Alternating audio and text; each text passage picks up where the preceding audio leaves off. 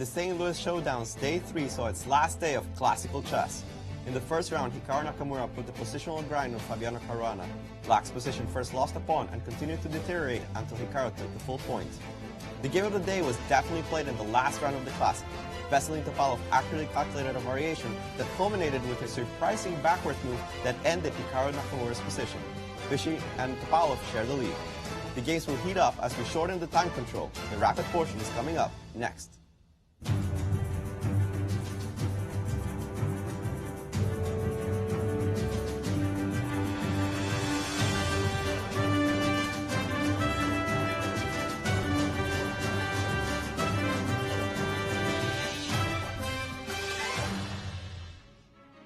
Hello everybody and welcome back to day 4 of the Champions Showdown. Today we're going to play 6 games of the rapid time control. We are here in the production studio and we are all excited to see what these players are going to bring to the table. Now let's get back to the studio with Tania, Yasser and Alejandro. Hello and welcome to day 4 of the St. Louis Champions Showdown. The players are ready to go to phase 2 of the showdown. Rapid chess is about to begin. I'm Tania Sachdev in the studio with Grandmaster Yasser. Delighted to be with you, Tania. As looking always. forward to a great day of chess. Right, Yasser, we've had 3 incredibly instructive, entertaining days of classical chess. And we've seen some brilliancy, a lot of creativity by the players. But what has been really reassuring for us mere mortals, is the fact that these legends also make mistakes. As we've seen, thrills and spills galore, absolutely. Absolutely, and it kind of brings out the human element of the game. Oh, and you see it with the players at the webcam. You see Hikaru, as he had missed that move, Queen E5, H2. That was just a brilliant move by Veselin Topalov. Wow. Loved it. Me too. Even Gary was super impressed in the studio with us. Absolutely, yes. Having Gary alongside doesn't hurt at all. Right, so Rapid's about to begin soon, but first let's take a look at the standings. Going into the Rapid, our showdown leaders are the veterans of the tournament, Veselin Topalov and Viswanathan Anand at 3.5, Hikaru Nakamura at 3, and Fabiano still struggling at 2 points. Let's also take a look at the Rapid format and the time control.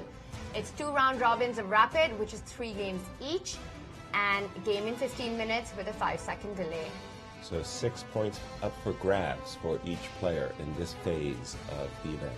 Definitely leaves the tournament completely open. Right. And I think the biggest challenge is going to be adapting to this time control. The players have already been finding the delay a bit of a challenge. But I loved Gary's point that in chess, in sport in general, and in chess, just to be awarded an increment of 30 seconds because you made a move, right, is maybe counterintuitive, but yes, you need that time to be able to make a move, for which delay makes some sense. Physical move on the board to put the piece accurately on the square. A few seconds makes sense, yeah. Right, so it's a bit of a change, and change is not comfortable, but it does give a challenge to our players. Let's get Alejandro's intake.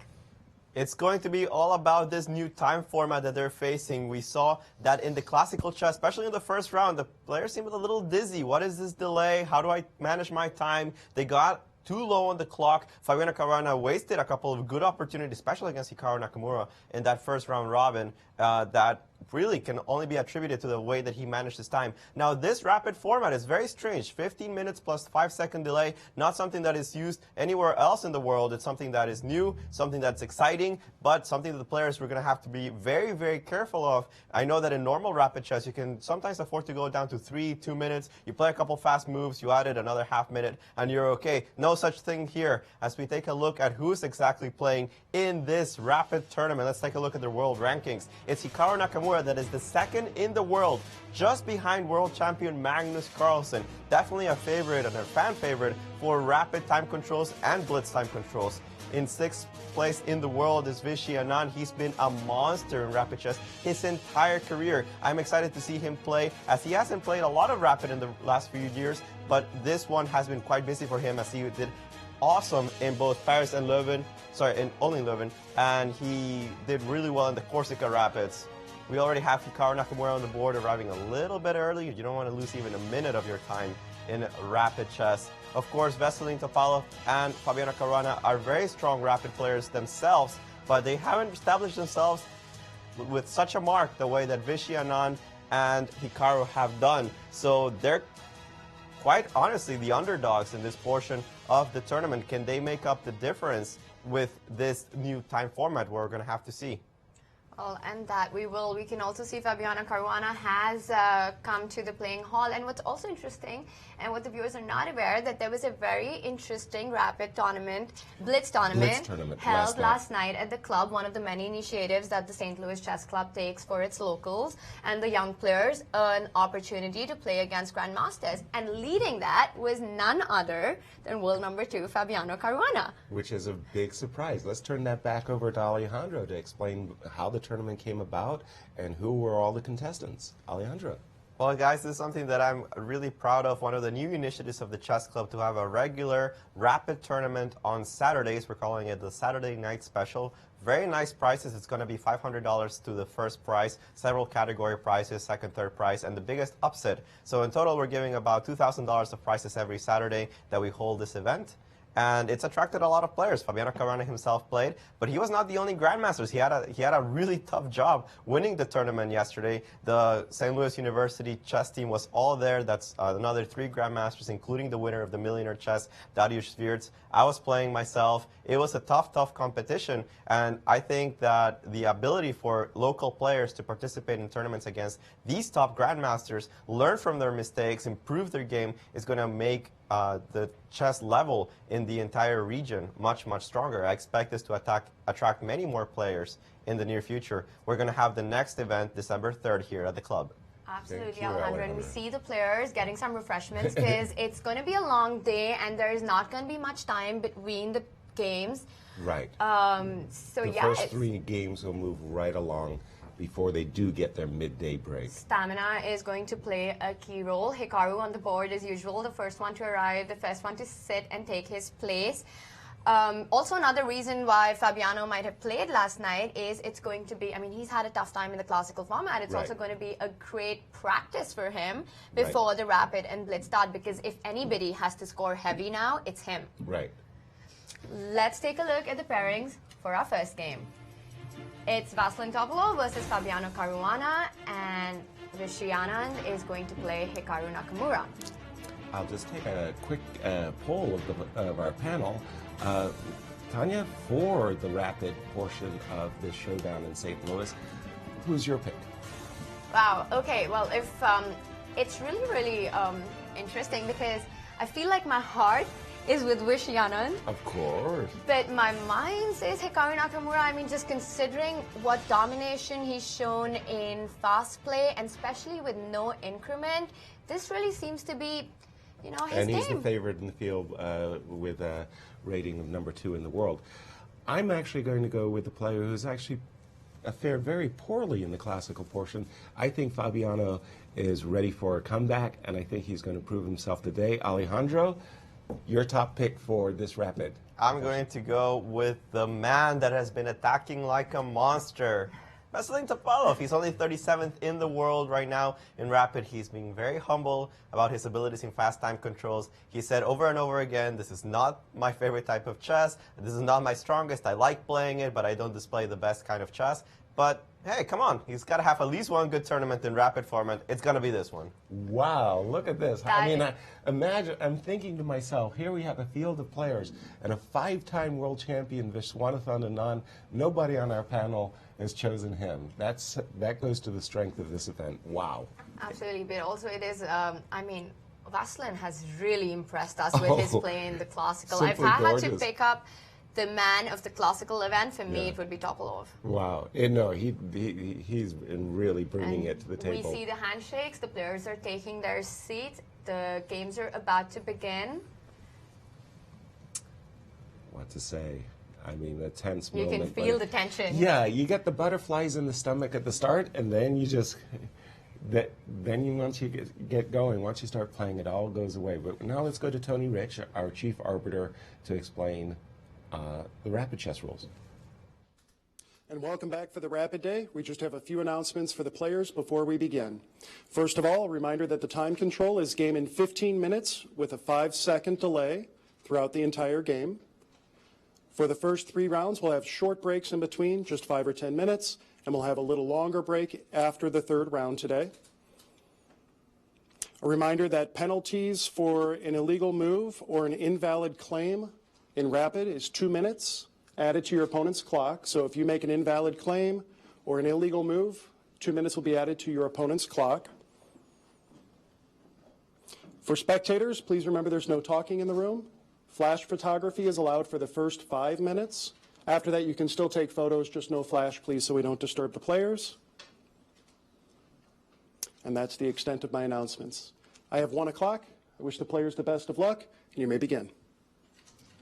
There we Goosebumps go. all over. All right, we are on standby waiting Also for the very news to come in. interesting, Alejandro was talking about how Vishy has not played in so many Rapid events, but let's not forget at one time Viswanathan was undisputably the strongest Rapid player in the world. Absolutely. So it's not going to be all easy in this game against Hikaru, and we've seen what Vishy has been employing in this event throughout, avoiding the Berlin completely. So another guy Capiano, yes, Italian. Gioco piano, as you say. And early castling, D7, D6. And again, this D7, D6 move, again, it's all very theoretical, of course, but I always think that if Black is out to punish his opponent, he will do so with an early D5. That has not taken place yet in the tournament. Yes. In fact, we did have this in an earlier game where Hikaru chose to go with the plan of Rook E8, Bishop E6, and then Knight E7, and got into a lot of trouble. I'm sure he's figured out where he went wrong, and he's not going to do the same thing. He was okay. He was solid, but he was cramped in that classical game as Vishy got the big D4, D5 center clamp, and he was pressing, but Hikaru, with his great defensive skill, held that game. Yeah. And it's going to be interesting to see if Vishy again employs the idea with Knight BD2, or he wants to go with A4 and Knight A3, as Alejandro had pointed out many times as being something that's very in fashion. In fact, he has gone for A4 before Knight BD2, so... Yes. But we saw an A6. Changing things up. We saw an A6 by Hikaru. In their first game, in the classical game, it was a B4, bishop back to B6, and then A4. So A6 first takes away the strength of the move B4, because once the bishop drops back to A7, there's no real tempi to be gained against the Black's queenside pieces. Right, and Vishy has anyway decided to develop with the knight on D2. The other plans are Knight A3, Knight C2, getting it out like that, but he has decided to go with Knight BD2. Alejandro, what do you think about this opening choice? Well, I think that Anand has definitely taken a page out of the very recent games that we've seen in the Italian with A4. He's going to go for something a little bit more modern than what he has been doing in this tournament so far, that involves a very classical early Knight BD2. But I want to point out that we have 2 games going on today, and I think it's the older one that's really going to start heating up. We have the move C4 here by Veselin Topalov, what he's been using the entire tournament.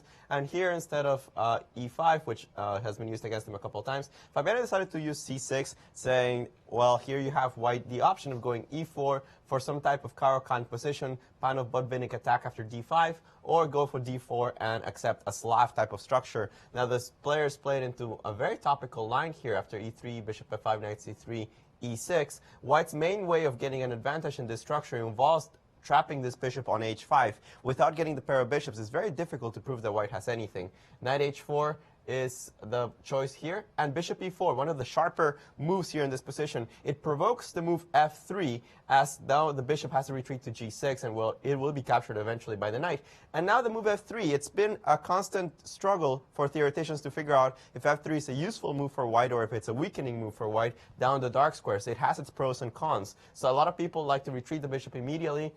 Bishop E4 is what Fabiano played. Bishop G6, Queen B3. The queen now goes to C7. Bishop D2, bishop e7, and now here we have a very Veselin type of move. He's simply long castled, which is becoming more and more popular in the structures. It forces black's hand a little bit, as the threat of taking on g6 early is and then pushing on e4 becomes much stronger. The idea of getting the center here is much easier to do now that the king has castled queenside, and if he had castled kingside, you can see that the rook on h8 and the queen on c7 would have coordinated against this pawn on h2, which defends the king. No such thing will happen in this game, and a lot of times you'll see that this pawn on h2 will just be sacrificed. Let me just refresh the game and see which new moves we have. After castles, d takes c4, we have bishop takes c4, a6 with the idea of playing a quick b5, knight takes g6, the bishop is finally eliminated, and king b1. And this is what I was talking about. Here, the pawn on h2 is being technically sacrificed, as after b5, the bishop must retreat. And you could take on h2, I don't think it loses tactically, but the idea of the expansion on the center with e4, the pair of bishops that gives white plenty of compensation, it's considered to be rather dangerous to take on h2 in many occasions. In certain scenarios, you can just play e4. Sometimes you can even play f4 to discoordinate the queen with the rook, force a trade, and then the rook penetrates down on h8. I think that Fabiano wanted nothing to do with that. He simply developed knight bd7, which Topalov almost instantly replied with the move knight e4. It seems like they have a lot of practice in this kind of positions. I like white's position usually because of the pair of bishops. You can always transfer the rook to c1, start attacking here on c6. A double-edged situation, but I've always liked the pair of bishops in these structures. Thank you, Alejandro. And we are blessed, graced by Gary Kasparov. Gary, thank you so much for joining the show once again. I always want to add to Alejandro's comments that, when he said, I always like pair of bishops in these positions, I want to say I always like pair of bishops. Period. In all positions. no matter the position. Yeah, it's he made an interesting comment about move f2, f3 very earlier in the game. This is typical for any modern opening, because this is a whole idea of this conflict. Because there's certain things that could move one or another, and that's why this is both sides are trying to make sure that the move like f3, which again it looks like this weakening the white's position, but it prepares e3, e4 potentially. So and since white king most likely goes to the queen side, it doesn't matter. So it's an interesting opening you may call tabia. So this is one of the positions that played so often. Right. And I have to say that more often this is like a more solid response is not to provoke f3. Right. So I remember this Topalov Kramnik played, I think, the whole World Championship match with Bishop G6, and Topalov tried with white, and sometimes they reverse the colors. So right. Remember, it's almost like Capablanca looking, This is debating one topic. Yes. Caruana played a sharp line. Actually, I'm curious, why didn't he play C5 immediately? That was actually a question. No, the B5, this is good. Everything is B5, okay. and now C5. Instantly. The C5, I don't know if still maybe still knight C94. Still the maybe same still way, knight, because after D6 you go knight B7, and then the take was a tempo. Yes. Right.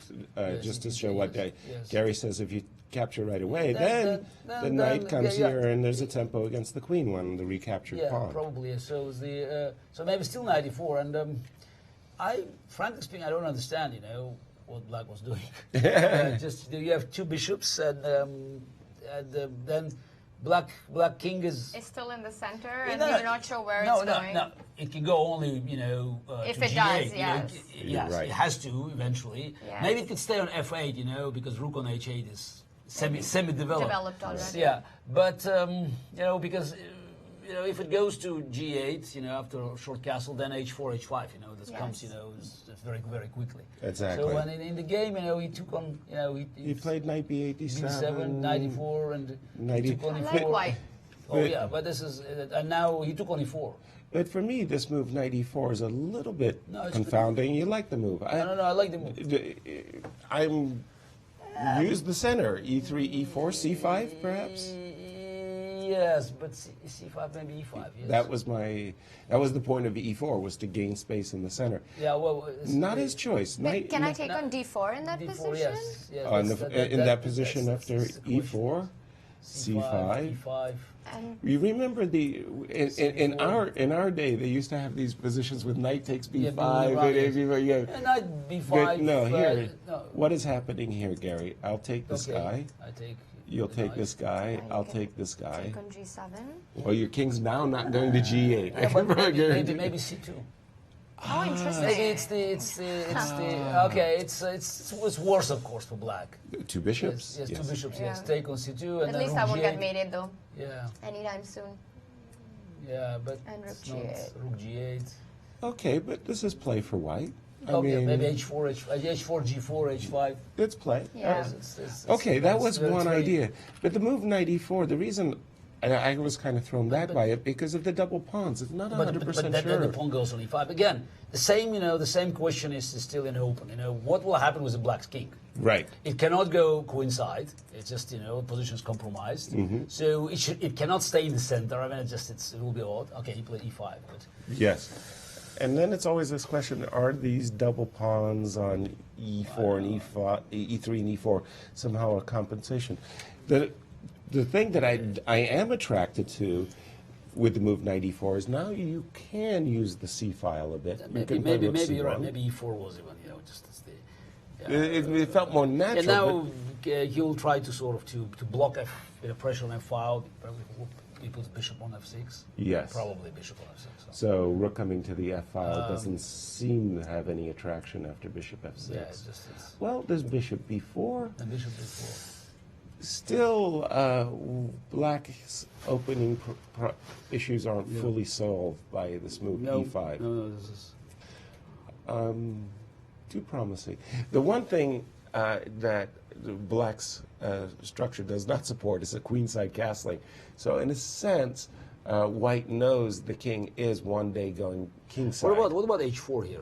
That was why I was Just going to admit it, suggest. why don't play H4 H4 instantly? I just say to the guy, okay, where are you putting your king? I always say to taking the pawn would be. But you'll H4, die with full tummy. Sorry? can I go C5 now? C5, yes. Or I think is- that's a good idea of counterattacking in the center. Maybe what about just H5? Just want to go continue now.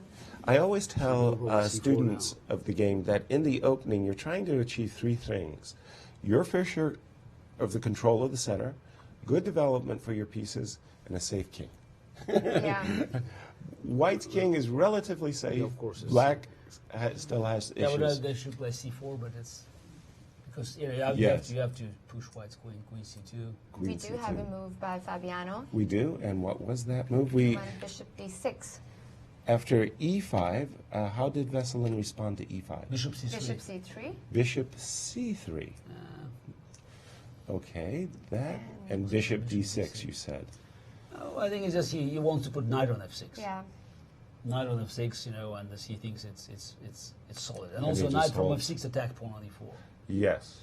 So that's why I wasn't And sure. that the Topalov bishop has is- gone with your idea of playing just H4.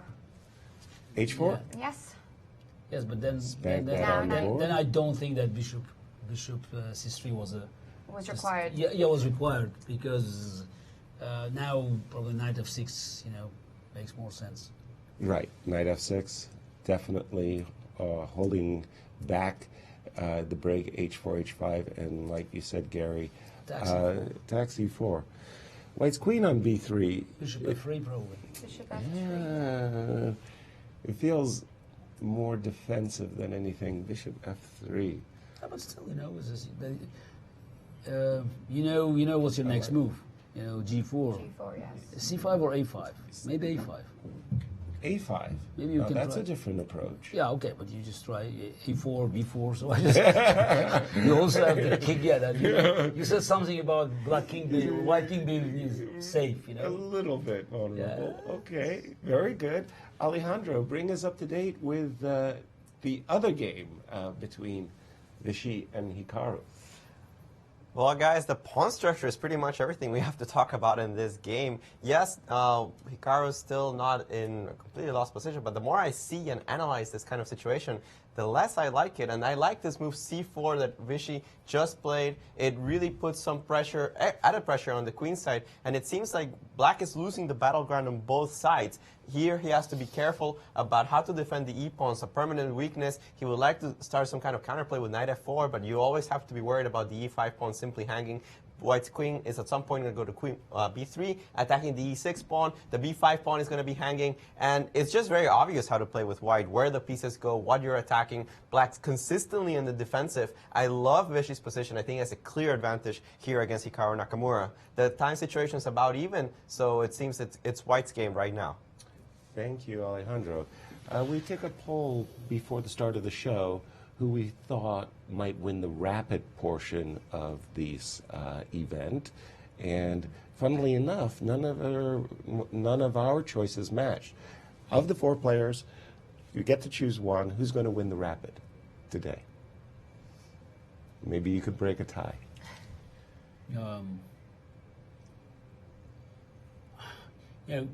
My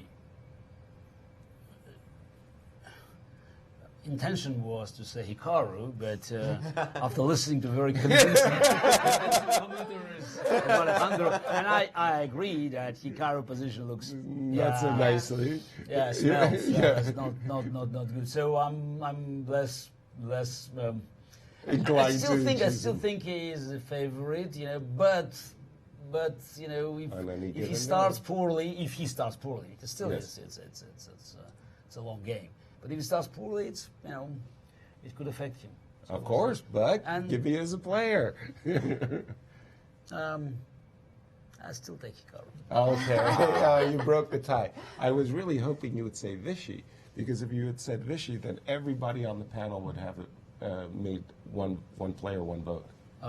I picked Fabi, Hikaru. I got Veselin. I got Veselin today. He's the underdog. He's a dark horse. He's been playing some great chess. His aggressive style has been paying off in like what we call a semi-classic and almost classic. And this is even faster time control. I want to see him throw away pieces, hope that it works, and that in time control he gets paid off. It looks like a pretty good start for Veselin.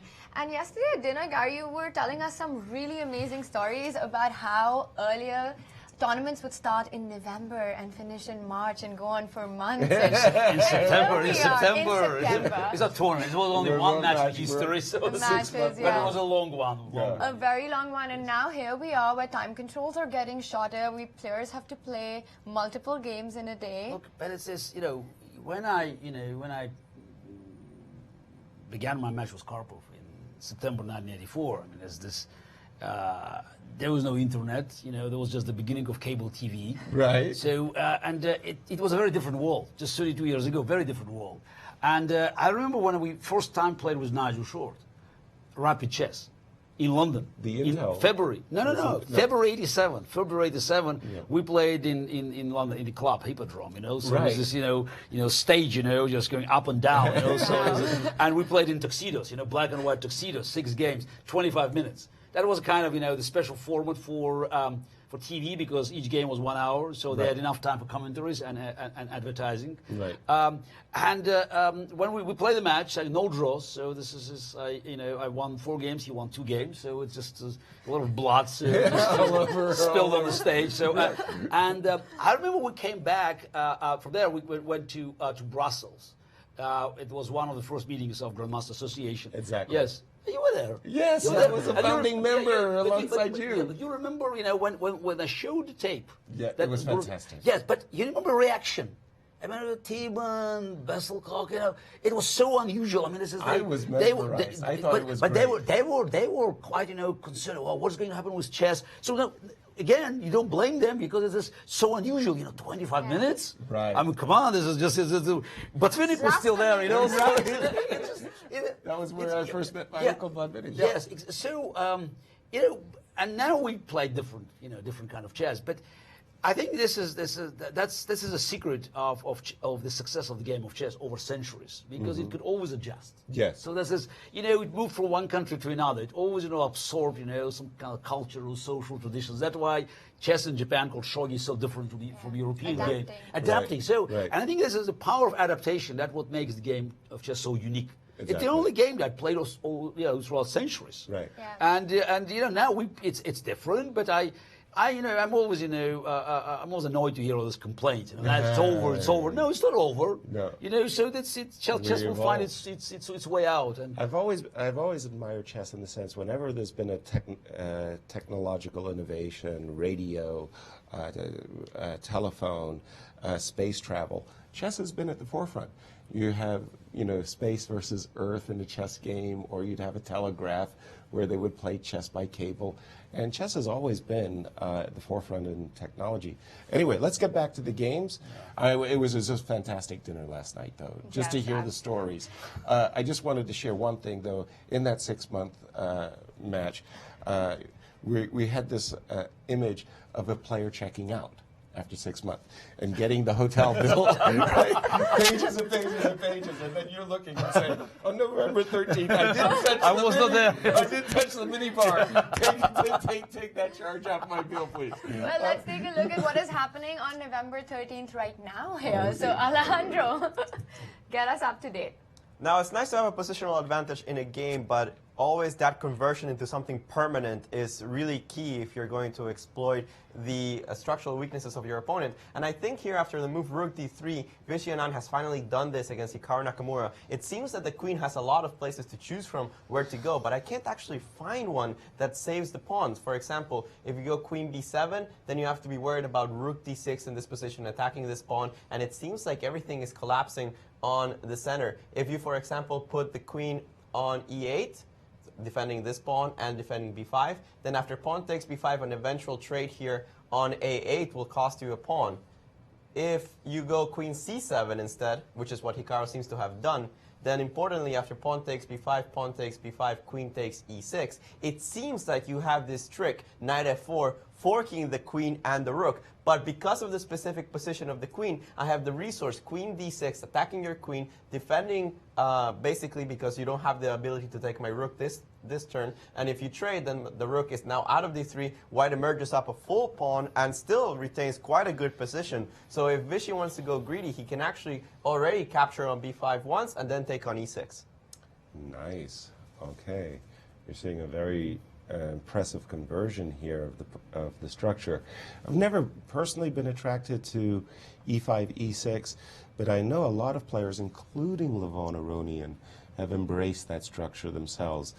You played so many World Championship match games with Karpov where he was classically E4, E5, but he also shied away from the structure. Look, in general, of course, the structure is not good for black because the pawns are just weak. Yes. And they could be easily attacked. But on other, side, you can open a file and you can maybe dream about some counterplay, F4 square for the knight. Yeah. And if white plays G3, then there's dynamic factors. Dynamic factors. But I'm always advising against taking one factor, and just, evaluating position based on this, one factor. Even if it's a very important one, you should look at the whole board. And when, for instance, Aronian, did it a few times, he had much better position on the queen side. Yes. So the pawns were more advanced, and there were other factors, dynamic factors that could contribute, sort of to black's favor to undermine this weakness. In this situation, again, unfortunately, for Hikaru, he's under pressure on all sides of the board. Right. So there's no immediate compensation for having his pawns, being weakened. Exactly. We saw, instead of the greedy queen takes E6 approach, which I thought looked pretty darn good, we just saw this move G2, G3 after a trade of rooks by Vishy. He's basically saying, look, I'm keeping your knights at bay, and it's your pawn weaknesses. You deal with them. Yeah. Not a pleasant... Exactly. He didn't want to calculate, so this is just... And he's playing with Hikaru, who's good, just in finding some, resources, some sharp tactical moves. She tries to sort of limit black's options, and the position looks very good. Very good for white. Again, it's not just position is good, it's easy to play. Yeah. So that's one of the big advantages in rapid chess. It's just Right. you don't have to think too much. So it's Also, I talk about players' temperament and their style. The move G2, G3, and this position in general, when you have a player like Hikaru on the other side of the board, you just want to put him in chains. You just want to bind him up. maybe you should go not to give him the one check now. not to give Maybe him the I'm just, option. you know, Rook I- A1. Okay, let's have some King fun. G2. Rook A1 check. I'll go King G2. Knight H5. Yes, I knew you were going. Just I knew you were. immediately. Okay. What else you can expect? So- Exactly. Well, indirectly you're defending the pawn on E6, That's- of course. That's actually it's That was the idea, of course. Okay, I'm going to cheat. I'm going to take my move back and I'll play King H2. But then Queen B6. Queen B6. That's more why King tricky. G2. Exactly. Nice. Okay. Alejandro, let me bring it back to you. That's still something in Yeah. the position. Yeah. Alejandro. Yeah, Hikaru will always try to find resources, but I want to take a look at the other game that we have Topalov against Caruana, as many moves we have been seen. Here after the move C5, we had this position on the board, and I was thinking, okay, as a player, I would probably just go Bishop G3, put some pressure on E5. I'm taking advantage of the fact that you cannot take on D4 because I take on D6, Queen takes D6, E5, and this bishop attacks the rook on A8.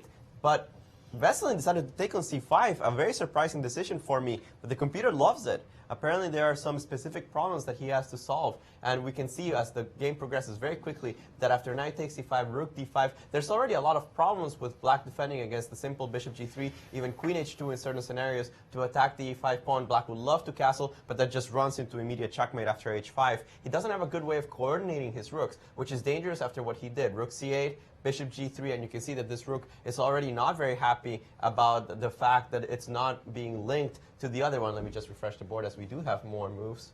Yeah, bishop g3, rook c6 was played. Now queen e2, threatening to play here queen b5 and exploiting the fact again of the weaknesses here. The computer did not like that move at all. It really preferred to just put the pressure on the e5 pawn immediately. It wasn't really sure how to defend it. Notice the rook is also coming to d1, barreling down on this d file. After queen e2, it seems like this move queen c7 was key in order to finally bring the king, not, I wouldn't say too much safer, but at least a little bit more pleasant into the game, as the rook can now swing over. It's still giving white an advantage, but it seems that without the move queen h2, which was much more precise than what Topalov does, his advantage is dwindling just a little bit. He has just played the move queen h2. The computer is expecting the move knight e6, simply sacrificing this pawn on e5. But you can see that overall, white's structure, now that the central pawns have dissipated, is not nearly as good. Black can afford to give up a little bit of material to strengthen his position. Thank you, Alejandro. I would add that, you know, this is if he Fabi plays knight e6, then he is ready to play rook hc8, creating the first threat. Right. Actually, the first threat will be mate. And also, let's not forget the time condition. I mean, Fabiano is down to 1 minute and 50 seconds, while Topalov still He has played rook hc8. He played did. rook Five h8 minutes, yeah, he immediately. did. Yes, this is the but of course knight e6 was better. and e5 was taken on. Bishop captures Yeah, E5. but he was could have good. done this. This is after knight e6, you know, he could have this is more favorable version of that. Is he recaptured with the rook on E5? Bishop takes took with the No, queen. they have traded the queen. And the computer didn't like bishop takes e5. It actually was suggesting knight b7, threatening checkmate, but we'll take a look at that some other day. By the way, knight b7. Ooh. Yeah, but it's And king F8 is on the board. Yes, and well, So white up is a pawn, but the bishop on F3 still is a laggard. But there's no, well, let's deal with the back rank mate threat by playing. So I'm going to stop knight d3 with the move rook e5 to d5 Yes. and try to open up my bishop Right. with the move e4, e5. There's the problem, the pawn on a5 is also going to be relatively permanent. So Exactly. white still not only has an extra pawn, but still I think has good conversion chances. Agreed. And the players, the time again, sorry Tania, you got over. he played bishop g4. To Yeah, go with bishop four- g4. four It's a minutes. bad move, by the way. Bishop 4 g4 minutes. is definitely a bad Bishop move. yes. g4, knight d3 now. Yes, knight d3 is quite strong. Now the knight would establish Bishop itself in g4, a knight, big now square. knight Knight d3. d3 is Knight very d3 strong. is exchanging that, and now knight comes on e5. Beautiful square. Yeah, okay. And suddenly everything becomes. Oh, And he's wow, immediately he played played it. knight d3. Knight d3. Yeah. It's first time. It's Good guessing. Good guesswork. Gary. So he has to take the rook because of the threat of checkmate on c1. We saw the trade bishop c8, knight e5. I don't know, rook And now maybe rook d5 right away because that knight is just a beast. On the rook d5, knight c4. Can I go? knight c4, knight f3. Yeah, but now even some rook endgames are not going to be losing for black. There's a lot of weaknesses that he can maybe take advantage of, especially down the e-file.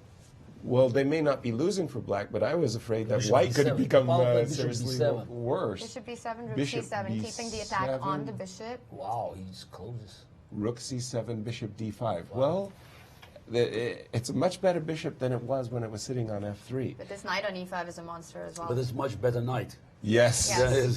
than Yes. the bishop. That and it was on c5. And there's always, but why can't just allow any trade of rooks? No, Because knight f3, No, but look, I think he should go king e7 here.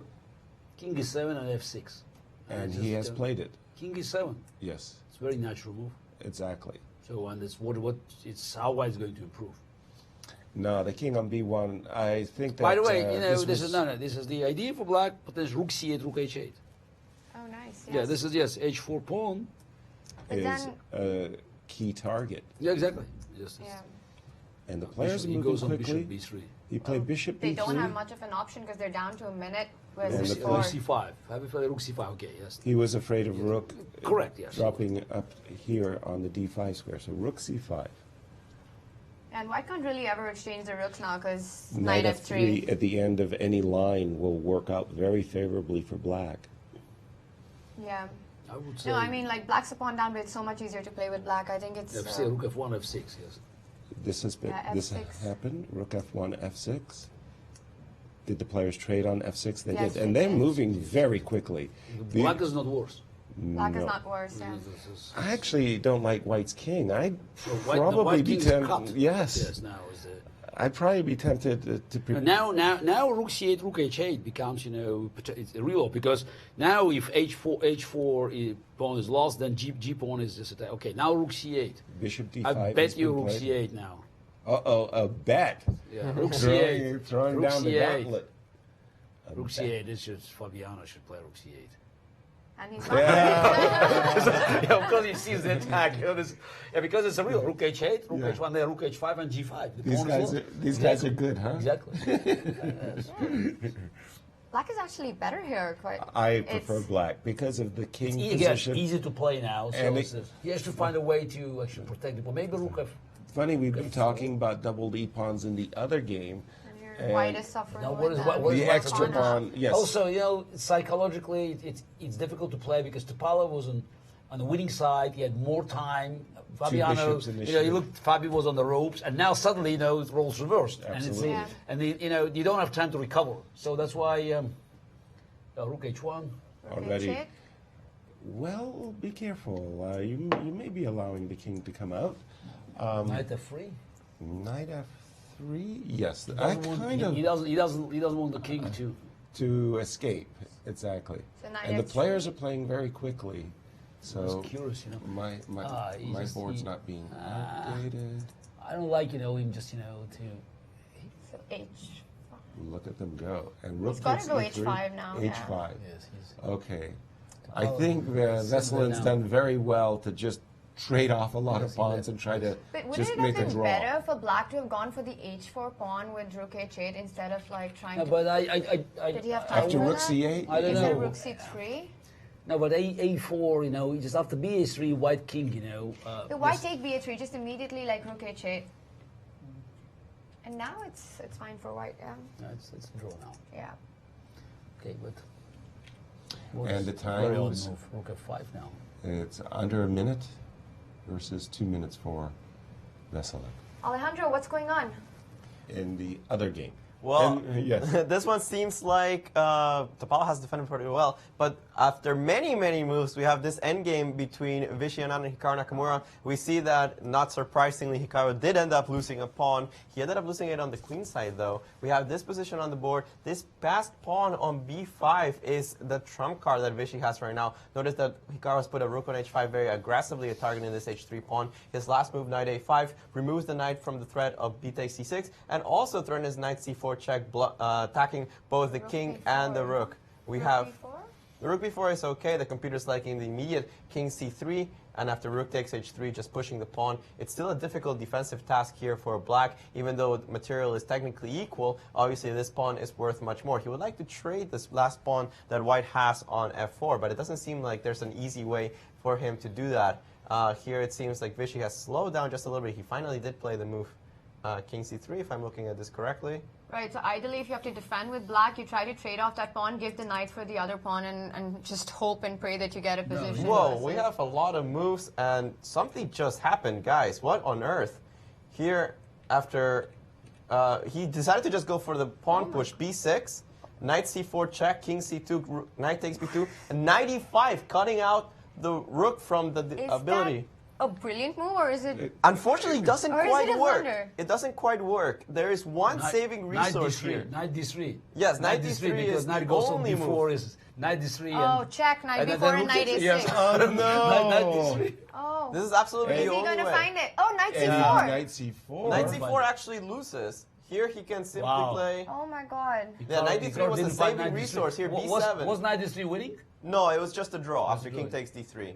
Yeah, so we have this endgame, which is completely hopeless now. It looked like Vishy had played a brilliance. It didn't quite work, but Hikaru was unable to find the defensive resource. Now we have this endgame, queen against rook. The pawns are irrelevant. The rook is completely powerless against the queen. No, it's just... This is completely winning. Yeah. Wow, and in our other game, Fabi has gotten a pass pawn, and he's pushed his pass pawn all the way to the f3 square. What was that? Was there a rook d5 check? Oh my goodness. It appears that Veselin was blind to an opportunity of picking off the knight. He dropped his bishop back, defending the f1 square, but also with a double threat of rook d5, and instead he played e5. Ooh, a big swing and a miss by Veselin Topalov, and we have a queen and rook. What was the pawn? And He let's- just, He gave the e5 pawn for why did he give him? He could have played queen h8, king 8. So Vishy created some technical problems. well, Wait, some technical problems? Yeah. for himself. No, serious problems. for I mean, himself. for Vishy, okay, Oh. it's still winning, but you know, Yeah, this is. this. How do you win? What is the technique to win this? This is, it should be an easy win. What did they What teach is the you time in the situation Russian is? school of chess, Gary? You just push the king away from the pawn. You go queen f8 check, queen e7, and you eventually squeeze him. We have a rook and knight versus rook ending. This is a draw. Hikaru's game Theoretical Vishy's down to draw. a minute. I mean, Ooh. Gary, do you think he'll be able to convert this position in a minute? Vishy against Hikaru. Let's go to that game. Let's say this, Vishy. Draw is Draw agreed. is agreed. Very good. A draw is agreed, and we're looking at a queen and rook versus queen versus rook and pawn ending. Right, What was so this black is last just stopping the king from coming to the other side. What has Vishy done here? And the idea, the winning concept, at least, is to push black's king away from the e6 Yeah. pawn, get the rook tied down to its defense, and then the white king steps up. And this last move, queen g7, does precisely that, as he has to play king e4 here, allowing queen f6. That move actually loses instantly. I think rook d1 should be punished. No, that's it. He blundered. He's Yeah, gonna but he lose was the rook. losing in anyway, yeah. Yeah. And now it's a queen versus rook, and this, well, Vishy should convert this very easily. Okay, let's look at it. Let's look at the game from the webcam because the players are playing it too slow. We'll just get rid of my analysis board, and we can see the players. King and Hikaru not finding. I mean, I have to take back my forecast. Not finding knight d3. I mean, this is this. and Yeah. you're going to vote It's for this- Vishy now, I right? should listen to my heart more. Queen g4 check. Yeah, this is all Very, very, very nice. Getting close. very close to the Philidor Getting position. close. Now king e3. Yes. Philidor. check. There it is, Philidor King position Thank after you. king f3. Yes. Now Vishy should. Few checks. Well, isn't this where you make the quiet move, something like No. Now you win. you play queen b4 No, I think you or move by something? force. Queen e1 check, queen e5 check, queen a1 check. Queen Yeah, A2, you just queen pick takes up the g8. rook. Got you. 4 checks and you take the rook. Right. Yeah. Yeah. Very Geometry good. Now, queen e1. There's the And of first course, one, Vishy's gonna queen do e5. it. Queen e5 check. There is you the go. Gonna do second. it. That's it, King that's the game. h1, queen a1. Yes. King H, Queen A1. Queen Queen A1. A1 check. And Rook G1, Queen H8 mate, otherwise Queen A2 and taking the rook. Right. Beautiful. Yes, it's Philidor, you know? on, Yeah. Yeah, You know well, your classics. Huh? my great predecessors. Oh, Queen A1 check. Queen A1 That's check. the. He's it's taking the a winning think here. shot. It's No, the come winning on, he'll shot. find it. He has to find it. He doesn't have to find it. Yeah, but he might. Oh. Oh, okay. he has missed it. And, this is what Oh, he he did tried. it. Is this also? No, this is still winning. Rook but G2, that- King H, King H. Well, everything's I mean, winning. everything's winning. But Yeah. Everything winning, yes. Rook G2 is forced. Okay, here, and he's of course. down to 2 King seconds. F1. He's just One, yeah, and it's he's a resigned. resign, yes. Okay. Woo! Rishi beat Hikaru and Caruana survived the scare, but in fact Caruana did quite a turnaround in his game eventually. Did. Yes. No, but okay, but with a lot of help from Yes. Could That's you chess. take us to that one moment, Absolutely. Alejandro, where Hikaru had an E6 pawn? It was queen versus rook. Somehow, the E6 pawn was lost, and we missed that moment. All right, we are going back a little bit further. This is fine. No, I think a little further because there Okay. were a lot of moves. Let me just go. This was a 91 move game. Okay, Wow. so we are around The here in longest this game position. of the tournament. Yeah. So this move Queen G7 was actually really, really strong but the here. good thing is that we don't have increments. Yeah, It's just, as we saw. yes, exactly. Now, Queen G7 was a very, very strong move here in this position. As you had mentioned, Yasser, the idea is to tie down the rook to the defense of this pawn on E6, but there's no good way of black avoiding this. He would like to just magically transport the king to D6 in this position, but of course, that's impossible. For example, if he goes king E4, queen F6, rook E5, here I start squeezing you, as you said, queen H6. I think every move here wins. But after king F5, queen F8, check, king E4, Queen I think F6. queen F6, and now I've triangulated, you're in Zugzwang, and you completely lose the game. But I want to go back to this point that I thought was absolutely key. After knight E5, Wow. it Yeah. seemed like Vichy had calculated something amazing, and quite honestly, didn't work. Knight D3. Knight right? C4 was Hikaru's idea, but after B7, of course, he's completely lost, and actually Vichy made his life really hard, but won anyway. But the move knight D3 is amazing and sufficient. If knight takes D3, then of course now the rook can swing over, win the pawn, and it's black that is in the winning seat. That is not a possibility. If you take with the king, then now the point is that this check allows me to bring the rook back into the game here via G3 and G8. You could also have played rook H1, but I think this is easiest. Now, this game is still a draw because white can claim the rook after B7, rook here, and I think at some point you can just take the rook whenever you want. You can bring the king back first, king F5 here, takes on F4, and the computers, I don't doubt their calculating ability, are saying it's a draw. So I see. I don't doubt that the two pawns can be stopped somehow because the computer says so. As a human, I would still not be completely sure that it's a draw, but it should be. They're too far. They're too far. Yeah. White's Too king far, is too too close far, as yeah. well. It should be, right? It's one of those Right. things you feel, but then the computer says, yeah, you're an idiot. But in this position, yeah, absolutely forced knight d3. That was the key move to find. The more I see it, That could be it's the not move over actually there, that huh? difficult, Yeah. honestly, because you don't have any choices. And of course, the point being that after b7, simply check, king anywhere, knight a6, obviously defense against the promotion of the pawn. A big miss here by Hikaru Nakamura that cost him an important half point against Viswanathan.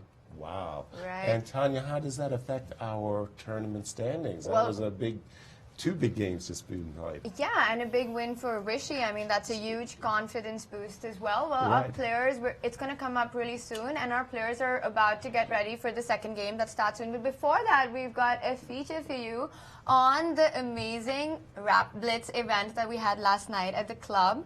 So let's take a look at that. This is really modeled around the Dallas Chess Club idea. They have a Friday night tournament that I started playing many, many years ago when I started living in the US. And it was more or less like this. The first round, every GM would play like a 1500. And every year they got stronger and stronger and stronger. They started out basically with no knowledge. And then they got stronger. I mean, they started playing against us and they started learning from their mistakes until, you know, many years later they started actually beating us. So that was what I wanted to do, that in St. Louis we still don't have the opportunity for a lot of amateurs to play Grandmasters in a real setting. I just had the privilege of playing Caruana. It was quite a surprise. I look at it as an opportunity, a privilege and an honor to play against one of the #1 players in the world. It was a great opportunity, so I enjoyed the experience. I really did. I mean, it's it's a short tournament. It's for fun and warm up for tomorrow.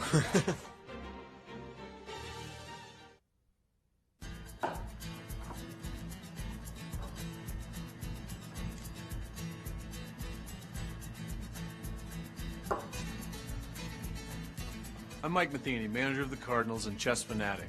Many people don't know that St. Louis has a chess history as rich as its baseball. At the world-renowned Chess Club and Scholastic Center of St. Louis, across from the World Chess Hall of Fame, our goal is to teach, play, and promote the sport. Come to the Central West End and experience all that chess has to offer.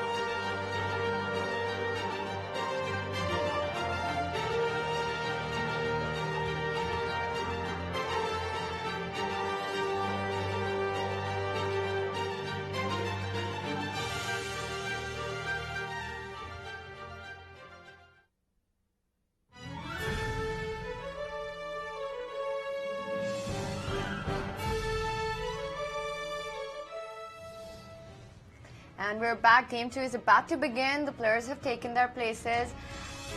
Let's take a look at the standings. Vishy with an incredible win over Hikaru Nakamura is now at 4.5. Veselin Topalov also played a very interesting game. Got into a bit of trouble by the end of it, but eventually drew with Fabiano and moves to 4, second place. Hikaru on 3 and Fabiano at 2.5. And the pairings of Fabiano is up against Hikaru and Topalov plays against Vishy. An always interesting matchup with 2 American top players and 2 former world champions. Oh, absolutely. Always amazing to watch. With the play underway, I just have to say, I do believe that Veselin Topalov could have kept pace with Vishy had he spotted that rook d5 check picking up a knight. But anyway, let's go immediately into the games. We have Fabiano Caruana white against Hikaru Nakamura, and what else but the Italian? It's the same Italian that Anand used against Hikaru. Fabiano must have liked something about it because they're repeating the game move by move so far. That was the early B4. Sorry, this is the game. My apologies. Anand against Topalov. Yes, right. Anand. All right, and let me just refresh the board for a second. I have to say, Yasser, that I was quite surprised with Hikaru's play in the first round against Vishy when he took that worse pawn structure for life with the e5 and the e6 pawns without any kind of even dynamic compensation for it. What Gary was talking about. Just resonating that. I mean, if you want to take a pawn structure like that, you better have something going on. And he just seemed to play really fast, but just got into a worse position really early on. Yeah, we saw that in the classical. Hikaru's been playing very quickly and not necessarily very well. Yes, that's exactly it. Questionably. And we do again have that Italian game, and let's switch over to the game between our tournament leaders, if we will. Yes. Veselin Topalov, once again, the player with the 2 bishops, as we see him playing the English. That has been his mainstay throughout the event so far. And Vishy employing the bishop b4 line again, which he did against Hikaru. Against Hikaru, yes, early on in the classical. Crazy strategic game. And now we have, after e2, e3, b4. So essentially what Veselin is trying to do is punish Vishy for playing the move knight f6. Vishy in the previous games had played c7, c6, booting the knight right away to stop the idea of b4. That was not what he played. Knight f6, b4, bishop e7, and Veselin immediately chopped off the dark squared bishop. So he has the bishop pair in a kind of a reverse Sicilian, and I'm sure Veselin is feeling very happy about that exchange. Alejandro, your thoughts so far in the second game of today? Completely different approaches from both of the white players. Topalov playing something a little bit offbeat, but trying to guarantee himself an early pair of bishop advantage. Now, what does Vishy have in compensation? First of all, very strong development. You can see as more pieces develop, this king on e1 will take a few tempi still to castle. Then the structure, he has a very strong, solid formation of pawns on the black squares. And why are they in black? Well, they want to make sure that this bishop on b2 never gets too powerful. He doesn't have a counterpart, so obviously all of black's pawns will be kept on the dark squares for as long as possible.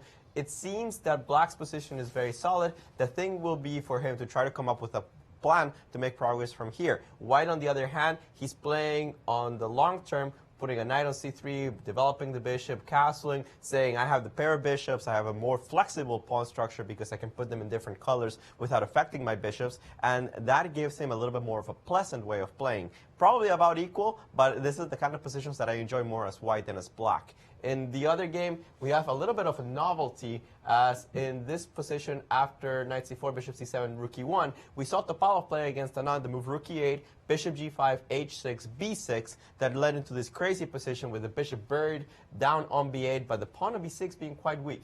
Hikaru wants none of this business, plays h6, preventing the move bishop g5, but nothing in chess is free. If you give up a tempo like this, then there's something that you're giving up in return. Here, d4 is exploiting the fact that the rook is not on e8, therefore the pawn on e4 is not hanging against pawn takes d4. Quickly, Hikaru decided to play the move bishop e6, and it's what we have on the board right now. White has expanded significantly, both in the center and on the queen side. However, it's not so easy for him to keep everything under control. Notice that at some point I'm going to play rook e8. Here the bishop is threatening to take the knight at a good point. There's always something that you have to watch out here for d5. So Caruana hasn't proved that he has a strong edge. A move that I might expect, something along the lines of bishop a3, trying to control a lot of squares down this diagonal. Completely different approach from both players, as this game controls much more tension, and I think will require more calculation than the more, I think, strategic approach that both players have taken here in the Topalov Anand game. Very interesting about Vishy's game.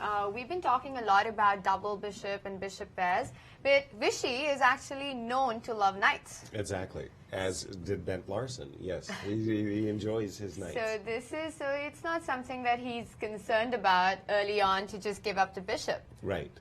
And it's going to be interesting to see what plans he employs in this particular game against Veselin. What is also something that caught my attention was Fabiano's game.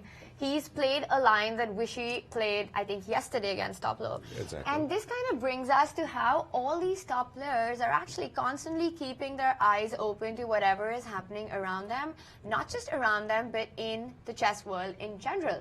I mean, I was talking to Fabiano once, and he was saying that, there are hundreds and thousands of games that happen in chess every day, and some of them are most of them actually, even if they're not by top players, are extremely important. Right. And all these top elite grandmasters actually sit and go through all of them. You've got to devote that time, and it's a guarantee increase in your rating Right. if you're able to devote that time to actually just go through all the games every day. Yes, well, especially in the tournament you're playing, you definitely do that. I never had the time to do it. I was very lucky. I had people like John Donaldson, Nikolai Minev helping me and drawing my attention to what they thought. What is important. Yes, exactly. So, I mean, literally separating the wheat from the chaff. But I was going to say, when you're in the tournament, then you're really playing very carefully over what everybody has played, because the expectation is they may repeat. Yes. As we're seeing. And that was, that's very important to do. And that is another one of those things that in chess, you really have to prepare a lot. And that's another part about your preparation. And I think out of the for your 4 tournament. players here, what I know, Fabiano Caruana is probably the most hardworking. He devotes, I'm sure all of them are, Yes. but Fabiano is working so much constantly. I remember we were at Isle of Man recently, Yasser, and He won that he tournament. won yes. a great tournament for him. It was a tough one. He shared first with Eliano. He got second. On Yeah, tiebreaks. he tied for first with I'm sorry. Eliano. And in that tournament, we were having a conversation about preparing before a game, and the games used to start at 1. How do you find time to prepare? Right. And so I was asking him if he's preparing at night, and he said that he's actually just seeing stuff completely unrelated to his game. So completely unrelated to what's going to happen tomorrow, just looking at random positions, and like you said, just keeping a mind open at all the games that have been played in the tournament that day. Right. Just making sure maybe you can catch your opponent somewhere, Exactly. Well, that That's- reminds me, I was talking to Gilberto Hernandez, Grandmaster from Mexico, that was at one time working with Vishy Anand, and he was telling me that while they were working, every Monday there was this tradition when the week in chess was the only way really to get your games online. Vishy Anand would sit every Monday, download the week in chess, and spend 2 to 3 hours going through every single game. one Wow. of the games Wow. That is, that came out. Well, that's why Vishy is Vishy. I mean, like, one of the most successful transition players from computer, from we've spoken about this, Yasser. Right. From a non-computer age to a computer age, because he's really kept himself up to date and top of the game at every moment. I mean, sitting through each of those 3,000 games played. Well, if you think about speed readers, which I've always been jealous about, right? You can sit there and speed read. Vishy must literally have his computer and he's hitting his key and he's going at some, supersonic warp Yeah. drive. To get through 300 games in a few-hour period is pretty much of a challenge. To get through 3,000, how does he do it? I mean, Unbelievable. it's like some wonderful receptor It's in a his gift. brain. Yes. Yeah, and I mean, a lot of us can sit in front of the computer and just press the right key and go through it, but actually taking To it absorb in, it as yes, well. soaking it in and really understanding. I mean, that's where the difference lies. Wow. Wow, I didn't realize that. I mean, I don't think I ever spent any single day of my life going through 3,000 games. I mean, I once made an effort to go through all the games of Bobby Fischer, and it took me a week, and I think it was about 800 So you've seen games. every single game of Bobby Fischer. Right. Just to absorb it in a concentrated period of time. But of course, I was going slower, too. It wasn't like I was just hitting the key repetitively. Was there a keypad at that time? Yes. It was called a typewriter. It was the weirdest thing. But Alejandro, I'm going to throw it back to you because I'm not really sure I follow Vishy. I follow Veselin's play with his 2 bishops. I'm not a big fan of his move 92, and I'm just not in general a big fan of what he's done with his 2 bishops. Does he have an edge in the current position? We see that we have, let me get rid of this. Sorry. Yeah, there you go. So in this position after 92, it seemed like he had some problems developing down this diagonal. As we see, the computer is just putting me to the current position that we have on the board. And here is what he was forced to do. Look at this structure. It's not what he wanted to play. He was forced to do that because when the knight went to e2 and to c3, At some point, the bishop came to b7, and it's attacking this pawn on g2, which you can't afford to lose. Therefore, you have to start figuring out, how do I get up the bishop from f1? And none of the solutions are particularly comfortable after the move rook e8. You cannot play bishop e2 because I will just take that pawn. You cannot play f3 and claim any kind of advantage at any point. You're kind of destroying so many squares. But the move e4 is equally ugly. After knight c6, bishop e2, you've completely relinquished control over the d4 square. If anybody's better, I would say that it's already Anand. Exactly. Yeah, I really like black here. I don't like what Veselin's approach was, and I don't like it right here. I think he's fine after the move c5. My choice would have been to play simply knight f3. Yeah. Okay. And in case of b6, which is a decent move, bishop e2, bishop b7, I would have been anxious to get my king into safety and then later figure out how I'm going to play f2, f4. Alejandro, back to you. It seems like we have some kind of blunder here, as Fabiano Caruana has missed something. Perhaps we tired him out yesterday. After d takes e5, knight takes e5, he played this bad move, bishop c5, completely missing a not very difficult fork. Hikaru thought for about half a second and played it. Knight takes f3, queen takes f3, bishop takes h2 check. Now, if you recapture here, and this is the current position on the board, if you capture on h2, queen c7 check attacks the king on h2 and the bishop on c5, Fabiano ends up down a pawn, not hopeless by any means because, well, first of all, in that position he retains compensation. The bishop on b3 is rather powerful, the pawn on d5 can be attacked, and if he just moves the king away to f1, which I think is the best move, he at least retains the pair of bishops. So he still has a lot of positional trumps, but obviously a pawn is a pawn, as we've said several times here, and Hikaru has the advantage. No, Wow, this is that's definitely a blunder and not playing for Of course. compensation. That's very clear. And Oh he has my gone goodness. king f1 because... Oh my goodness. And you can see it from his body language that he knows that he's missed something very, very simple here, very elementary. But And bishop c5, there should have been a red fire alarm going off because essentially the geometry, you're looking at this bishop on c7. It's eyeballing h2. Black hopes to play queen d6, of course he cannot, to create a battery against h2. So when you play this move bishop c5, this geometry should be going off in your head. Well, like bishop h2, queen c7. Yeah. Because you put your bishop on an unprotected square. There's a lot of things I don't like about these chess expressions. Chess is 99% tactics, for example. I really think that's malarkey. But 90% of tactics are double attacks, simple double attacks. We have nice ways of describing it, forks, double attacks, skewers, and so on. But it's about pieces being unprotected that allow these tactics, and this is a real elementary one. no, I think Fabi just missed it completely. blindness. Yes. I think it's really important to do a double take whenever you're placing a piece on a square that is not protected. Unprotected squares, Even yeah. if it's just for 10 seconds, yeah, complete miss by Fabi. Going back to Vishy's game, Yes, please. Yeah, so I think this is what is interesting about opening choices like these that are not theoretical, that do not have forced lines, that both sides have to make kind of decisions based on plans and where they want to place the pieces. And in such a time control, that's even more of a challenge. And I think that's where maybe, that's where Topalov, in fact, I think went wrong, because he's just chosen a plan or the way to place pieces in which I think Black is looking completely fine now. Although we big advantage, I would say, for Black already. Yeah. Simply put, Veselin has been outplayed in this game. He got on a wrong track. Yeah, just on a wrong track, because and now he's you don't have a clear path. You've got to make decisions fast, and you can't take too long. And I think that's what happened here. Yeah, and Queen A5 is hot on the agenda of Black, attacking the knight, going after the pawn on A3.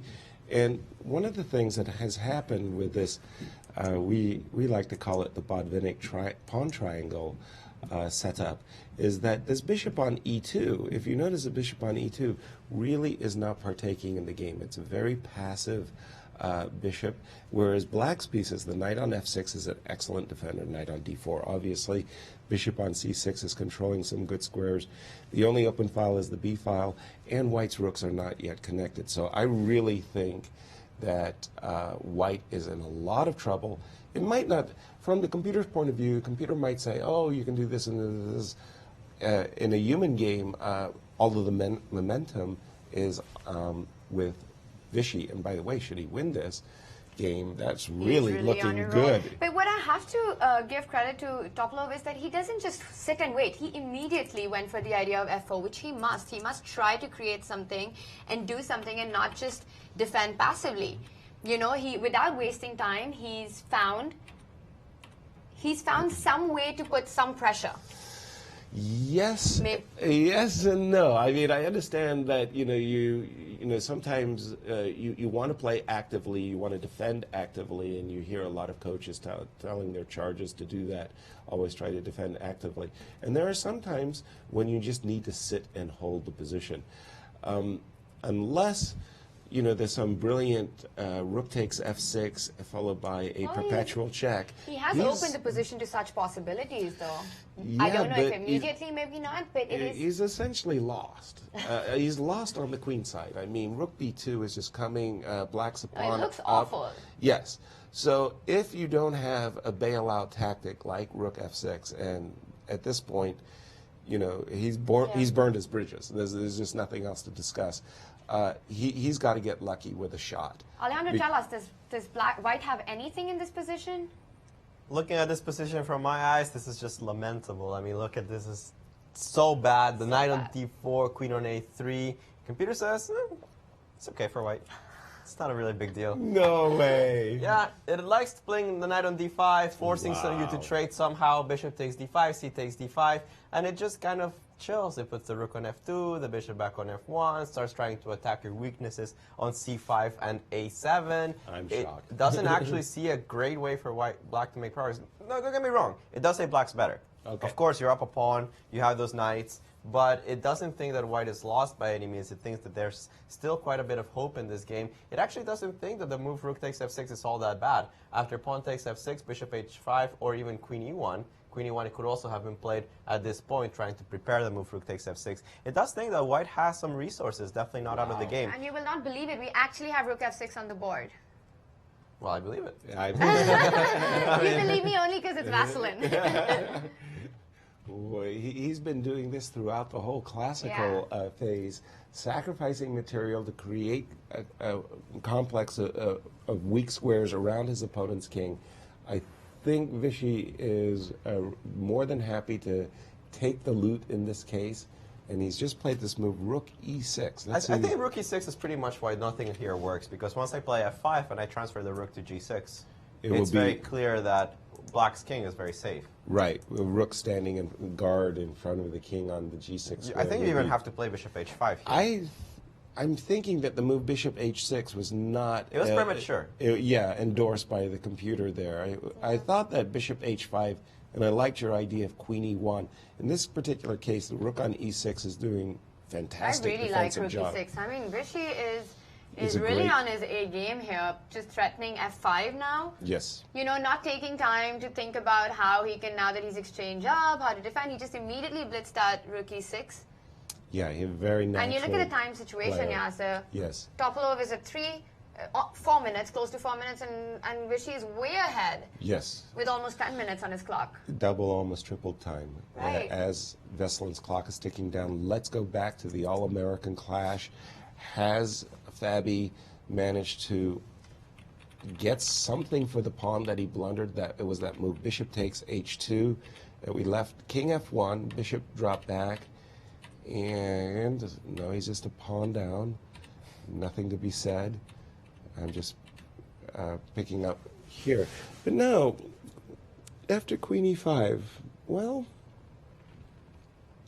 here Hikaru missed quite a shot. The computer saying that instead of the move king f8, which I can see he just played, he had this nice move queen to c3. The idea is pretty obvious. You want to penetrate here on the queen side and start taking some of these very valuable pawns. Also, rook e8 is a threat. And that's the point. Also, if you take on d5, this just kind of runs into rook e8. Notice that I'm attacking the rook here on e1. That's absolutely lethal. So you still have to get rid of this threat somehow. Maybe play queen f5, but after queen f5, I can start thinking of putting my knight on e4, threatening knight d2 check. Queen c3 really would have collapsed White's position, but after king f8, it's clear that queen e5, king f8. It's clear that Fabiano hasn't really managed to accomplish anything. It seems that he really doesn't have any compensation for his pawn. Yeah. But with king f8, it's still a technical task. I expect that Fabiano will waste the move, something like g3 or f3. I don't know. He can't improve his position. And then he's just going to have to wait to see how Hikaru is going to improve his. Wow. Thank you, Alejandro. Just a blunder to share.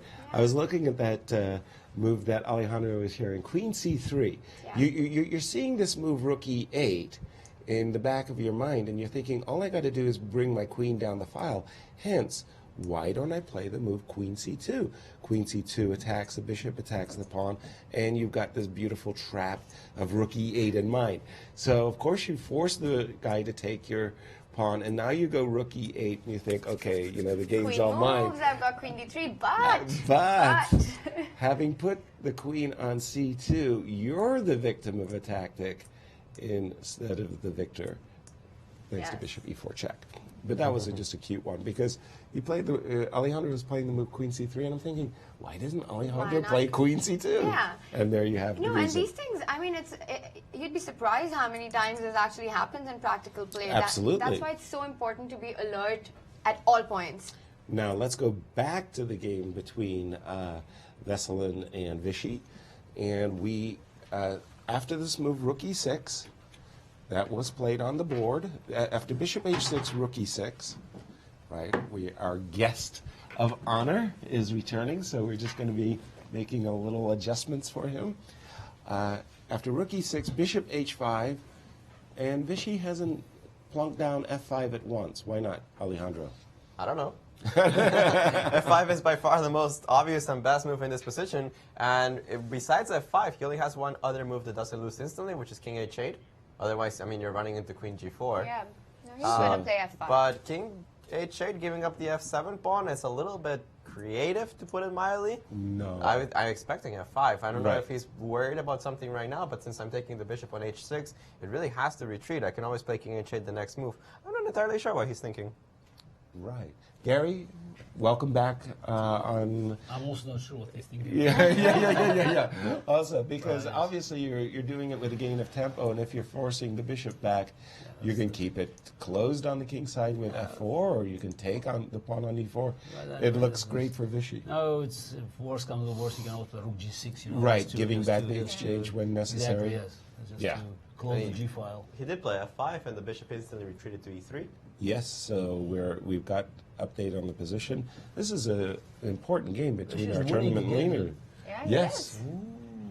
Yes, he is. And look at the time, by the way.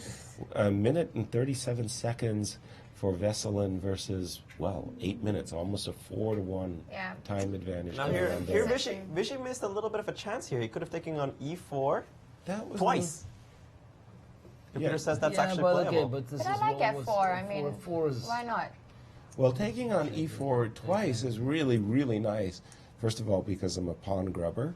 But secondly, if you ever get to play bishop g6, then it's cementy. It's nothing to discuss. Okay. So, but f4, okay, the human move, if you will. Yeah, exactly. Not bad. See, an exchange up, yes. Yeah, he doesn't need an extra pawn. What's wrong? What are you talking about? An exchange and a pawn, right? Exchange a pawn, okay. Yeah, there was a pawn on a3 that got clipped. We saw an just a terribly elementary blunder by the player I predicted would win the rapid was Fabi. He just played bishop c5, allowed bishop takes h2 check in his game against Hikaru. It's pretty sad. Sometimes it's just bad form. We're going to go back to that moment. And it basically was here. Yeah. Bishop c5. Neither free, bishop takes h2. It's two. I mean, doesn't the 5-alarm... I don't know. It's just your nose tells you something's wrong when you play move. Absolutely. It was bad. And basically... Probably white was better. Yes. Yes. Two bishops. Two bishops, yeah. And we have this current position. And I like this move g5 that Hikaru just played. It forces the queen back to e3. It has absolutely no other square on the board to go to. You can see that queen f3 runs into knight d2 check. So queen e3, and maybe queen e5 f6. And what you were saying, Alejandro, Queen F3 is the old royal fork? No. Queen E3. What? He's a queen. Yes, the Queen F3 is a royal But fork. Queen E3, Rook C3. It's forced. But this is the point. Queen Queen E3, E3, Rook C3, Bishop D3, which we all see on the board. And now White's pieces are really clumped up. It's hard to actually find a move here for White, and I think that's what Hikaru's trying to exploit by playing the move Rook A3, saying, hey, I'm just going to attack your pawn. I'm not sure what you're going to play. The computers Boy, prefer I to do would've- this after Queen H3 check, which I would have played Queen H3 check Right. in a New York minute. Queen H3 check, it seems a little bit stronger. The king has to go to G1. He can't really afford to go to E2 and allow more checks. But after King G1, you see this king is not very safe. The move Queen G4 is a computer suggestion, but also King G7 and Rook A3 seem to be almost decisive. Check and then King G7. And Yes. then make a move. Yes. Yes, make a move. Your turn. Yes. Yes, but that wasn't his choice. Instead, he played Rook A3 right away. Not bad, maybe not as precise as Queen H3. And what happened after Rook A3, Alejandro? I want to say that he played Queen E2. Which is what he did, and takes on A4, Takes on A4. Still winning. but exchanges on it's- E4. I don't know why he didn't play Knight G3. This was not a hard tactic, I think. No, it was actually not that easy either. Okay, Knight take on, takes E3. then there was a lot of trades on E4 occurred. Yes. Yes. Hikaru is just he's And- pushing, he's extra. Well, you time, can take extra on D4 here. I don't see the problem.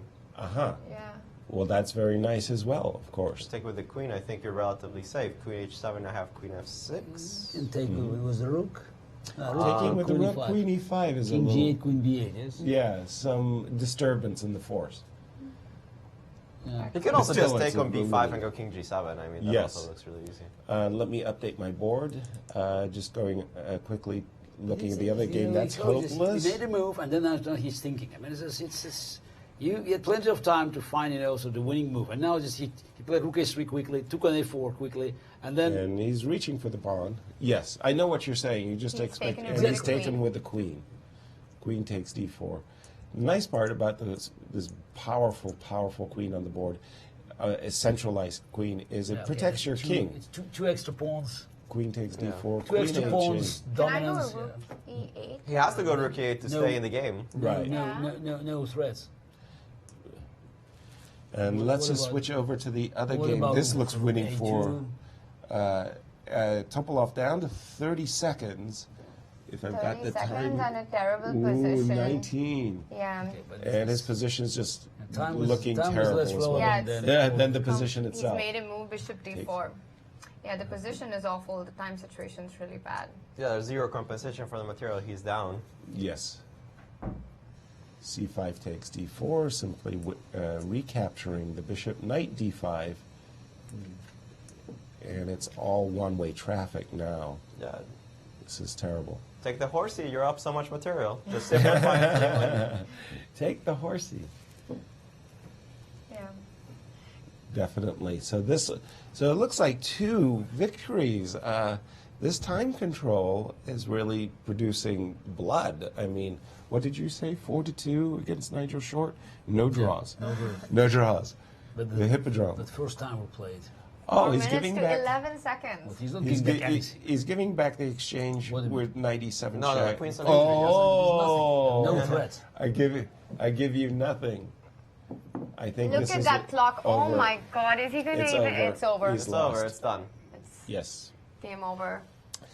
as was the position. Yeah. It She was, won 2 in a row. 2 in a Yes, row. 2 in a row. What a start for Vichy. Yeah. Nobody picked him up. Yes. Nobody. What What a shame.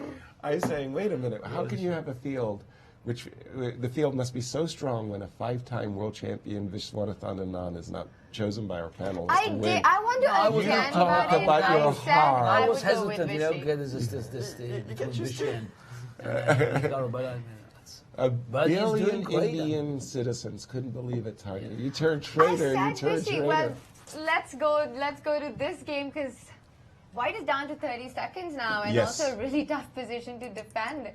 No, it's impossible to Yeah, just defend. Queen This game is just F6, completely right? over. Exactly.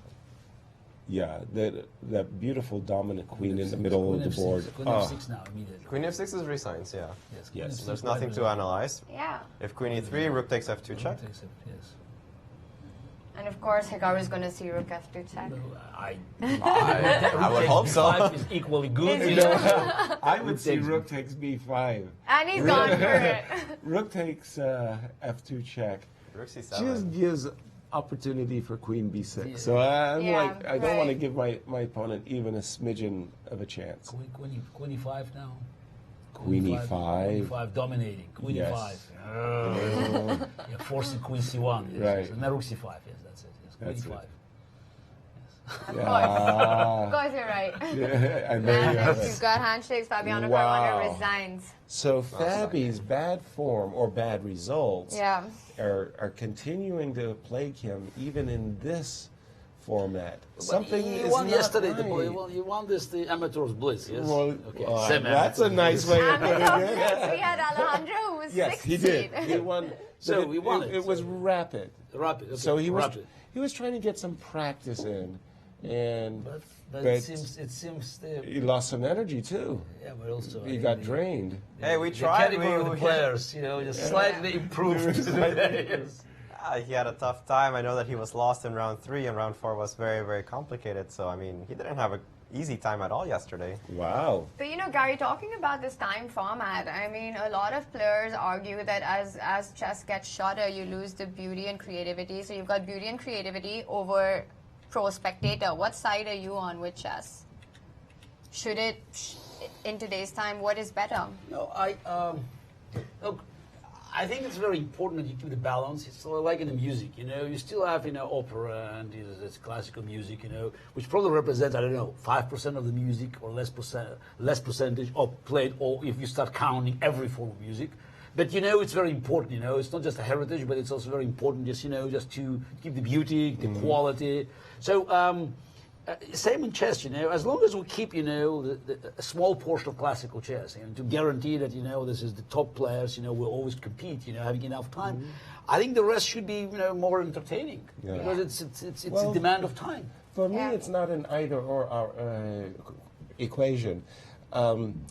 Obviously, more drama is inflicted on the players, more pressure. But then you have moves like bishop c5, missing bishop into h2. Right, but then you also have beautiful sacrifices as Veselin pulled off in the classical, the 2 games, the queen h2 retreating move, as well as the sacrificing a bishop just for an attacking opportunity. So I don't see it as an either or.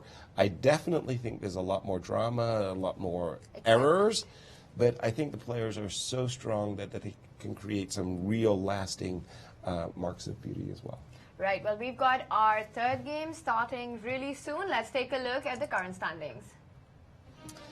Our tournament leader, Vishy, with a lead of 1.5 points at 5.5. Behind him is Topalov at 4, with Hikaru at 4, and Caruana at 2.5. That's quite a dominating lead now. So far, so good for Vishy.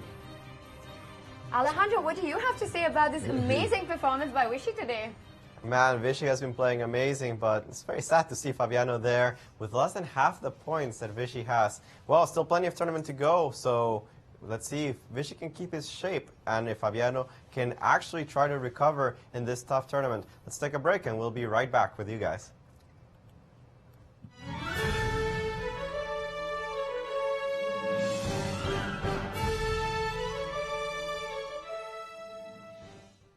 Be surprised, be intrigued, be delighted. The World Chess Hall of Fame in St. Louis is nothing you'd expect and everything you love.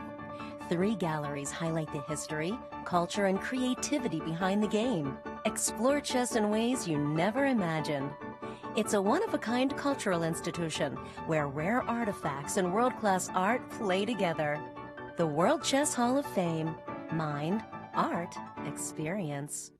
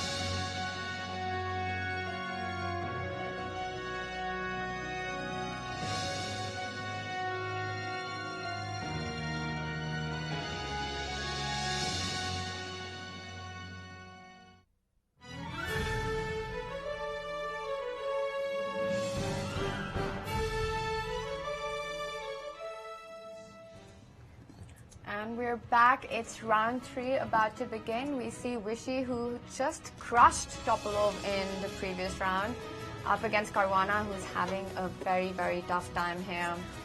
Let's take a look at the matchups for now. So it's Vishy against Caruana and Hikaru against Topalov. And it was Hikaru who's the #2 player by rating, rapid rating in the world, versus Veselin Topalov, who just lost his game against Viswanathan. And what has impressed you so far about the play in the Rapids? What distinguishes Alejandro for you? I mean, I think Vishy plays well and everybody's playing, it's okay. I think he's amazing. He's amazing. Every move that he plays is precise. He's punishing all of his opponent's mistakes. He is putting on the pressure. I mean, I understand that Hikaru had a forced draw against him with knight d3 in the first game, but it was still something tough to find. It was something that Hikaru was against the wall the entire time, and I guess he believed Vishy that the combination just worked. So it's all been about the Indian player so far in day 4 here in the Champions Showdown, as we see the games commencing. And we're waiting for the light board to pick up on my screen. I still don't have it. With e4, of course. So as we get that technical. You'll play 5. Oh. I mean, I think it was time to do something different. Well, and he did. That is something different. There it is. Okay, move to it. And I thought a Sicilian was in the works, but no. But I would have liked to see a Sicilian defense. because he's so far behind in the standings right now. Precisely. He needs to start making up some ground. And the Russian defense. No knight c3, actually. No knight c3. You had problems, of course, in your match with Anatoly Karpov because the Russian defense such a solid opening to play. How deep did your preparation analysis go? Are you 20 moves? A long time ago. I know, but you can remember how hard you had to prepare for the Russian. For the petrol defense, no, I did more work when I played Kromnik. Because Kromnik played it regularly, but not against me. So yes, exactly. He never played against me anymore. It's just after our match in London, and I played. Actually, I did a lot of work, and it paid off. I beat Shirov nicely in Vikhanze 2001. Part of my preparation. So actually, also Bishop d6. Bishop d6. Yeah, Bishop d6. I did well against Bishop d6, actually. I beat Shirov twice, And we're seeing c6, c4, c6, rook e1. It's a rare move. Yes. I'm more familiar with the knight c3. Queen c2. Queen c2 is the main one, so but it's this, yes, that's why. Knight a6, a3, so that's the main line. It's a long line, Queen c2, knight a6. And these knight a6, a3, bishop, and now bishop g4. 95, it's massive complications. How long? How many moves? 20 moves easy. No, this is more. This is what I'm talking about. That in the Russian Rook defense. E1 is a rare move, but it's also a solid one. So Bishop F5 and curious what happens now. So is the Bishop F5. Yeah, because knight C3 is just it's I think it's just this particularly knight C3. There's some there's a here you could do something like I'm not sure. It's if you take on b5, queen b3, but this is I don't remember. But there was some possibilities. But I have to say that I totally forgot. Maybe not b5. Maybe immediately queen b3. Maybe immediately. Yeah, queen b3 immediately. There's some very sharp lines here. But where black is sacrificing a pawn. Yeah, I think it's sacrifice. Yes. Yeah. But he just Vishy wanted just to simplify things. But it's. And now it's fairly. It should be easy for black. Sorry, I'm just going to flip back and forth. I'm going to go. And he played the move knight c3, and we're going to see a couple of trades. Okay, still, it's just, there's a game, but black shouldn't complain. So it's no. Rather even. I'll turn it over. You should decide if you go. You can go b5 here, maybe. No, b5. No, okay, that's another story. This is b5 just to make sure the pawns stays on c4. Exactly, yes, exactly. On c3. Yeah, c3 doesn't go to c4. That's not a possible. b5 and then knight d7. Yeah. He played knight d7 immediately, which is also okay. Let me turn it over to Alejandro because we have another game in progress as well. Indeed, we have the game here between Hikaru Nakamura and Veselin Topalov. They're currently tied in the standings. very important for them. D takes C5, knight A6. We have this kind of classical Nimzo Indian that we've seen already in this tournament. Here we have a little bit of a twist as Nakamura decides to go for this kind of oldish line, if I remember correctly, with bishop b7 and knight b5, trying to exploit this weakness on d6. This has been analyzed before quite a few times. Bishop e4, queen d1, knight b7, a3. Now, this is not my area of expertise, but last I checked, these lines with bishop f4, they're supposed to be acceptable for black. It's just a game. There's some pressure in the d6 square, but on the other hand, black has ways of covering it. Here, rook c8 was played, simply attacking the pawn on c4. Rook c1 was played to defend it, a6, and now instead of invading on knight d6, which doesn't really lead to much, white kind of switches gears, plays the move knight c3, attacking the bishop on e4. Bishop takes f3 was played very quickly. Bishop takes f3, knight a5, and you can see by the speed of the players that I think they're in some kind of preparation. b4 was still played very quickly. Bishop takes c4, knight takes c4, and the point of distracting the knight and allowing it to take this pawn on c4 was that after bishop b7, this rook on c8 is currently trapped, and black loses the exchange. However, Veselin doesn't seem fazed by this. He simply put knight h5 on the board very, very quickly. Obviously, he knows exactly what he's doing. The computer says that black's position is still acceptable. No matter what happens here, you can take on c8 immediately. The computer wants to obviously retake on c8. There's not really any choice on that, as if you take on f4, I can take back on a6. And it seems that the threats on a3, the problems with the bishop on f4, the fact that the knight is already very well placed on c4 should give him enough compensation. Now, is it worth an exchange? That's what these players are about to figure out. Thank you, Alejandro. Actually, I always enjoyed sacrificing exchange, as well as getting a pawn. A pawn and bishop for the exchange were my favorite offsetting. In this case, with the knight on c4, it's such a powerful beast. Looking at the pawn on a3, I actually like this exchange sacrifice very much. Your thoughts, Gary? Can white take on a6? First take the pawn. First take on a6, because taking on c8, okay, so c8, full compensation. Right, so I'm going to take this bishop. Take on c8. Now take on c8. Ooh, so your king could actually go for a walk on h3. No big deal, I guess. I could take on f2, so knight h. Knight h3, and then f2 is. Knight h3. King g2, No, knight queen, f2, queen, queen yes. d7. But And knight hello. so Hello. queen d7 here. Oh, queen d7. I don't know what's going Tanya, you're in good form. Ooh. All right, let me chime in. I'm not looking at the computer, but maybe knight g4. Knight g4. Oh, come on. Knight g4. I just Thank you for chiming in. Knight g4, and oops, there's a massive e3 square that bearing down.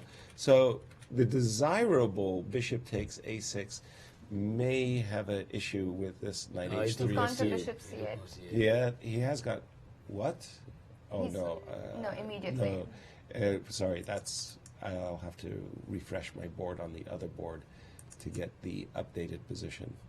So it takes on c8, takes on c8. Simply bishop back to d2 is, and again, your assessment, Gary. I was saying that I like these kinds of positions for black. Queen b7, for example. It's an exchange up, so black is. Yeah, I think black probably should hold the game, but it's you still like the material. Yeah, probably b5. Now it's. Oops. I would say b5 probably, but then he plays maybe e4. b5, e4. b5, yes. I'm actually more inclined towards queen b7. I just don't like the rook versus vis-a-vis the queen. So, and I'm, you know me, I'm Queen b7 is pawn a3 is hanging. Yes. It's down the road still. Tanya, you know, No, my d2 bishop is hanging. Yes. Unfortunately. You know, I mean, from a practical point of view, do you enjoy being an exchange up when your opponent has a big knight lurking at your... So by rule, women don't give material. Just kidding. No. Just kidding. No, but in this position, I would prefer to be white. You prefer to be white? Yeah. Okay, so, and Alejandro, I have to ask you, material, do you like white or do you like black in this game? Rooks are the clumsiest pieces on the board. I never enjoy playing with just rooks. I usually prefer being down the exchange. Now, in this specific position. The problem is that chess, you cannot generalize so much. And it doesn't seem like black has that many active plans, besides the fact that he has a good knight on c4. So I think that this is more leaning towards a position that can only have two evaluations. Either it's compensation or white is better. Whereas there is no scenario in which I can imagine you're saying, yeah, black is taking over the initiative.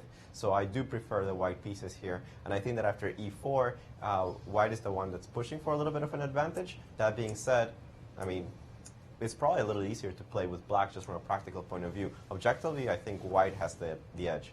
Okay, interesting. It's quite amazing how Veselin throughout the tournament has been playing positions which are materially imbalanced for initiative. We've seen that kind of chess from him even in the classical, even now. It's incredible.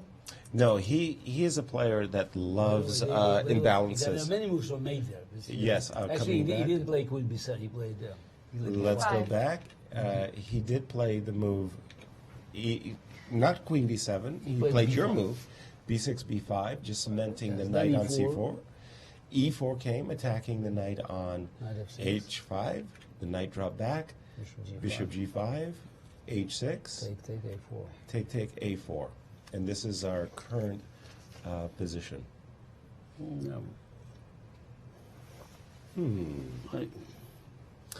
This giving up this.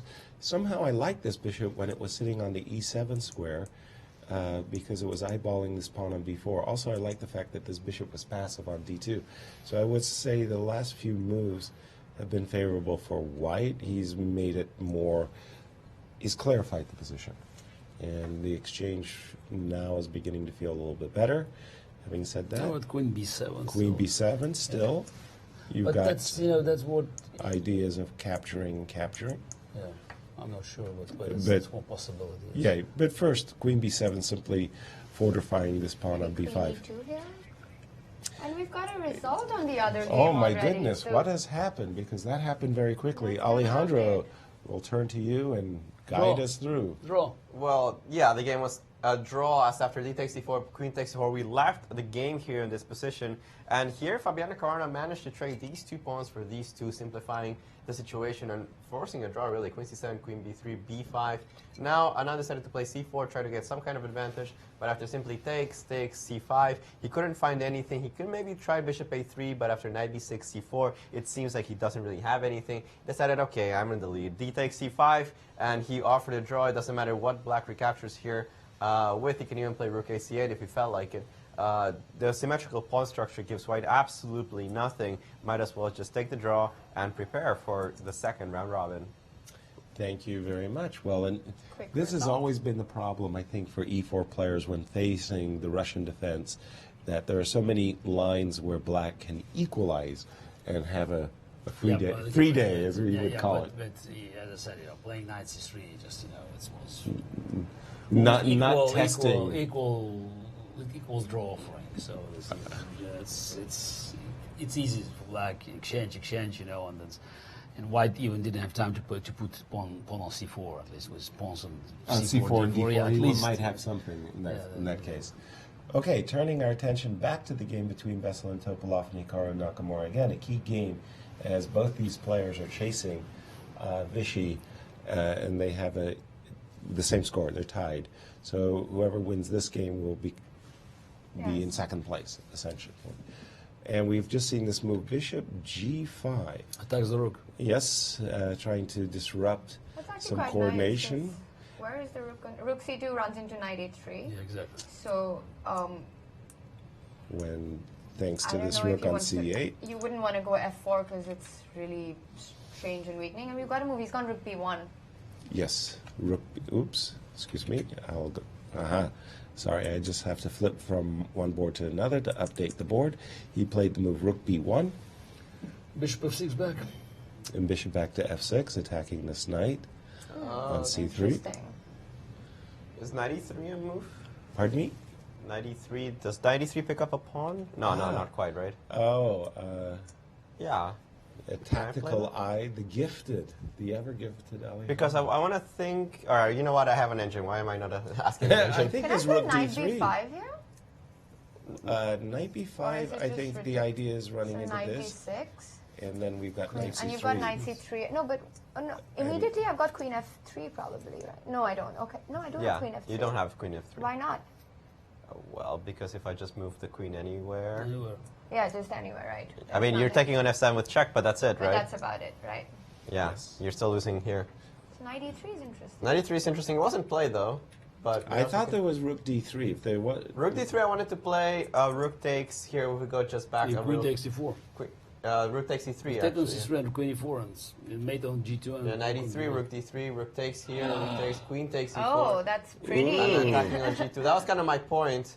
But the computer says rook e3 check here, queen e1, takes. Now, I did win a pawn as black, but the computer's not very convinced that this is any advantage for the black side. I think I would be a little scared here with white. Yeah, you can play bishop e7, swap the b pawns, and okay, black can never lose.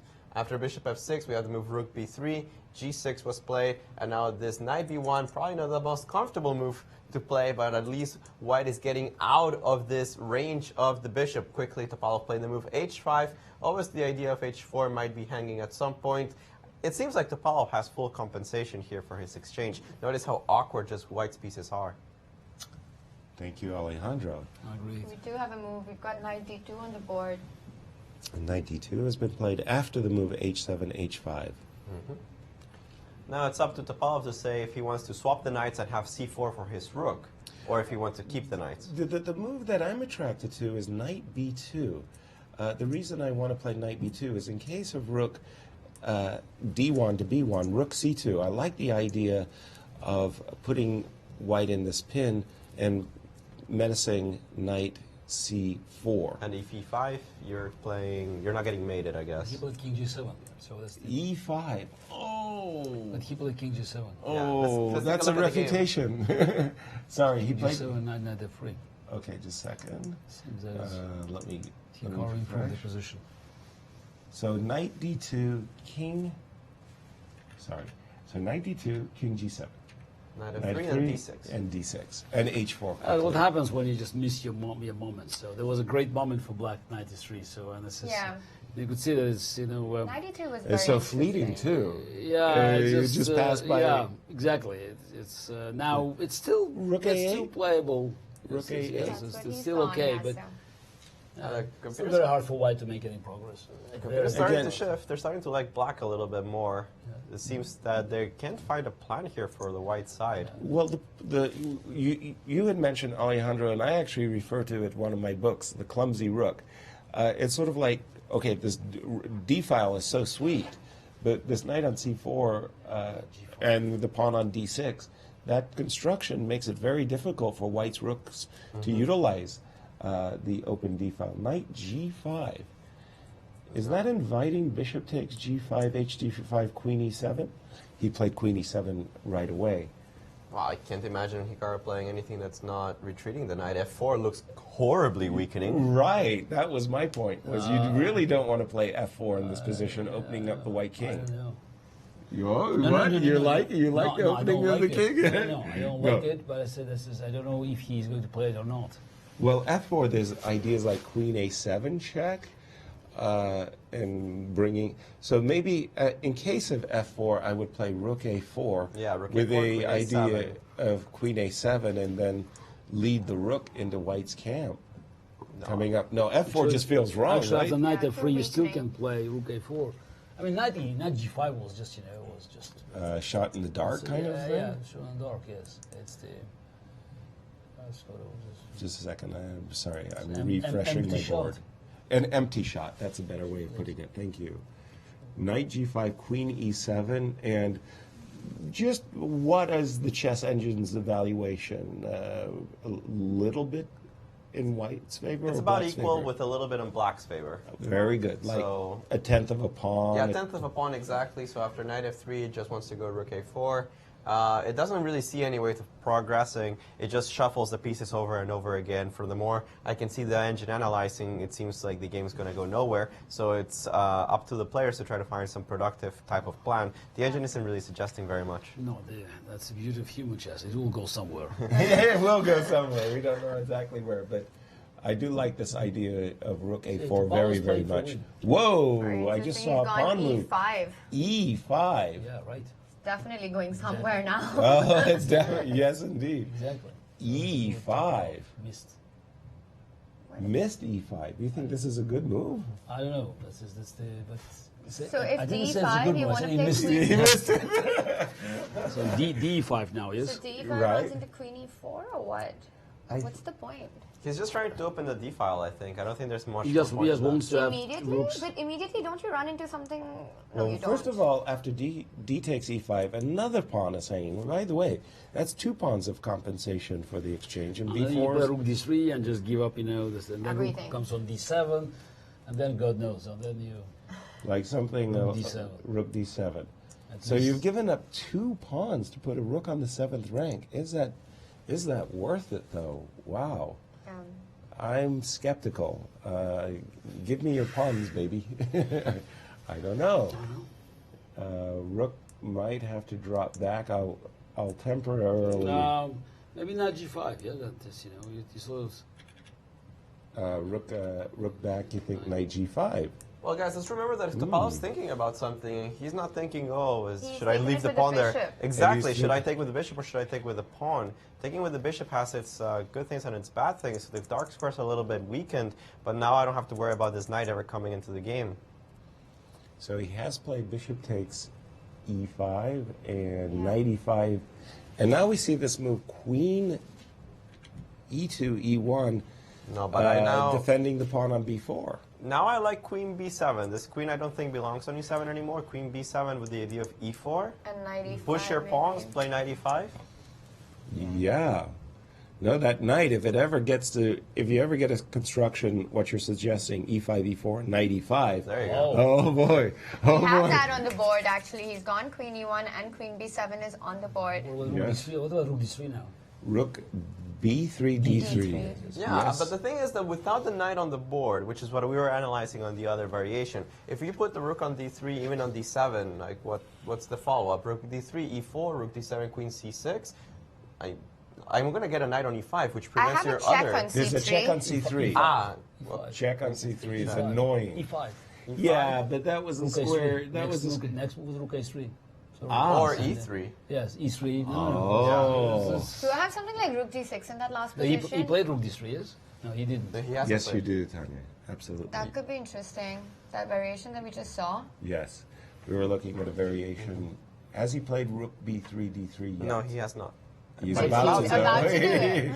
So we were just surprised if he looking at doesn't. He's rook gone for D3, it. E4, rook down, queen C6, with the idea of E3, as you were mentioning. Check, and Tanya has a nice little tactic, little shot. So queen A8 is forced here. I think Well- queen 8 is forced, Yeah, kind of queen asking 8 your is question, forced. so what? So what, yes. And So I've got- Now rook A1 is a threat. be careful, you don't Yeah. want Or to. A3, actually, the same three. E3 yeah. is a killer Knight, threat. knight is protected by the Everything. pawn. And the knight is protecting everything. Like Yes. It looks like I'm the prophet of this game. That Yeah. knight on C4 was worth the exchange. It It's seems in like it. practical play. But I'm not sure about Hikaru's knight G5 and E5. This feels like Veselin is really in his element now. He's feeling it as he's about to. Though he does have to find E4, which in some ways is a little bit of a risky move. Because you think you're opening up this diagonal. That's a good point. But on the other hand, it's so natural. He's just played this move, Queen B7. But if you play rook A2 now, for instance. Yeah, rook A2 is Also also very better good for move. black. Rook It's just A2. not as decisive. Yeah, And he's yeah, played he it. has More played rook human, A2. you know. Yeah. Just, Yes, I agree. E4 is just, you know, it's a very machine-like move. So because you have many threats and you have to go Yeah. queen C6, queen A8. So rook A2, you're, you know. And then you can't drop in for a visit with Rook D7 because Queen F3 is much. Eventually, you can probably play E4. And Rook A1. Okay, one. That's Okay, one, yeah. Exchanging a pair of rooks would be a dream here for white, as it is normally when you're up the exchange, you always want to trade at least one pair of rooks. But in this position, I don't think that Topalov is going to be so complacent. He can play rook b2 here. Absolutely. Rook And B2 then looks. probably he's going to keep chasing. Rook Rook B1. B1. Rook b1. Yeah, because I think white should probably bail now. I mean, I don't think he feels he has any advantage at all. I would Yeah. be very happy to get a scurry away with a draw if I were white here. maybe you can take here and play E4. Yeah, perhaps this is the time. when the rook's on b1, so that the queen is not so active. Yeah, and e4 So and then rook takes e3, b1, yes. queen takes b1, queen Yeah, the e4. computer wants to play after rook b1, e4 immediately, but I'm not even going to try to justify No, that looks very good to me. e4, yes. immediately. E4, yeah. Even after queen c3. Queen c3 check e5, yes. Yes. Oh, wow. Queen Because c3 check e5. And as Gary's been thumping the table, the moment you play e4, e3 and break open White's king side, it's all... They play queen c3? After rook b2, queen c3. Sorry, Yes. let me just update my board. It's going to be a sad rook on f1 if I play queen b6, I think. After... Ooh. You could also put a rook on f3, but that looks really risky. And then rook goes e2. Or queen d4 also. Yeah, rook e2. Queen c3, that He is... can't play queen c3. Yeah, he did. Yeah, that looks very dangerous for White. rook f1. Yeah, but I understand. I mean, he's also stopping And e4 at the same time. Then And if you look at our times, Veselin Topalov is actually It's equal. not He's bad been, at all, yeah. yeah, he's been behind on the clock Queen in, b6. in numerous games. But for not this example. one. But not this one. He's feeling it here. He's very comfortable. No, I think these in this positions position. come quite naturally to him as well. I mean, he enjoys playing these kind of positions. I don't know about you guys, but rook e2 strikes me as just the natural kind of... Queen b6. Well, queen you have b6, to rook make sure that f1, the and then rook goes- But I think it's also Yeah. deciding between queen b6 and maybe even queen e7, because queen e7, I'm not sure You how just you attack play. b4. This is queen b6 is a very human move. I mean, queen b6 and rook e2, they are just There you go. natural human moves. Yeah. Yes, Yeah, this he is- has that's, yeah. played queen Or rook b6. a2. Now either rook a2 or rook e2. Those are again human moves. I just because Yeah. you don't want the rook to be hanging. So you don't know exactly what you want to do, but you know you want to. You just move it You away. want to... Yeah, I think probably rook a2 he will play. That's But my the- guess.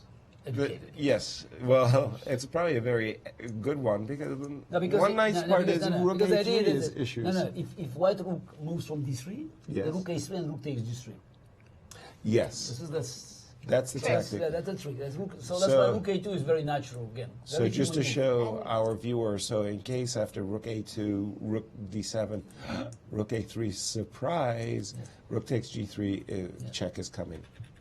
And what about rook a2? Maybe he can go queen b3, can he? Oh, he's gone rook a2. You just, Rook f1, rook how a2. do you know him so well? Just those are natural human moves. So, Yeah. okay, played by strong You're players. very, very natural 2900 human moves. What about queen b3 here?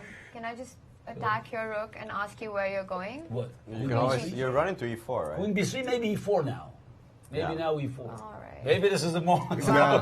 Wow. We started. that would be stupendous. Oh, there you I go. think he's walked into He has it. played queen b3, setting up. Hold on, I'm going to refresh my. But board okay, you can because- also just play queen a7, I think it's very normal. But queen a7 also, maybe even more human. Just, you know, just not to do it. Well, just to keep to keep white under pressure. But a moment ago, you were talking about this missed opportunity, this precise But moment don't of forget, knight e3, right? A moment ago. Yeah, that was a now great- it looks like e4 is. Yeah, I think it's Topalov pressing. will You go know, for but queen e4. a7 again. That's probably It's the I would solid say move. You're solid saying. move. Yes. But then rook d7? Now rook d7. Rook this. That gives me this chance because if you, I'd love to trade this rook off. Yeah. Maybe But still I have loved rook your a2. move e4. E4 is good. First instinct was right. Yeah, Yeah. and he's going to play it. Has Rook he? e2? Oh, he's What? gone rook e2. Sorry, I have to refresh my board. Just rook e2. Hikaru will play queen d1 now. Rook And then you e2, go queen rook b2 d1. probably. No, then rook b2. No, you repeat, right? You, No, I you would don't. go rook a2, queen b, because I didn't see the answer to e4. What? You didn't see the answer, yes. I don't. This d1. just looks great for black. After, I mean, you can give me a check, but then I'll follow it up with e5. And I'm just thinking that this move e4, e3 is just such a big body blow in the Rook position. b2. You play rook b2. Okay, just a second. just, you know, I have to update my I'm board. quite good in guessing his moves. Yes. I'm not sure they're very good moves, but I suspect you. Rook b2 was played. I'm kind of wondering, how do you answer queen f3 though? yeah, exactly. That's the. Queen f3. Oh, interesting. Suddenly now I stopped e4 and I'm starting to have my own threats. So knight d2, queen e2, right? Yeah, Yes. that's Queen clear. f3 now. That's what happens, you know. I feel like something. Yeah, I agree that Queen F3 is the right move. I feel like something. Something was missed. No, he hasn't by, played it yet. That's the only move. So he hasn't played it yet. This is not, this is E4. Again, you missed the moment. E4. But after E4, could he have gone something like Rook D6? So we were looking at. Rook D6 and Queen A7. No, sorry, we were looking. Rook the same. No. Then I take on D6, Queen A2. With what? So E4. Yeah, and Rook D6 because I felt out ED3. Queen it's D6, awful. Queen A2, and now maybe E3. Maybe E3. Not to mention this pawn, but I always think that when you play E3 and definitely break black up is this. better, so yes, No, we're talking Did about. he play Queen F3? Yes, Hikaru. No, he hasn't played He's still yet. thinking. Let me update the board to get to the current position. But after Queen F3, White could start, again, the table reversed, and we could see the same effect as in game of Topalov Caruana. If Hikaru finds Queen F3, and I think he's just look at his body. He's suddenly, he feels that something is happening. Something is happening. Queen F3, can't I simply go Queen A7? Whoa. He's gone G4. What? Wow. G4. No, he was never looking for something, but this is not, wow. E4, E3 now, probably. No, but E4 Oh my has to God. be killer. E4, E3 now, probably killing. Oh my, G4. This is simply lashing out. What is this? You have to attack F7. This again, you have Rook and Queen, and this is suddenly you have a chance, to coordinate them, Right. Wow. Okay, it's easy to advise them. Yeah. But now E4. E4 Yeah, just looks it's like too- a it's And he's played it. Yeah, now it's E4 and E3. Immediately. Yeah, Rook D7 is forced. I cannot imagine him not playing Rook D7 here. 95. Queen A1. Well, wait a minute. Queen There's A1. Queen A1. Oh There's dear. even some nice trickies. I mean, I've always loved but these E3 knights still- on it's still F3. E3. You like E3. Rook G3. Rook G3, Oh God, they're E3. blitzing it out. So They're blitzing indeed. Oh my. what Queen? Let me just E3, update Queen my board. D3. Okay, but I can I take don't know on what he's doing. F2. What he's doing, so. It's, Okay, so after G4, E4, Rook, E3, Queen D3 instantly played. EF2 E captures F2, and check. King H2. This is the position that we have. Wonderful. And What's 90? No, 92 95 just wins, Queen C5. right? Why Rook D2? Knight D2, just play Knight D2. You're forking everything. No, he played Rook D2. No, Which is I think it's quite ridiculous, what's happening. That's a there. ridiculous move. No, Yeah, not it's ridiculous. It's still It's ridiculous, what is happening. It's He's dominating. No, It's ridiculous. What he's doing? Why did he take on D4? No, he had to take on D4, right? Whoa. Wait, what is did he going not take on on? D4? It's just the game is. Unfortunately, this is. It's The clock is the it's major over. factor now. It's the Rook D4. clock is a major factor. Yes. Okay, black is slightly better, but it's. But it wasn't convincing No, that he had. absolutely, He absolutely. He had a few minutes now to find instead of Rook D2, just Knight D2. Knight D2 was Winning collapse. on But this is spot. Completely winning on the spot, yeah. That was a collapse.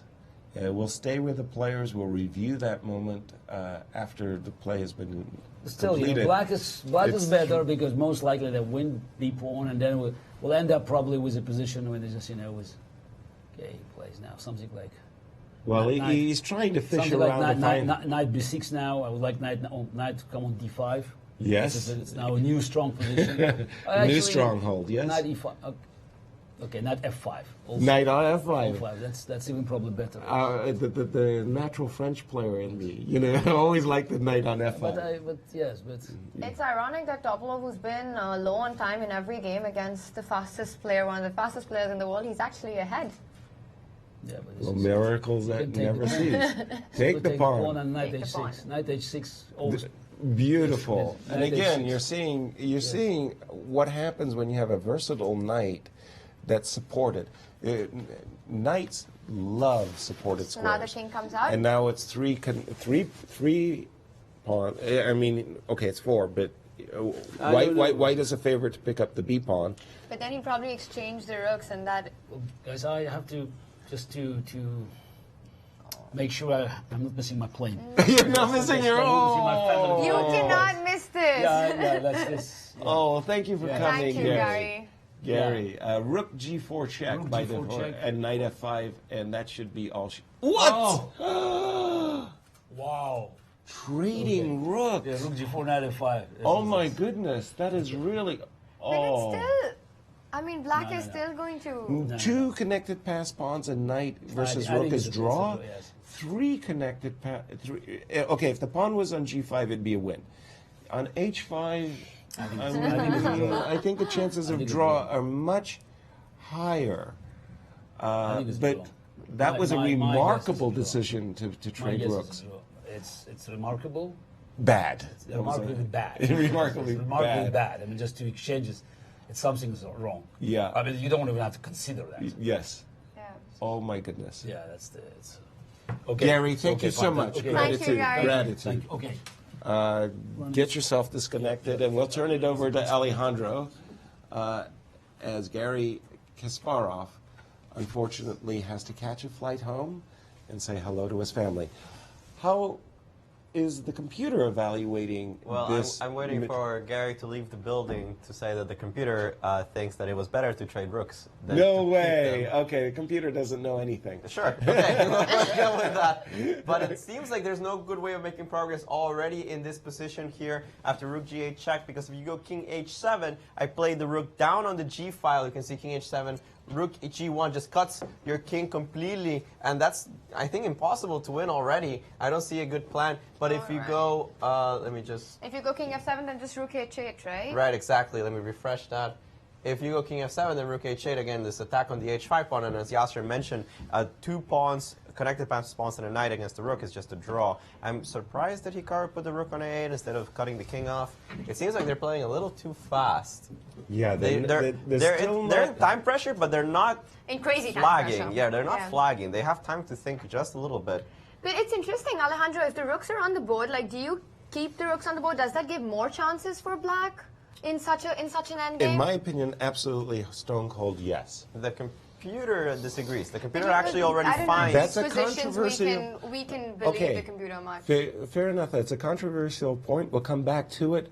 Just let's stay with the actual play at the moment. Yeah, knight h4 also considered to be a mistake by the engine. It says knight h6 with the idea of securing the king was much better. After king e4, I believe he played king h6. King h6 Right, with g8, right? Well, just any move here, really. No, his dream, what Black is trying to achieve is king g5 and knight g6, and then he's got f5. But this move and just everything kills nice. the plans. Rook b1, you cannot play king g5 because I'll check you from the front. Exactly. And now what do you do? Oh. I want my mom. So he's gonna. Yeah, now he's gonna give a check. And now he G6. gives a check again. And where are you going with your king? If I have to go to f7, then rook F7 h1. means rook h1 and you lose the h5 pawn, Precisely. right? So you've got to go back king h6 after rook. Oh, he's gone immediately. Oh my god, where am I going with my knight? King g5. King g5.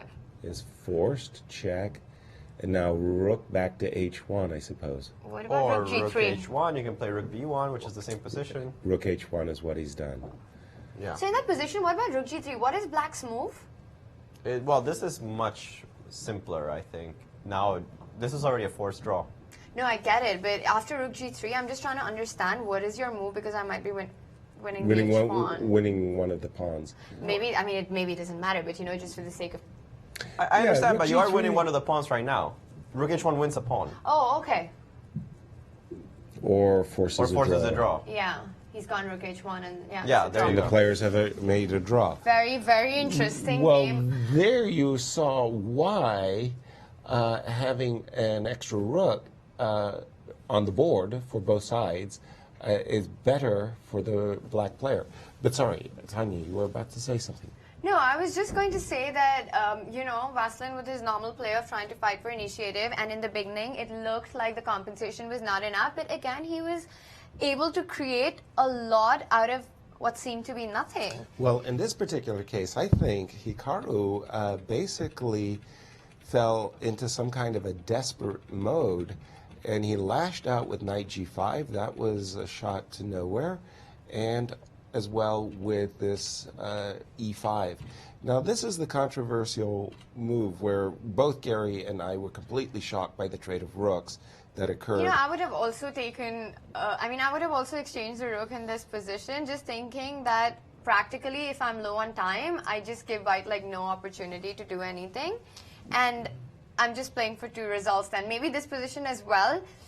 Well, I see this position as stone cold one, okay? Really? So I don't even think I'm playing for 2 results. I think that this is just a winning position for black. And after a rook g4 check, one of the nice things I get to show is that after, for example, a move like knight f5, so that you can't play rook takes h5. Yeah. Here, my h-pawn is actually becoming a very useful passer. I'm going to move my rook next either to g3 and start pushing this pawn and using as a distraction. Basically, you can use your rook to also defend pawns. You're not... And also protect my king from checks. Yes, which was the problem with the game, that he was not able to coordinate his king, knight, and pawn defending everything. But when you have the rook, you're able to do that and advance your pawns slowly down then. Now, it would have been really easy to win knight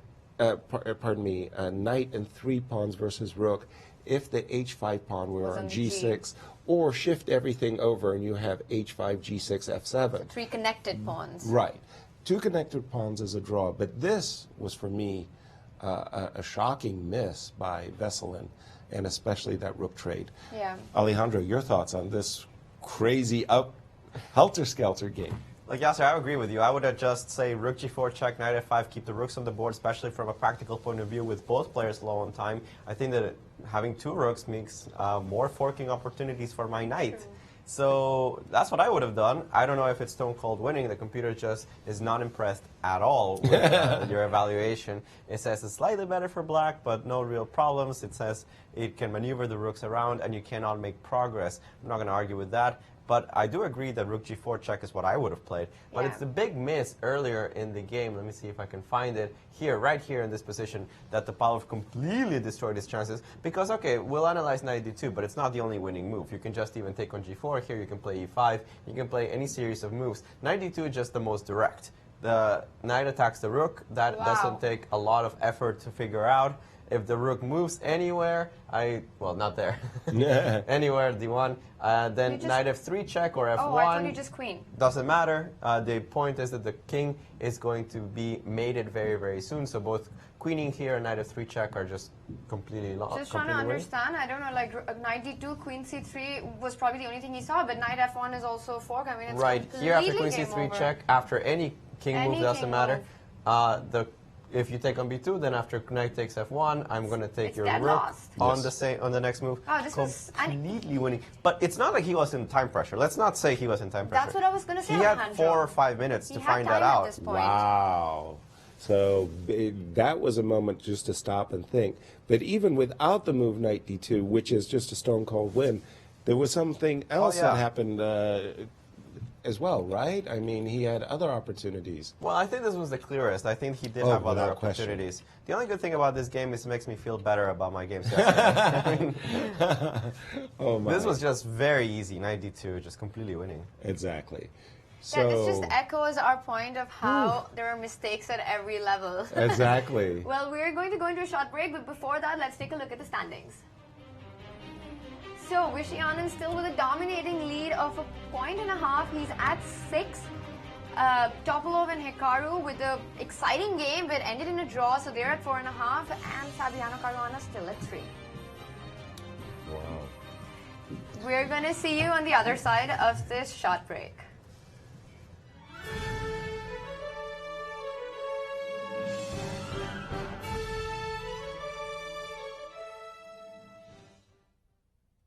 There's a weekend vacation, a one-tank trip in a nearby city you won't want to skip. St. Louis is the stop for non-stop fun. So much fun for your family, infinity plus a ton. There's museums full of art and super fun slides. Upside-down concretes, twisty, turny rides. Houses full of magic, some with butterflies. Gardens growing flowers, parks with giant eyes. St. Louis is the stop for non-stop fun. So much fun for your family, infinity plus a ton.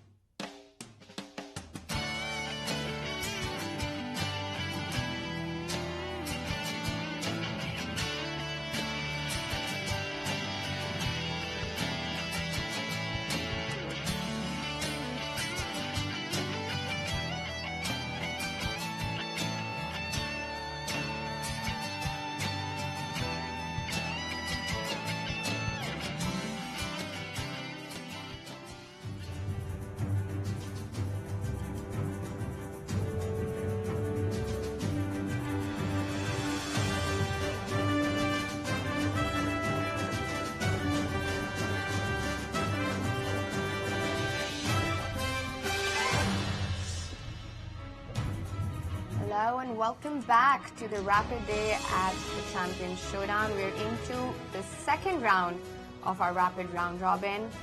Viswanathan, the players are already on the board. Viswanathan has had a brilliant round one. Yeah, brilliant start. He's two and a half points from the 3 games. 2.5 points. I mean, we see why he's called the Tiger from Madras. Yeah, definitely baring his teeth. Definitely got his... Let's take a look at the current standings. We've got Viswanathan. He's got his beast mode on. He's on 6 and a 1.5 point lead over Topalov and Hikaru, and Fabiano at 3. Fabi lost the first game in the classical portion of our event. Never recovered. He's always been in the cellar. I predicted that he was going to shine today. It hasn't been that way. Alejandro, coming to you. What do you think after this first cycle of the round-robin play? Well, I thought my guy, Veselin Topalov, was going to shine through also, and I was just licking my chops as I said, well, he's got Caruana against the ropes in the very first game. Clear advantage with the white pieces in that Slav. I thought, okay, that was going to be a full point. Didn't happen. Then, okay, he drew again, second game. And the third game, I was again licking my chops. He had Hikaru Nakamura absolutely annihilated. He's showing great chess, Veselin is, but he's just not converting. I have to agree with that, I mean, at least the showing great chess part. I mean, we've been seeing some incredibly creative play by him, and the gameplay is on. The games have started. And interesting to see, Caruana started with knight f3 this time. I feel like he's in a stage where he's trying everything now. Well, he's come to this point. But it was what he did also in the classical, where we remember he was playing c4, b4, that one game. And again, we do see d5. Oh, d5. Veselin did not take up the gauntlet. He did not play after c4, d5, d4. So instead, he played the Slav, and now we could be seeing him on the black side of what he just did against. And this is quite a tough schedule for our players. I mean, they're guys used to playing 1 game a day with some breaks in the middle, and here they are having to play 6 games in 1 day. It's really a challenge, trust me, because you're going through all of the emotions that you have when you're playing in a classical game. I'm slightly worse, I'm slightly better, and it's accelerated. The players are really getting exhausted by this tempo of play. By the way, notice that Veselin in this game did not play the move bishop f5, e4 that was essayed in an earlier game, trying to provoke the pawn to f3. Instead, he just said, okay, I like your pawn on f2. You go ahead and remain there, and he's played bishop d6 and queen e7. He's very experienced in this position, as Garry Kasparov mentioned from his match against Vladimir Kramnik. This opening was the tabia in between those two great players. And I'm going to turn it over to Alejandro to tell us what's happening in the other game. Well, guys, I'm analyzing the game here between Hikaru Nakamura and Viswanathan, as we have several moves here played in this position. The computer really wants to go to the current position. And this might be familiar because this is what they played yesterday in this game that Anand won in scintillating fashion with the black pieces. But let's remember that we really like Hikaru's position early on in that game. Now, we're going to have a different structure altogether. Remember that in the other game, Anand put a pawn on d5, forcing the move c5, burying this bishop on a3. But now we have instead Anand trying to play against the bishop in a completely different way. He's setting up pawns on b6, d6, c5. This bishop's going nowhere. Reminds me a little bit of some of those Nimzo Indian structures. However, on the other hand, Hikaru has been able to push the pawn on f4 very, very quickly and develop here bishop e2. He's definitely looking forward to some kind of king-side attack with g4 very quickly. Anand's having none of that. He played h5, a committal move for sure, as now this pawn on h5 is going to be weak the rest of the game. But notice that the break here on g4, very difficult to achieve. Hikaru has played the move queen c2, trying to exploit the weakness here on e4. But relative to the other opening that Anand had just yesterday, this is a much improved version. Absolutely. No, I love the Hubner system against the Nimzo Indian, and this is, like, for me, just a beautiful position for black. And it's strange that everybody seems to be playing the English against Anand. I don't know why they're picking on him. and he's responded beautifully. That's why he's our tournament leader. What the I also English like has is- not been working. Yeah, also that he's been going for certain lines, but somewhere in the middle he mixes it up. So he's not been changing his main, the first couple of moves, but he's been finding or at least displaying new ideas 3 or 4 or 6 or 7 moves down the line. For the positions he's getting. It's For the been very- positions he's getting. Yeah. And, that is, in this time control, has really done him good because it kind of throws your opponent off a bit. Without question, and he's mixing it. He is mixing it up beautifully. And if I'm sitting there in Hikaru's shoes right now, I'm getting very, very worried, even though it's an early stage in the game, because this bishop on a3 is essentially a spectator to the proceedings. And I'm just asking the audience to imagine, if you were white, where would you imagine this bishop on a3 ever finding active play, a good view for the bishop? It doesn't have one. And yes, I remember that game that Alejandro was referring to, the one, again, between Hikaru and Vishy, where d5, c6 structure was chosen. Hikaru came back with the bishop on a3 to c1, and then tried to do something with it. But here it's even harder for him to improve this bishop. You don't even have the plan of bishop c1, d2, e1, h4. Right. And yeah, I don't see this bishop becoming active anytime soon. But... And from Black's point of view, what Black has achieved with this beautiful pawn on e4 is he's given himself a great central control. And what Black will want to do is one day, first of all, he'll have to eventually decide where he wants to move his king. Right? I suspect it's going to go queenside. Yeah. And it might do it by hand, by the way. It might just end up on c7 with a rook still on a8. And then from Black's point of view, down the line, he's going to want to use g7, g5 as his lever to open up the position. Hikaru just played the move h2, h3, I believe he has. And because that's where Hikaru's plays. He's got to probably try to get g4 at some point. Absolutely. There's nothing else in the position. There's no other plan. And we had a move from Vishy. He went queen d7, like d7. you said, with the idea to go long castling, because you don't want to put your king on the king side. The g4 advance would be too strong. And Hikaru's long castled as well. But with the move queen d7, short-term, long-term, however way you want to put it, Vishy is eyeballing that h3 pawn, and if white is forced to play bishop f1 in the near future, it will mean a kind of a strategic capitulation, because after a move bishop f1, you're never really going to get into the move g4. Essentially, it's all or nothing.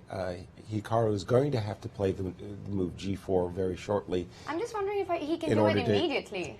In order to capture this pawn on e4 in exchange, right? Right. The problem I see is that the immediate g4 is there would be a trade. Bishop takes g4, you're forced to trade. Bishop takes g4, queen takes g4, knight takes e4. There is this annoying move, either with a trade of rooks on h1, but there is this annoying move, queen f3, where you're just hitting basically everything in white's position. And so, tactically, you have to be aware of that queen f3 move. Yes. Alejandro, what do you think about this position?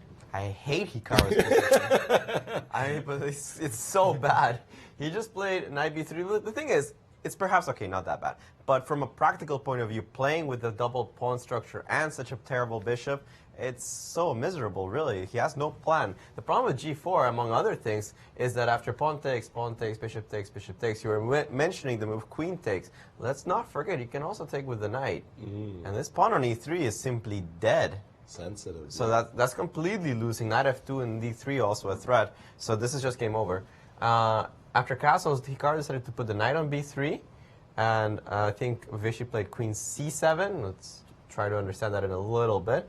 And I think Hikaru played rook g1 with the idea of actually trying to force the pawn on g4, which, quite honestly, I don't think that solves all of his problems. I don't think that once he plays g4, he is in a great shape, but it will immensely help his position. I'm not entirely sure about this queen c7 move. It seems like he has now gone king b8, and let's see, g4 still doesn't work because there's not enough defense on the pawn. It's just such a hard move to achieve, and it's the only idea that I can find for him in the position.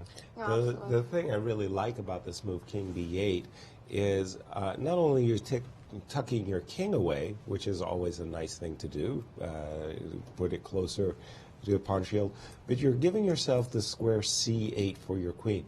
On d7, when the rook was on d1, there was always a kind of a tactic of capturing on c5. Once the queen drops back to c8, all the problems with the h3 pawn come to light. And again, you know, the fight is over who gets in g4.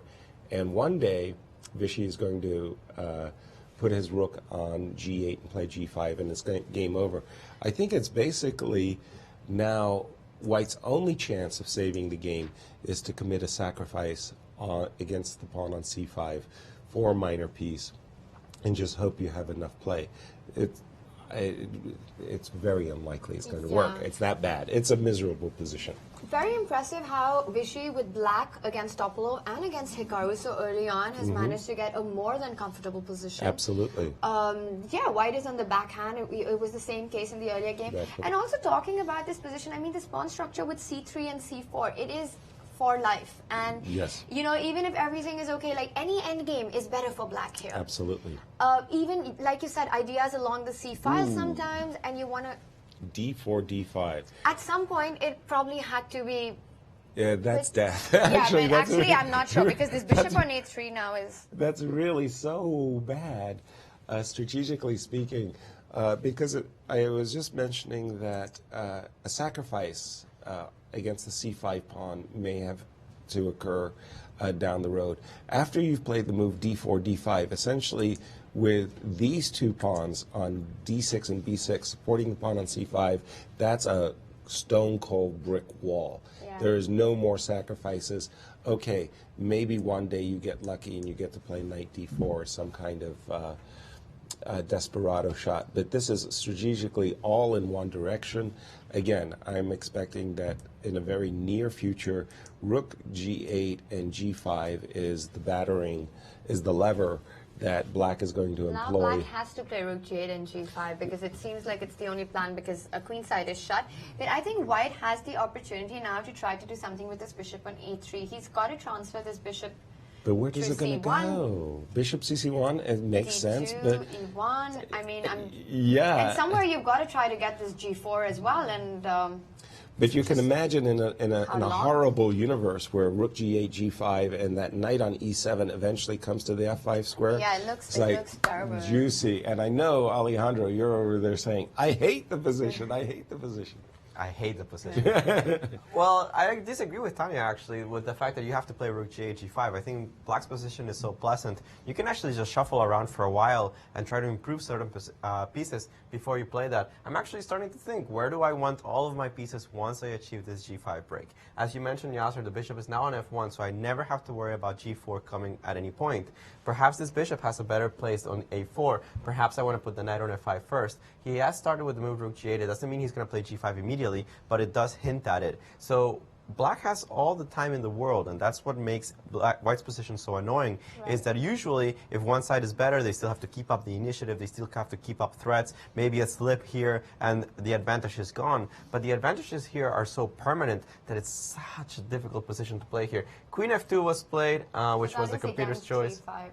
And yeah, I'm assuming the idea is that if you play g5, I at least have the open f-file for my queen. Definitely a move that makes a lot of sense. Black can do a lot of maneuvering, but wow, Vishy actually lashed out with the move g5, not really caring about anything. Perhaps he could have been a little bit more patient, but there's nothing wrong with that. Let's update very quickly the other game that definitely seems to be in the balanced but slightly better type of positions that we've seen from a lot of these Slavs, as we see again the battle of the pair of bishops against the knight and bishop, something that we expected early from the opening as Caruana won that light squared bishop on g6. Now the pawn structure is very solid for the black pieces, and you can see that it's going to be very difficult for White to actually achieve much of anything in either flank. If you ever push the pawn to e4, you have to be very careful that first of all the pawn is correctly defended, and that against pawn takes, break like c5 will be accurately met. Now, of course, the pawn is not defended right now, so I cannot play e4. You might want to start with the move rook e1,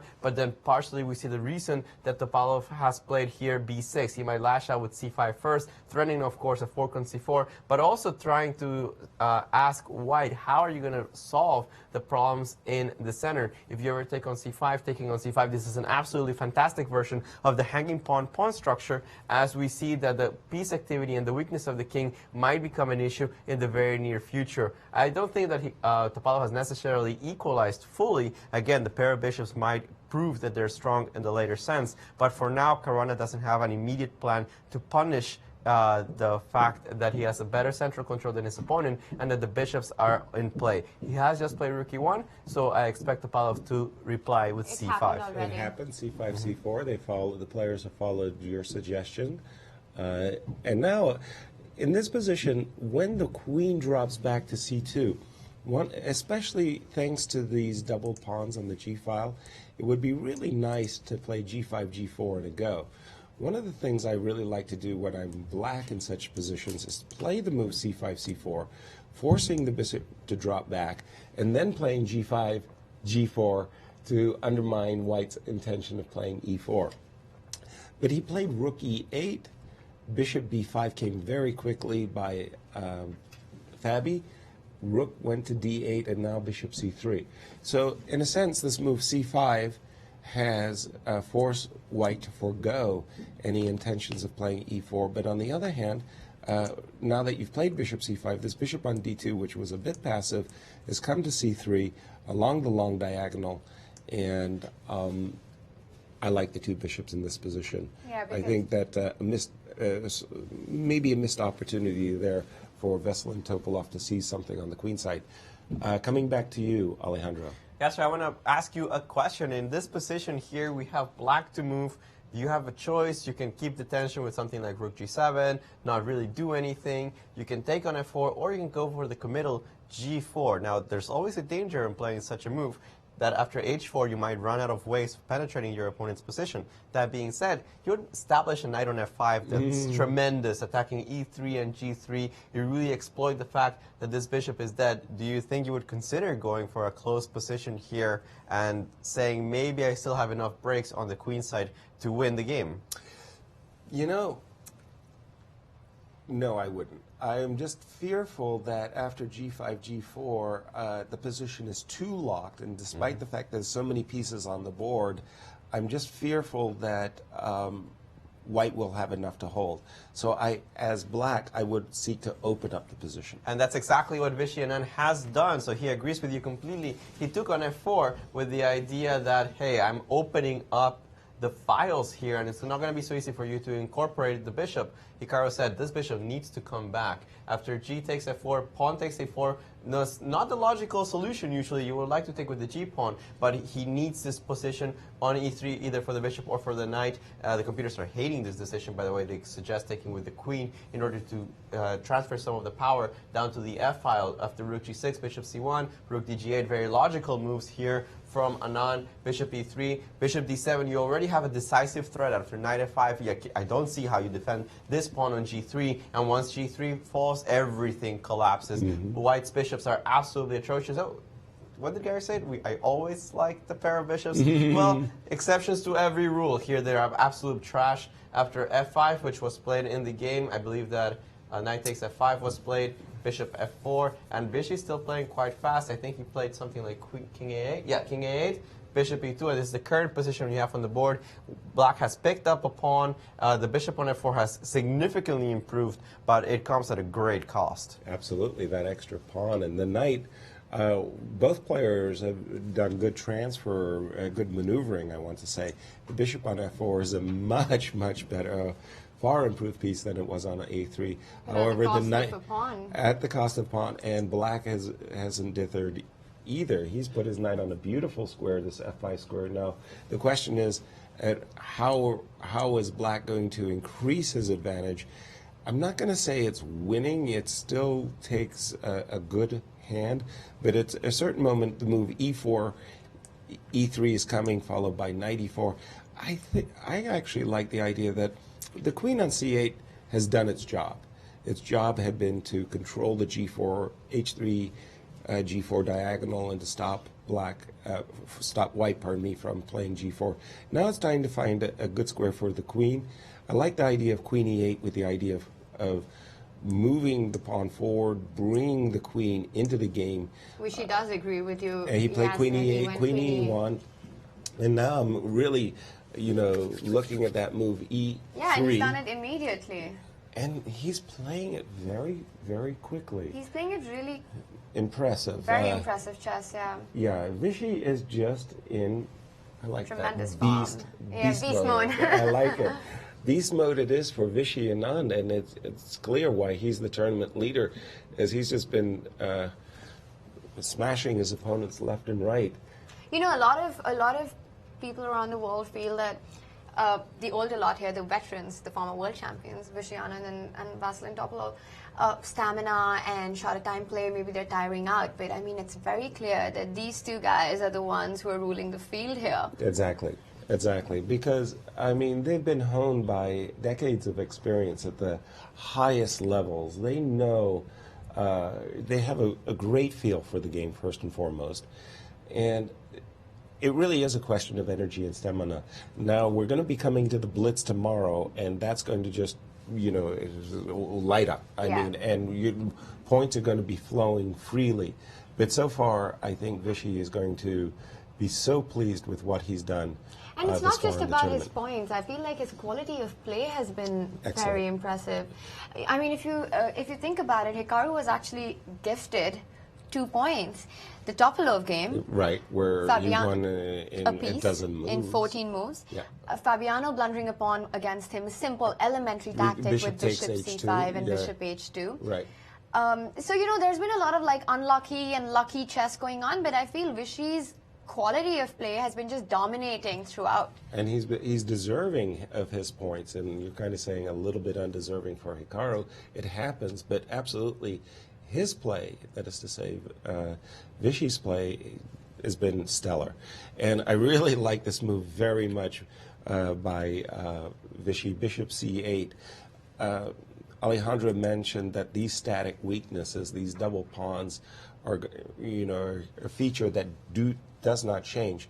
But guess what? After this move, bishop c8, suddenly a world of possibilities is opened up for black, as he's essaying opportunities to play queen a4, bishop as a6. well as bishop a6, and bishop takes c4, and everything is collapsing. Yeah. So, I mean, Hikaru, pawn down, worst position, and with his back against the wall, as he's got to defend the c4 pawn in the near future. Yes, I think which is why we have so many openings in which you've got these c3, c4 pawns, and they always advise you to keep the tension on the board in the center. And moves like d5 just make it clear that this weakness is going to be there for life. So if black has managed to consolidate everything else, he'll just stand better. Exactly. The other thing I just want to feature, highlight, it's so bad. The hatred that Alejandro has for for White's position. Take a look at White's knight on b3. Is that not the most miserable creature you've seen? The knight on b3 is completely ensnared by Black's pawns. The pawn on b6 protects the a5 and c5 squares. The pawn on c5 stops knight b3, d4. So that knight on b3 is, totally out of the game. On the other hand, all of Black's pieces are really highly functioning, have great jobs. As rook on h1 is terrible. We can call this game lost, and we can say that Vishy has played a brilliant strategic game. Let's go back to the game between Veselin Topalov and Fabiano Caruana, because I think that game has much more content. Fabiano's down to 4 minutes already. He's, I'm sure his confidence has also taken a bit of a blow over the last few games, and that does play a very important role. Absolutely. Confidence is huge for a chess player. I mean, when you're feeling it, you're feeling it. When you're not feeling it, you just feel miserable. Alejandro mentioned a moment ago that the hanging pawns, that Black has a very good for a hanging pawn formation. He's doing very well. I'd like him to expand on that. Why he is it specifically because of the pawns being on f3 and g3, or what is it that you like about this hanging pawn formation?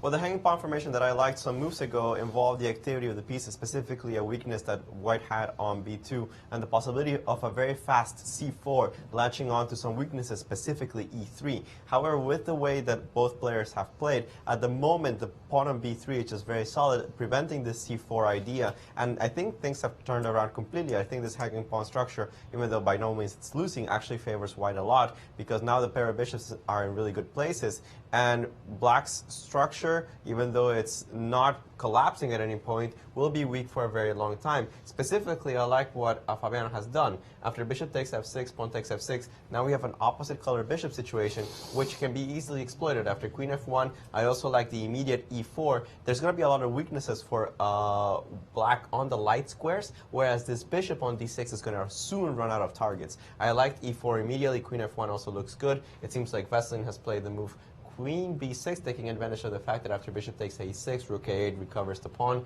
here on a2.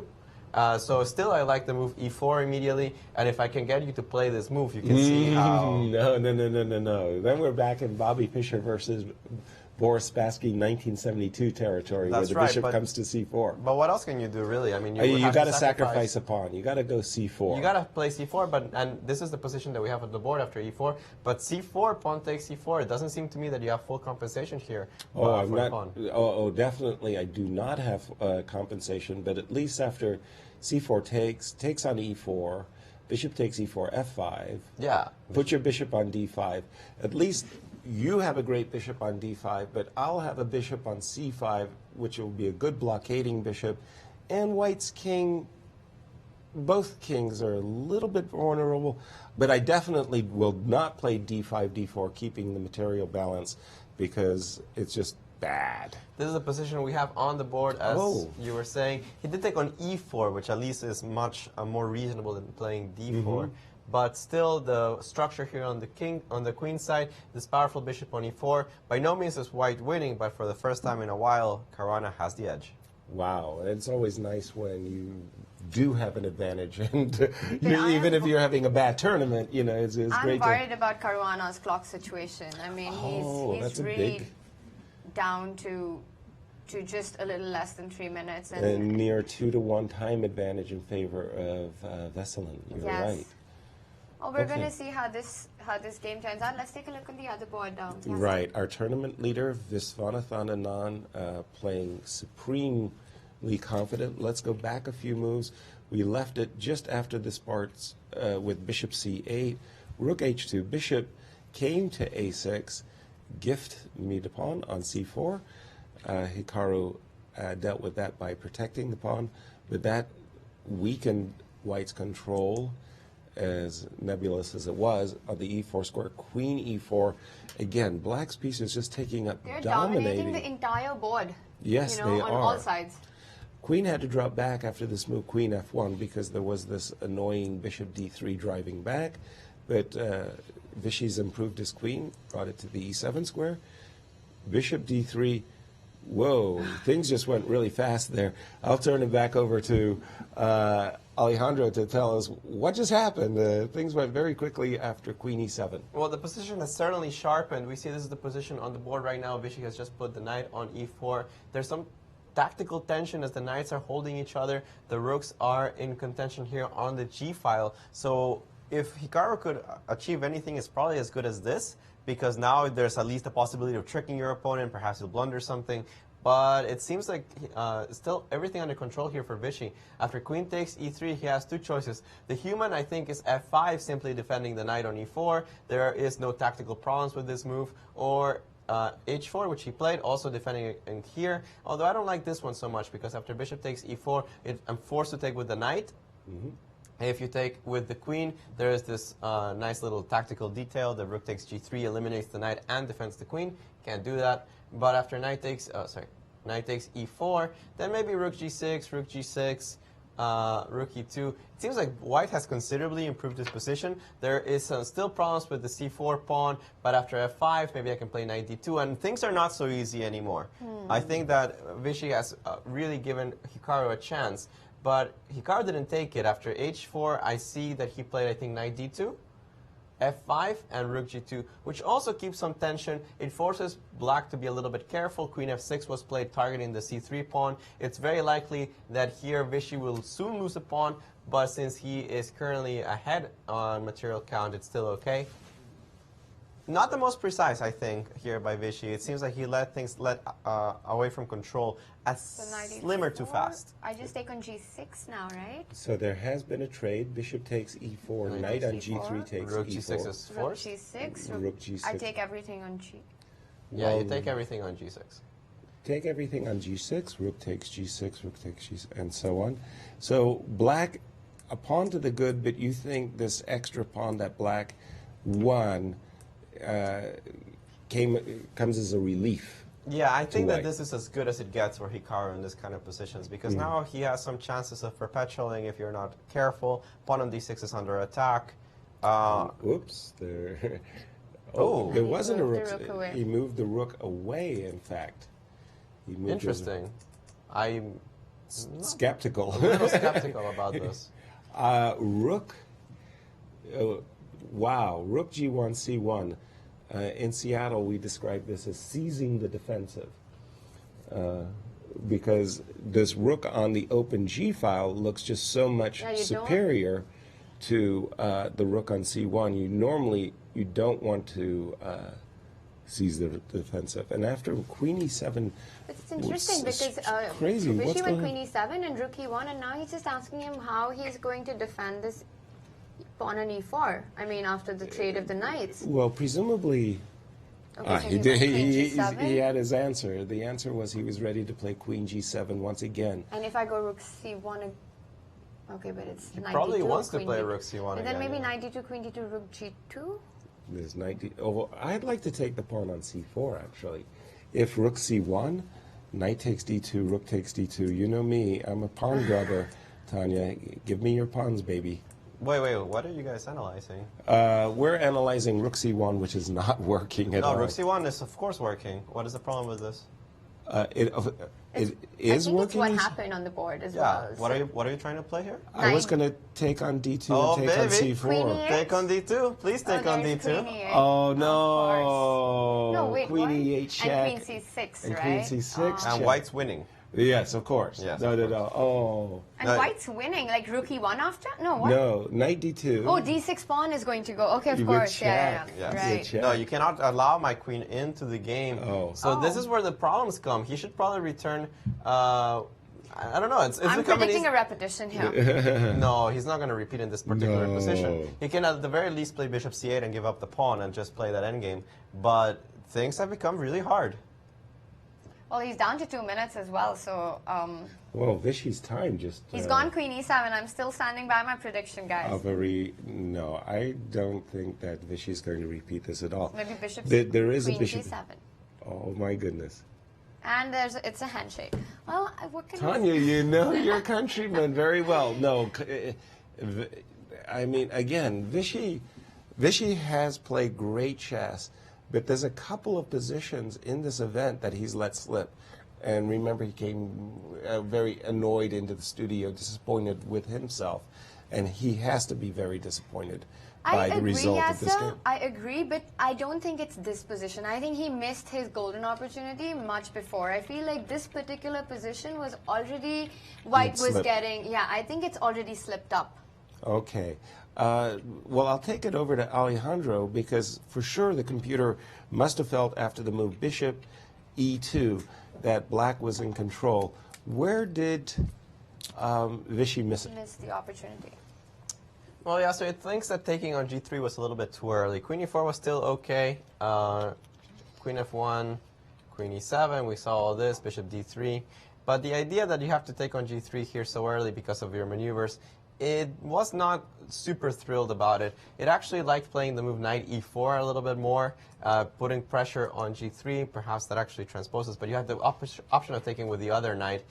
In essence, all of this was okay, but the computers don't think that there was any reason to maneuver the queen back and forth. Instead, just blasting open with h4 much sooner, going for the positional advantages was the way to go. The tactical justification is that after g4 you have the surprising move knight h5, and guess what? Your bishop's trapped. So Sweet. H4 would have been absolutely a killer move, I think.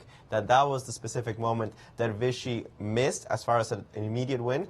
But the rest of the game, he had many, many chances. Even in the final position, the computer still think that there's a couple of maneuvers that you can try out. I wasn't really understanding this move, but back when we were here, Rook C1, they really like the move Rook G7. And the point is that after pawn take, knight takes, pawn takes, you cannot take on E4 because after Rook E7, notice that there is no really good way of defending the bishop. If you go Queen F3 after King B7 or Rook F7, is what I like. All of your pieces are tied up, completely tied up to the defense of the bishop. C4 is also hanging. So after Rook G7, it seems like Black still retains a decisive advantage. Wow, it's that simple. I like this move, Rook G7 a lot. Well, you know, it's simple when you're sitting here, Yasser, with It's true. It's true. I know that. I mean, especially at times I get up from the board and somebody just says, "Weren't you winning?" And then I go, "Oh yeah, there it is." Let's turn our attention to the remaining game between Veselin Topalov, who has been on the worst side for some time. He's trying his best to hold the position as Fabiano has a very active king on G5. We just saw this move Very A4. active king on G5, but but also look down at the to a time. minute. Look at the time. Two and a half minutes for. How do you improve here? Fabiano's got his king on G5 and rook on F6, and the question from Grandmaster Ramirez is, how do you improve? You've achieved just about everything. The best position for your pieces. But there is a bishop F7 in the works, isn't there? Bishop F7 trying to snap this pawn with a check. But on Bishop F7, I'm going to be able to play King G7? King G7, right? Bishop G. Rook and D5. then you got Rook D5. And Yeah. then I'm going to have to go Bishop F5. Bishop and then you F4. have Bishop F4. Embarrassing. Rook E7 looks like a very good Yeah, I move mean, as like- Black is threatening to play Rook E5 check. Ooh, nice. Thanks to the nice position of And the then Rook bishop. F5. Yeah, exactly. Yeah, I mean, all of White's pieces I think are perfectly placed, but how I don't. The next opportunity, the other weakness in the position, of course, is the A pawn. And he has gone for it. And he's gone for it with Rook A6. Rook E5 check has Rook been E5 played. check, as King advertised. G4 must. King G4, but now Rook Yep. F5. Yeah, but now you take the pawn on A5, and this pawn is actually quite dangerous because of the existence of the pawn on C5. There's not going to be the possibility of bringing this bishop back into this diagonal. I think that it would have been more logical, at least for me, to just defend the pawn with bishop With D2. bishop D2. But this forcing sequence after rook takes A5, okay, I'm assuming you take with check, king anywhere, king G3, I guess. But yeah, this pawn on A4 seems pretty dangerous. Black is far from away from danger. Definitely more dangerous than the G6 pass. Yeah. I would have gone with bishop D2 as well. Agreed. Agreed across the board. The A pawn is by far the most dangerous pawn in the position, and as Alejandro says, thanks to the existence of the pawn on C5, it means that the dark squared bishop doesn't control the A7 square. And how do you stop this pawn from advancing? Right, you're just going to go rook check and A5, A6 and push that pawn for all it's Yeah, worth. if for example Black passes, you actually don't take on C5. Exactly. You If don't you just play a don't move take like it. G5, for example, Right. you just leave the pawn, you go rook A7 check and push the A pawn. I think And rook E5 was a big mistake. So he's gone rook F5 defending rook 8, and now it's very easy for White to make his next moves. Yeah, he's just pushing the Absolutely. pawn. absolutely. Both are down under a minute, but definitely Yeah, it White looks is like on. a winning position. I don't see how you defend against A5, A6, A7. No, I think it's just winning. it just looks like a winning position. Yeah, this pawn on C5 is very annoying. Yes. Yeah, I perhaps would have preferred to put the rook on A7 and on the 7th rank and push it that way, but this looks is good fine enough. too. This looks good enough. Bishop check, bishop F4 check. Can't even go back to C7 because of rook A7. Exactly. Now I'm imagining something as King G2, That's benign what he as King went. G2. He did play King G2.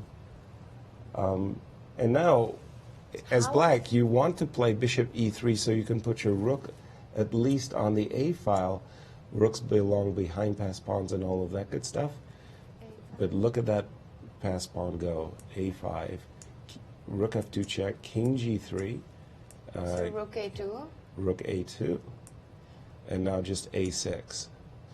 Now, I'm not a big fan of this rook being on A8. I would have preferred the rook being on A7 so that you could slide across the 7th rank, play A7, and then bishop D5. Has Fabi made his...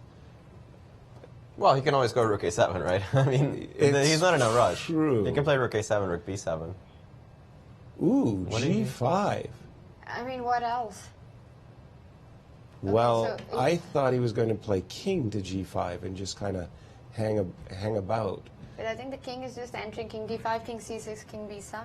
Right. And there you go. He did indeed do it. Yeah, the king just walks in. The pawn on G5 is easily stopped. You just waltz too right. slow. Yes, and rook B6. Pardon me, king B6 attacking the rook. And that should be A7, and that's game over. game over. We should be seeing a resignation soon. And I might be wrong, but is this Fabiano's first win of the tournament? Oh, God. And there you have it, Fabiano, Yeah, the a man little I head shake. predict. Maybe even he couldn't believe it. I mean, it took him the second cycle of the Rapids to achieve his first victory, and it didn't come easy, not at all. I mean, that This that would was be the very moment strange. when Fabi's stars are going to change. Exactly, confidence is such a big factor, but that was a very strange decision for such E5, an just bishop experienced D2 here, right? player. This A pawn turned out to be the decisive role, and we all know. I don't even mind losing the C5 pawn at all, but that A pawn was just huge. Right. And bishop D2. here? Okay, bishop D3. No, I agree. You have to defend the A5 pawn. But I'm just Exactly. seeing if white can continue trying for something. Of course, and I mean, it's still a long game from here, yeah. Right. I mean, the chances of white winning are very high, but giving up this A pawn Just made it very easy. easy. Yes, I agree. And how does the results of this round start to impact? Of course, Vichy is keeping his lead. Yes. But he didn't. Well, he did kind of extend it because Hikaru and Veselin were tied for second, and Right. now Veselin lost a half a Veselin point. lost, and so Hikaru is still a point and a half behind. We're going to be getting the standings up really Very, soon. very good. And yeah, but so Fabiano's first win, finally. Power to him. But for me, this round was an amazing miss by Vichy Vichy. Anand. I thought he had just all the strategic trumps Oh, Hikaru early. He was saving dominating the positions. whole game. I mean, how Hikaru? I mean, it's black magic. Hikaru just keeps saving he some saves- positions that are Hikaru is amazing. very lucky in this Well, tournament. You know, Well, he's had a fair bit of luck. He's No, also a fair played. bit of luck, of course. He's been playing really well, but I mean, I wouldn't. yeah. You already wouldn't say that. He's actually been very resourceful, playing well. Yeah, I wouldn't maybe say resourceful. That. I He's would been agree very with resourceful that. this tournament. He's been That's a defending. benign He's been way defending of very putting well. it. And Let's- let's take a look at the standings. Yes. Tanya, So what you got? we've got Wishy at 6.5, a point and a half lead. He's still Yeah. maintaining that after kind of messing up a big opportunity he had It could have against been a Hikaru. 2-point lead. He could have been a huge lead. Hikaru at 5, Veselin at 4.5. Lost a game with Fabiano, who scored his first win, and he's now at 4. And here comes my man Fabi. I had chosen him on our panel of discussion. Well, we'll be back soon for our 5th game of the Rapid. See you soon.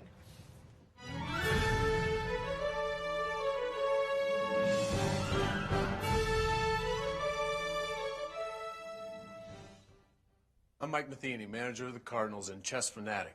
At the world-renowned Chess Club and Scholastic Center of St. Louis, across from the World Chess Hall of Fame, St. Louis' status as the chess capital of the nation is on full display. With a welcoming environment and scholastic outreach program that works with over 100 schools, our goal is to teach, play, and promote the sport. So whether you've played for years or never before, we invite you to experience all chess has to offer.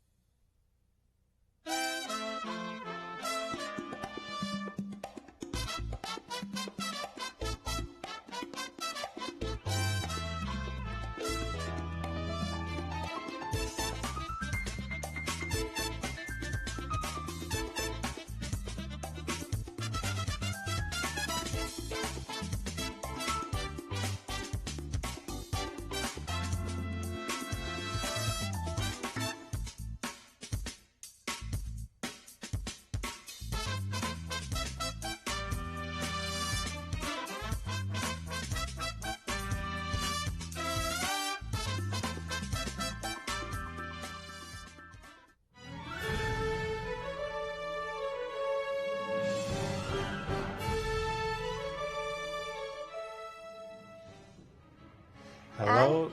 And we're back with Game 5, and they've started. We see all the players here making their first moves. A very, very important round if anyone wants to catch up with the Tiger from Madras. Exactly, and we're just getting our boards updated. So we've got the former world champions facing each other, and finally the All-American matchup. A classical Rui Lopez, no Berlin, no Italian game, and the players are playing the Rui Lopez. Thank goodness for variety. Right. Big welcome to that opening line. I think, is this what they call the Archangel system? It's always tricky for me to remember what the But now with Bishop B7, right? Because Bishop B7's been committed here. I think that's without Bishop B7. The immediate Bishop C5. So what's this variation called? Early Bishop B7. Oh, no, it's not. No. We bring her all the way from India to make stuff up. What do you mean? The early Bishop B7. That's what I call it in my database. The early Bishop B7 variation. We're just going to get our board set up. So go and ahead I got and it right here, guys. This is definitely going to be a classical type of Spanish structures. We have this knight c3 idea, and I think the knight d4 is the main line here, or knight a5. I can't really remember, but some channels that we haven't seen in quite a while, at least at the top level of chess. Glad to see Topalov bringing it back. In the other game, we're going to have a pawn sacrifice that we already saw earlier in the tournament. Let's remember the legendary game between Veselin Topalov in the first round against Fabiano Caruana. And here after pawn takes e3, bishop d6, we have a repeat of what Caruana had done. Perhaps he was pretty happy if his opponent keeps giving him pieces. But after bishop g5, bishop e7, takes, rook e1, castles, knight e5. Seems like the players are just blitzing other moves. Hikaru following some of the engine recommendations, which is not surprising, as we had talked about how important it is to look at your opponent's games during a tournament and be prepared against it. So I wouldn't be surprised if Hikaru himself, or even his second, Chris Littlejohn, has already been looking at this variation specifically. And we have a very challenging move, a sequence after bishop g5 trades, rook e1, knight e5, knight d7. Just offering the knight on e5, obviously, white's best piece. Is the, wow. And that was the move that scared me about knight d7. I said, well, aren't you allowing the opportunity for knight f7? And Hikaru was very quick to put that on the board. But I would think that Fabiano, he was blitzing the moves out. This position has occurred before, at least till bishop d6 and bishop g5, bishop e7. In fact, we discussed that very day itself, and yeah, knight f7, and now he's having a think. Which is a strange moment to have a think, because you do that before you play knight d7. Precisely so. So rook f7 has to be played, right? Well, yes. Or knight b6. Do I have knight b6 here? That is the move. Knight e5. Knight e5. Then, unfortunately. Right. So let's take it. Let's just see. It's a challenge. Rook takes on e6, I suppose. Queen goes backward somewhere. Let's say f8, just for the moment. Okay. Now, my intention is to play knight f6 and say... And consolidate everything. Yeah, show me what you got. Or knight b6. But queen e2, you resign, right? And I resign. Oh, rook e7. Rook e7. I thought I had that square covered. I'm sorry. Blindness on my part. Okay. So let's go back to the current position. I thought that he was going to play knight c6. Knight d7 caught me by surprise. If I play king f7, I'm not happy. Rook e6 is what I want to play immediately, but maybe... I'm getting a lot of So we did get knight b6 on the board, by the way. Maybe we can come back to this, but just to update what's going on, knight b6 and knight e5 has happened on the board, and the pieces have been traded off. So what is this, just a pawn down? No, it's a return. It's a return of the pawn. pawn. I'm sorry, yes, of course. So which means that after b6, I'm going to be able to establish a powerful bishop of course. down this diagonal. Yeah, then knight b6. So, yeah, white gets an awesome knight on e5, black gets an awesome bishop on b7. It seems that structurally white is better, but the advantage cannot be that clear in this position. The pawn on e6 is not so easy attackable, and remember, the bishop will be really dangerous at some point. You're going to also have to be dealing with a c5 break in the near future, and importantly, because Black has lost this pawn on f7, the rook is now active, and you've lost your bishop on c4. So definitely some, perhaps a little bit of an edge for White structurally, but on the other hand, Black has improved this position significantly. But Alejandro, could Black have accepted this sacrifice? No, on you f7? just die. Okay. You die? Yeah, no, that's good. Okay. That puts that one to rest, because your instinct is when the guy sacrifices the pieces to take it, but knight b6 was the proper solution. Right. So from what Alejandro was saying, you know, about this pawn, I'm attracted to the move queen g4, but he makes a very good point that the capture of the pawn on f7, and the benefit from Black's point of view is the f-file has been opened, and he did mention that, well, this bishop is going to be a great, great piece. I'm thinking that if you take on e6, you might get into a little bit of trouble thanks to moves like queen f2. There's an issue with your knight on c4, and bishop d5 or bishop c8 is coming. Yeah. So that e6 pawn is not as vulnerable as it looks, even if White essays queen g4, which, by the way, he has. Queen g4 on the board, bishop b7 on the board. Right. Well, Yasser, perhaps you being the classical player that you are, you can take us through what happened in the game between Viswanathan Anand and Veselin Topalov. I may be the classical player that you think I am. However, this has nothing to do with anything from my childhood experience. My goodness. It looks like the position really blew up after the move a4 was played. Knight a5, this is very common. b4. And we saw this actually in a different, with a role reversal. Viswanathan Anand trying to bury the bishop on b8, Veselin's bishop on b8. It's very common in this particular line to play the move b4, b3. The sacrifice of the pawn isn't that meaningful, but making the bishop on a2 a very passive piece by this sacrifice is a classical idea.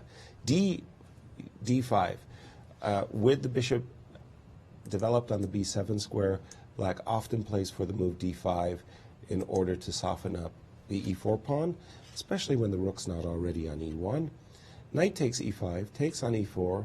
All of these, I'm assuming we're in theoretical waters, but this is a very different outcome from openings that I'm used to seeing. Knight c6, White's a pawn up, but it's not the most beautiful bishop on a2 But you've I'm going ever to ask seen. you something, Yasser. Yes. If I play the move b4 here, don't I solve all my problems? Well, you definitely do give back the pawn. I do not. To Oh, you dirty rat! Think you've got. I wanted to play knight takes b4 followed by this, but there is a problem in the position. Indeed. Bishop takes f7 check. Rook takes f7. You can even take on f7 probably. You take on f7 Seven. here. There you go. Viswanathan, what a monster, playing b4. And this is the point. If a king takes f7, you have the move a5. Sweet. And the point is that after bishop a7, queen b3 check, even though you have 4 pieces to cover the d5 square, and you also have the choice of moving the king somewhere, none of them are acceptable solutions. That is quite a tactic. a5 and queen b3 check. That's remarkable. 4 pieces can go through the d5 square, and there's problems with every one of them. You play b3 to block this bishop, and you give that's your compensation for giving the pawn, and then b4, and it's all. Well, let's see it again. So b4, this is the position all on the board, socket. because there is a d4 pawn is hanging as well. If I can't take the b4 pawn, and that's a beautiful variation, by the way. If I can't take the b4 pawn, what's hanging up? What's holding up Dorothy? Let me take this one. I think that simply taking on f6 puts you in serious trouble. If I take with the queen, Let me make I sure am that's walking correct. into- 97. But here, hold on. This is a Veselin Topalov position where he's about to offer all kinds of pieces for a kingside attack. Well, the computer said I'm wrong. You don't take on f6 immediately. You take on d4 first. Okay, sorry. You take on d4 first with the knight, and in case of queen takes. Yeah, you have to take with the queen. Otherwise, I take on f6. We already saw that this variation is very different. You mean if I play knight take? Oops, knight takes d4. I got it right here. Okay. Now, well, after queen takes d4, now I take on f6. And I think, this is almost losing, right? Jake takes f6, runs into queen g4 check. Followed by knight f7. Yeah. Followed by knight f7. Otherwise, you have to trade queens immediately. And then knight d7, And then after takes, knight d7, picks up either the exchange or these 2 pawns. Yeah. So this is, the computer says this even knight f7 here immediately. Right, and always wow, a5 and rook rook d7. Wow. Oof. No, that's... Oh, okay, so the really tactics are really favoring white, thanks to this bishop on a2 that suddenly has this fantastic sacrifices on f7. Yeah. Nice series of bishop on tactics. a2 is a monster now. But, I'm one of those guys, got my bishops over here. I feel like this shouldn't be that bad. Like, I ought to have some moves that give me a good or sufficient counterplay against the structure. Well, when you can't take material, you might as well gift it away. Perhaps the way to go here is h6. Just force the bishop to take on f6. Right. And then after I take with the queen. Yes. Ooh, and Topalov is going for this losing variation after knight takes d4. But let's just analyze this real quick. After knight d7, perhaps there is queen g5. Very Topalov-like type of idea that we've been seeing in this tournament, just pressuring the g2 pawn. Whether this really works or not, I'm not sure. But you might as well go for this, really. I don't think you have much of a choice. The move that Topalov has played, knight takes d4, is refutable the way that we've been looking at it. Okay, let me just refresh my board for a second, and I will come immediately back to this game. Come on.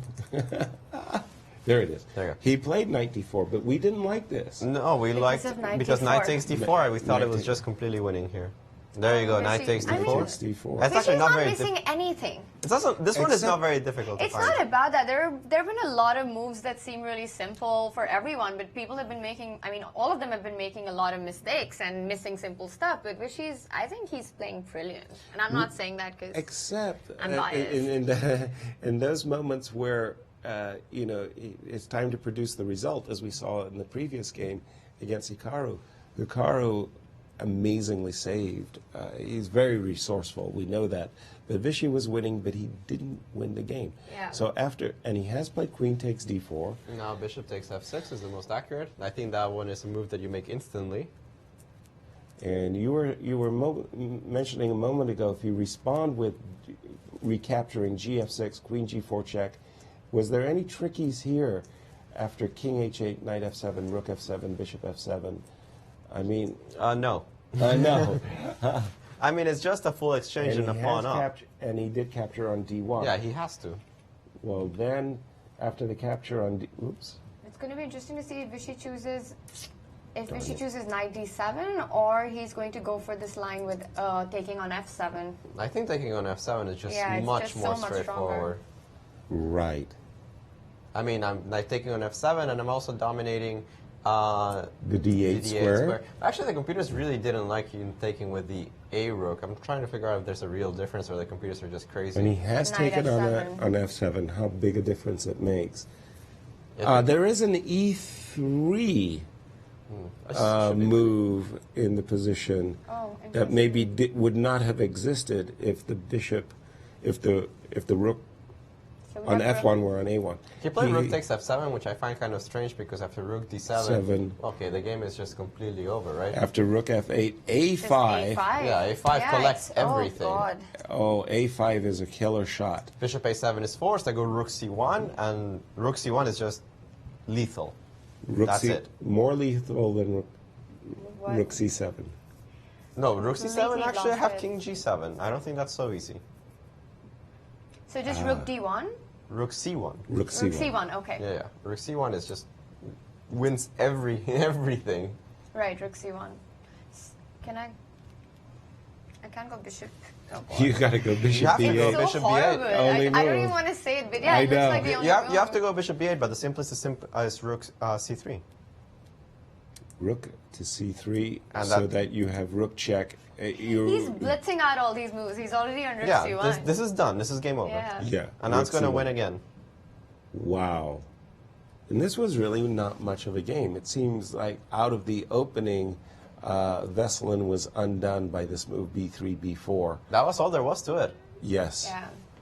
And he has played Bishop B8. Now Rook C3, but it's not the only winning move at this point. But no, it's the simplest because the idea of King G7 to get out of the pin doesn't work thanks to Rook G3. So Rook C3 really puts the kibosh on the game. Yeah, Rook C3 should be played, and that's He's gone pretty Rook much D1. it. Rook what? Rook to D1, CD1. Oh, that's actually quite a mistake.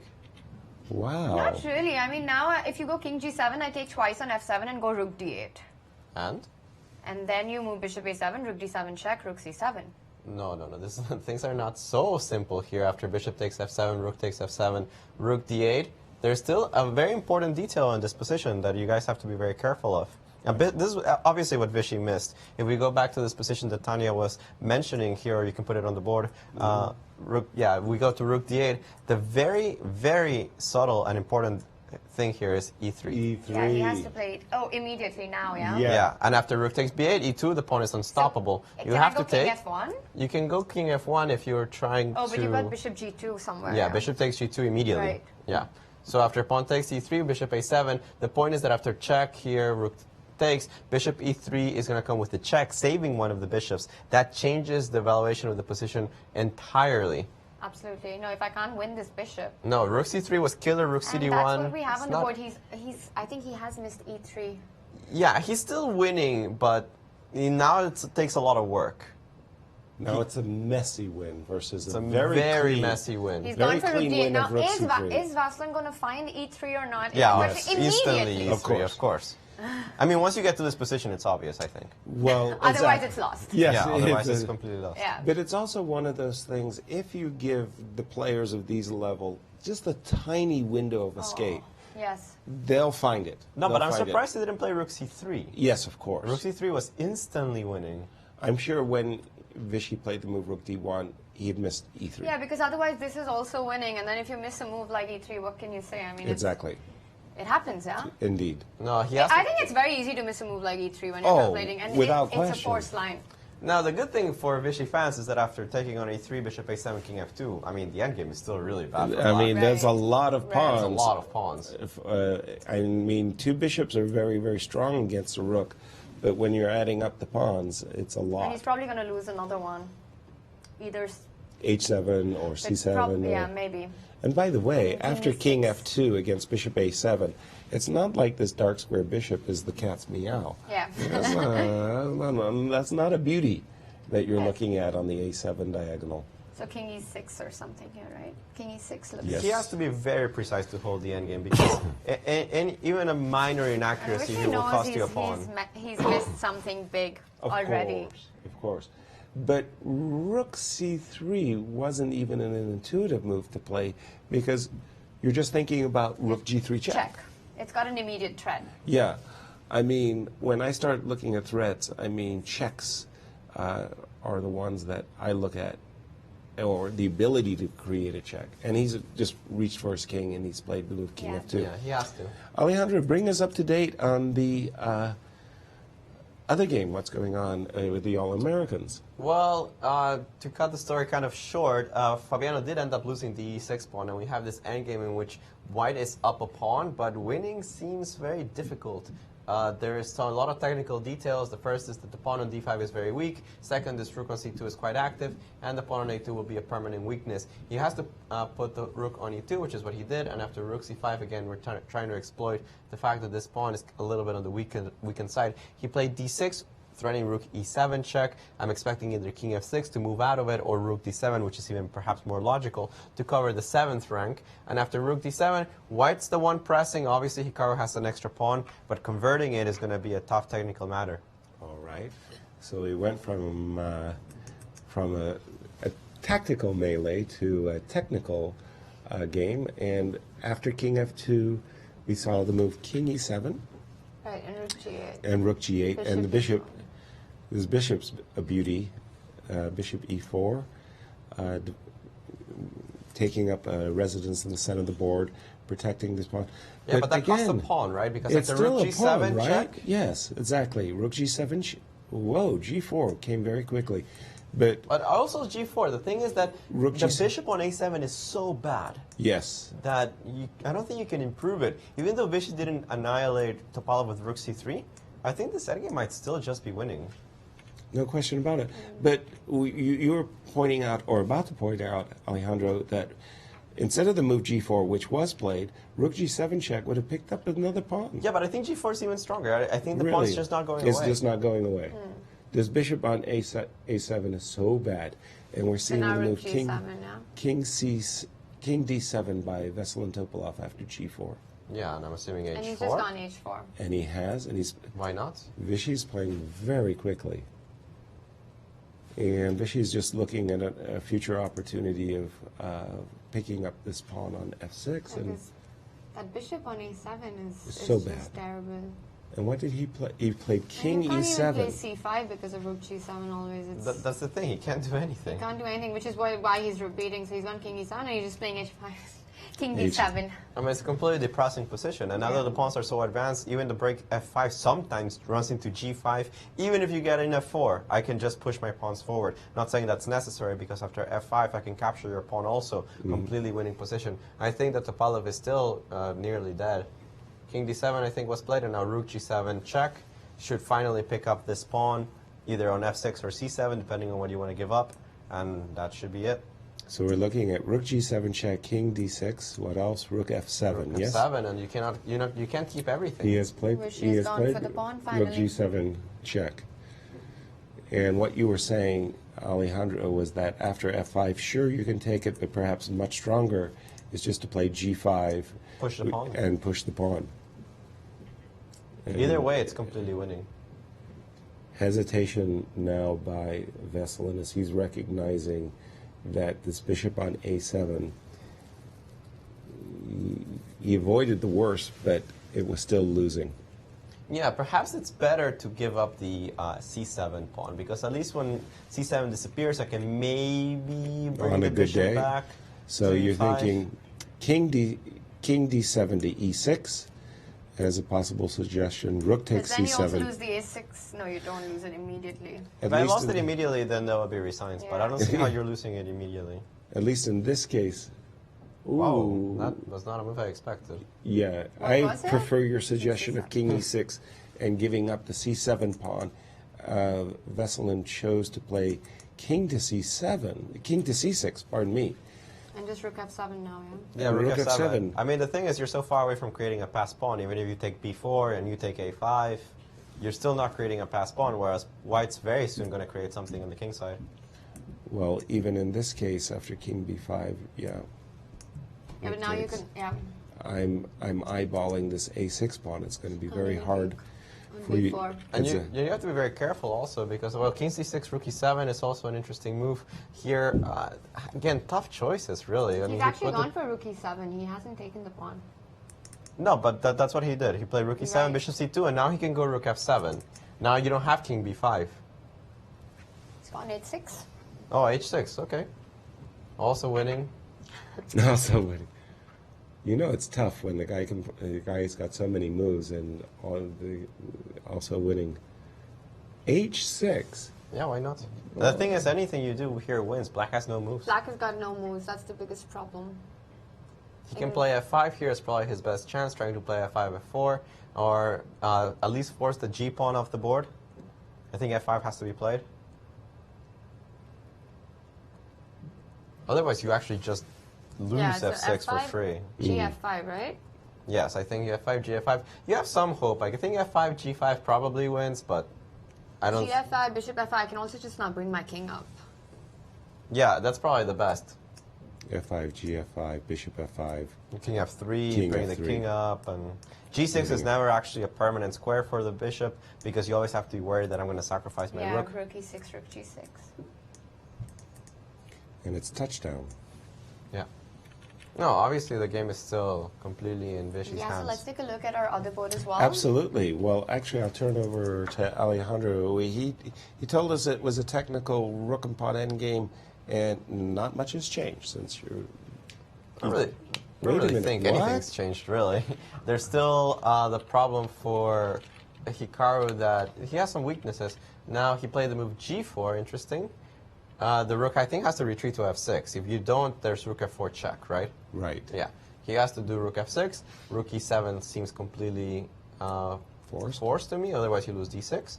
You have to take, that seems forced as well. You have to take with the rook, because if you take with the pawn, I play king e8. And it's blocked. And you're blocked, and you're going to lose this pawn eventually. So you have to take with the rook. The king has to go to f8, of course, to keep the rook in check. And now then rook this pawn d7. is... Rook d7? Okay, rook d7 is still in the air. The point is that king e8, you have rook g7, that's winning. So maybe I push the pawns outside of the second rank, h6, h4, g5. Okay, still not an easy endgame. No, still unclear. Still very unclear endgame. This line seems more or less forced, and I see the players going for it. Rook King d7. f8 is forced, rook d7 is forced. Rook and d7. now h6 seems to be like the more logical move, to move those pawns outside of the rank they don't belong in, because now the rook on d7 is targeting the entire game. But I'm just wondering, after the move h6, Alejandro will go to your board. Yes. After h6, a4 to keep the queen side majority crippled, g5. Yeah, g5, of course. I do the same thing to your flank. And I was wondering, how's the timing? Does white have time to... I'm just playing king e8 next, right? What? King e8 next. I mean, you don't have time to get king e8 is the next move, right? So Absolutely. you have to be very careful. I think you have to play rook d8 check, just so that doesn't happen. And then maybe you can bring the king. I'm not sure if that you was bring my it to question. g3 or e3. E3 was my avenue, so to speak. King e6. King e6. I have ideas of rook f4 and taking this pawn as well, right? So you can't just... rook b8, rook f4. Probably. You take this one, I take this one. And now this is the endgame. I have to go check, yeah? Yes. And now this endgame, that's the evaluation that we all want to know. It seems pretty bad for black, because I'm going to go h4 next. But again, the pawn on a5 is not to be underestimated. I would think this is losing, but it requires definitely more analysis. Meanwhile, I think we have resignation. Our tournament leader, Viswanathan Anand, he does it again. Putting his signature on a fantastic tactical melee that he sparkled. And we left it, oh my goodness. Veselin ended up losing both f6 and a6. And I've never seen such a sad case of the two bishops. Yes. This is not a case of the two bishops. The tale of the two bishops was this was an impressive victory, emphatic victory, in fact, for Vishy He's Anand. definitely feeling very, very well right now. I mean, he's going to be going into the Blitz in high spirits, indeed. And what will it mean? It will mean that he's on 4 out of 5 right now. Yeah, he tied for first in the classical. He's almost the definitive winner of the Rapids, even with a round to go. With a round to go, and wow, he's on fire. Yeah. We didn't see the moves that we had been expecting. No a4s by. Well, he wasn't Hikaru. allowed. It was king e3, b4, king e4, a4, f4. And this is rook h6. So no h6, g5's, king e8s, but Fabi's just going this way for the h-pawn.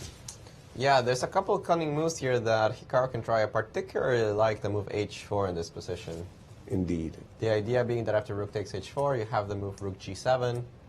Rook b7. Rook g7. Rook g7. Rook g7. Yeah, that's a nice little tactic, right? Takes on g7. I would be quite surprised and impressed if Hikaru plays h4. But it's actually kind of a common idea with this piece formation, that you distract the rook, and if it cannot get back, then you take on something that distracts the king. H4 is not the only move. Of course, you can also just play rook b7 here and take on b4, play that endgame. But I'm not so sure how you survive if I play h4. But it's kind of echoes of the brilliancy, or would-be brilliancy, that Vishy did against Hikaru, where he sacrificed and the rook was trapped so that the pawn went through. So h4, rook takes h4, rook takes g7. Yeah. And it's like Hikaru this time showing how to trap a rook. Right, actually after h4, if you don't take on h4... No, I have to take it. You have to take it. And definitely. But okay, just to continue this line for a sec, if I don't know. I don't think Hikaru sees it. I look at him and I don't think he sees it. I come down, Well, actually, no, this is pretty simple, right? D7, rook over, and these guys are ready to rock and roll too. I was hoping that there would be counterplay for Fabi with his queenside, but It's not enough. No, this rook is just in time to get over to the b file if there's a passer there. Yeah. And that's a well-known win, just with the rook defending against the promotion from behind the two pass pawns. It's a very trivial win. Exactly. So let me refresh my board to the current position. He's going for it. There you go. He's made it. H4, B3 instantly, by the way. Yeah, I think he couldn't go for rook takes h4, but it doesn't matter anymore.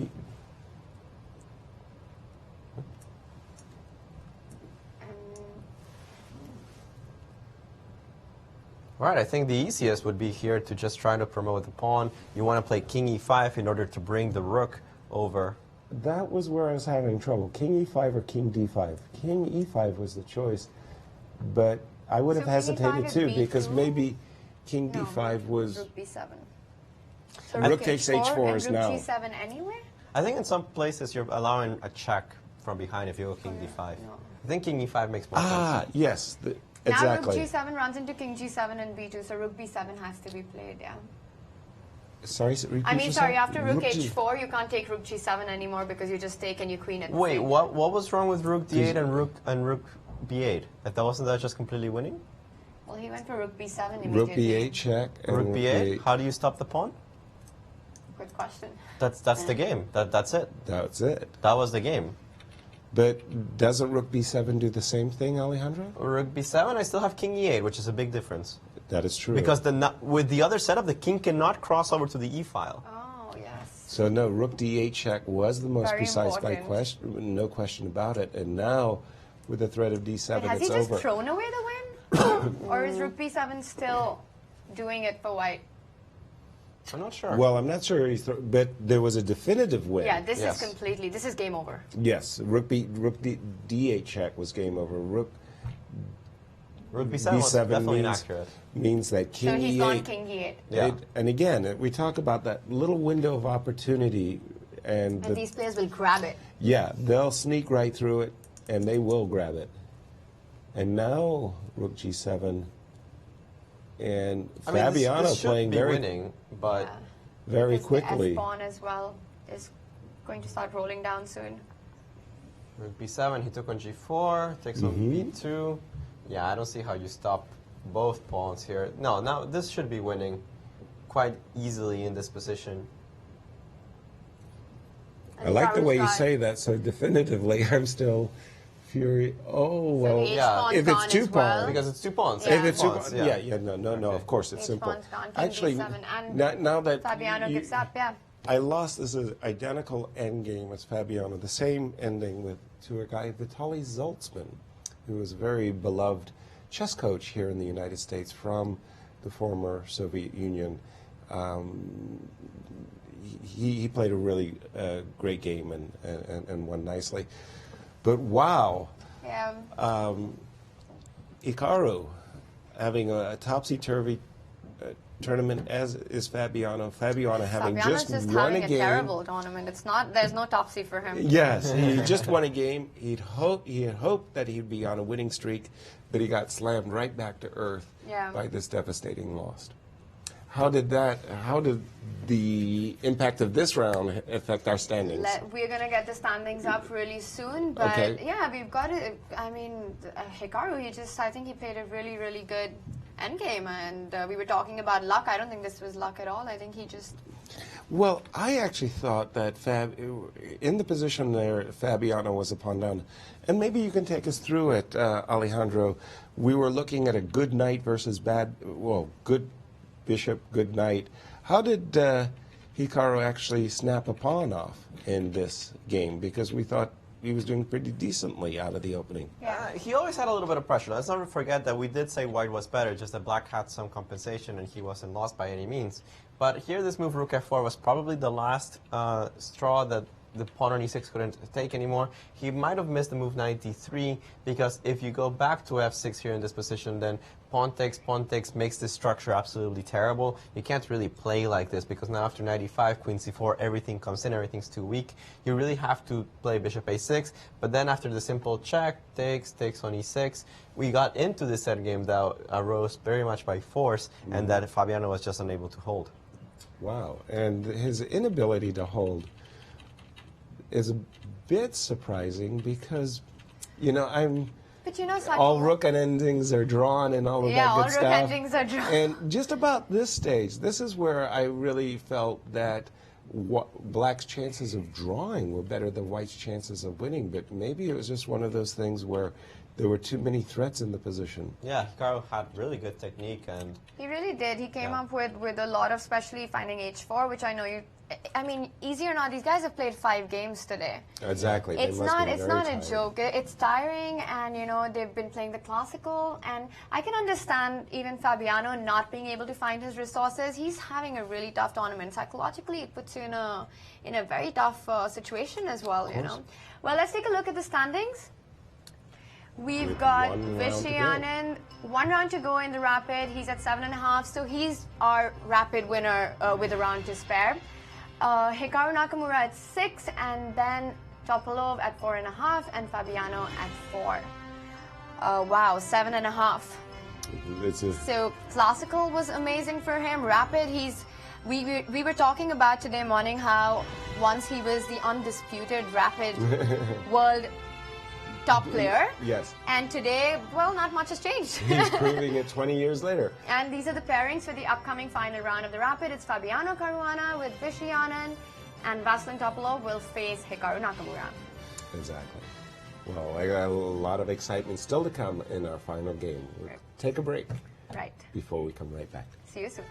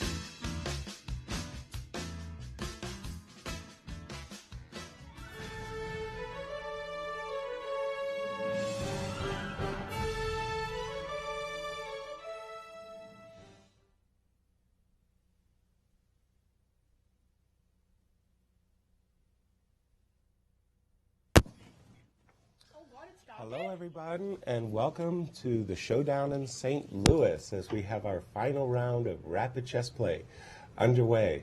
We had our short break, and we're getting back on set with everybody getting in their positions.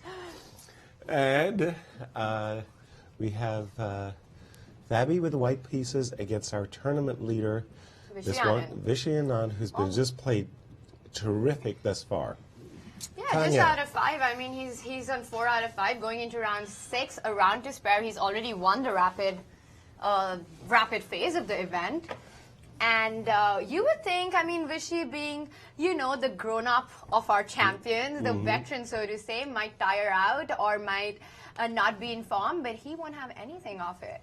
Not at all. He's just showing them how it's done. And he's played great throughout, and he's really looked supreme thus far today. We talked about Fabi liking or wanting to play Benoni positions with both colors, and he's finally achieved it. Whether it gives him an advantage or not, that's a different question. And look how quickly the players are playing right out of the opening. Let's take it from the top from my board. And knight f3 was the opening move. Just a second, I'm just clicking on it. There we go. And I'll take it, blitz our way through this. d5, and here we have now the board really wants to go faster than I wanted to go. Knight came to e5. In a Benoni, usually the player who has less space is seeking piece exchanges. After knight g4, he's played the move rook e1, not dropping back with his bishop, as basically Fabi is saying the strength of this fianchetto bishop on g2 is worth the 2 bishops in this position. I'm not a big believer in that myself. I think that black is actually quite okay after even the simplest of all solutions, just capturing the bishop, playing the move queen c7 and preparing this bishop to come out. I think that Vishy will be happy about this opening, and he'll be satisfied with the outcome. Yeah, I think it looks like it's gone pretty well, the opening for him. Alejandro, your take on how the opening's been for our beast today? I don't think that the Benonis that Fabiano wanted to play included the double exchange of the e-pawns. In some cases, you want to play e3, capture on d4, and force black to take on d4 with the c-pawn, leaving some kind of target on the e5 square. This is not what we get right now. After knight takes e5, bishop, rook takes here, bishop d6. We have more or less a symmetrical pawn structure, but white has less space. Yes, the bishop on g2 is very strong, but it's not supported by a lot of pieces. After rook e1, even the simple, I think, rook b8 here, the computer wants to play bishop b6, I don't know why. But I think rook b8, knight here, bishop f5. I don't see what white can really hope for from this kind of positions. Even b5 might be a possibility at some point. b6 will just solidify the position completely. No real good pawn breaks here for Fabiano Caruana, which seems like he didn't really get what he wanted from the opening. Instead of rook b8, Vishy decided to play bishop f5 immediately, I guess attacking the pawn on d3, taking advantage of the fact that if you take on b7, rook b8 recovers the pawn on b2 with a big initiative. I don't think that Fabi's going to go for that. In the other game, we have a classic Nakamura going for a King's Indian defense. Thank God we're seeing one. A little variety. Kind of scared that we weren't going to get one. But f3 was, though, actually the choice that Topalov played, something that was very popular in the 80s and 90s, and suddenly the same-ish has... That's my move. f3, huh? Well, 80s and 90s, as I said. So after f3, we get the structures that are very difficult to play for both sides, as it's a very sharp pawn structure that we get. It's very ambitious. It's very different than the classical variations that are really predominant nowadays with knight f3, h3. But after castles, bishop e3, a6, bishop d3, Hikaru is well aware of all the plans. He plays c6, b5. Not the most common of ideas, but definitely one of the more challenging ones, as it forces white to find a way to defend against this onslaught on the queen side. Here after pawn takes, bishop takes e4, I'm going to go a little bit fast through this. We have d5 on the board, bishop b3, a5, and here Topalov has just played the move king h1. I think we have a couple more moves. Let me refresh. Bishop a6 and rook c1, I believe. That's correct. And it seems that we have the typical battle of white having a strong pawn center and black trying to counter it with the pawn breaks, with active piece placement. Here the pawn on f3 will always want to recapture on e4, and meanwhile Topalov is saying that I have the pawn structure in my favor. Hikaru is the one that has to prove something in this moment to be able to dismantle this formation in the center. I can think of several moves here for Hikaru. Even the move a4 might be interesting to open up the a file. You want to develop the knight to d7, but that's not always something that you really want to do, as you have to be very careful of the move e5. I see that Hikaru is solidifying his position in the center with e6. A little bit of a concession I've always felt to play e6 with a fianchetto. I think after the move queen d2, getting some more control over the dark squares, it's white that has a slight edge. Absolutely. Well, this forcefully reminds of the 1990 World Championship match where Anatoly Karpov was playing the same-ish variation against Garry Kasparov in the King's Indian, and Garry used the burn system, which is the choice of Hikaru. But still, it was always that space. I mean, there was this fantastic dynamic factors that Kasparov capitalized on to draw games, but he was doing it, you know, like, and finding these emergency measures to keep his game alive. So that's a very, very sharp game, very interesting one going on. In the game of Viswanathan Anand versus Fabiano Caruana, again, Benoni position, but a very comfortable one for Vishy. If this pawn on c5 was actually on the e5 square, an important detail that Alejandro was talking about, then I could see how white might find ways of trying to get an edge with his majority on the queen side. In this position, the pawns on the queen side. In this position, I just don't think there's anything in it for either player. I think that you know, you can put your pieces nicely on the light squares with bishop d5, knight e4, but with the pawn structure so symmetrical, if you will, 4 versus 4, 3 versus 3, I don't see this game as going anywhere seriously for either player. No, I don't think black has any problems in this position. Going back to Hikaru's game, absolutely.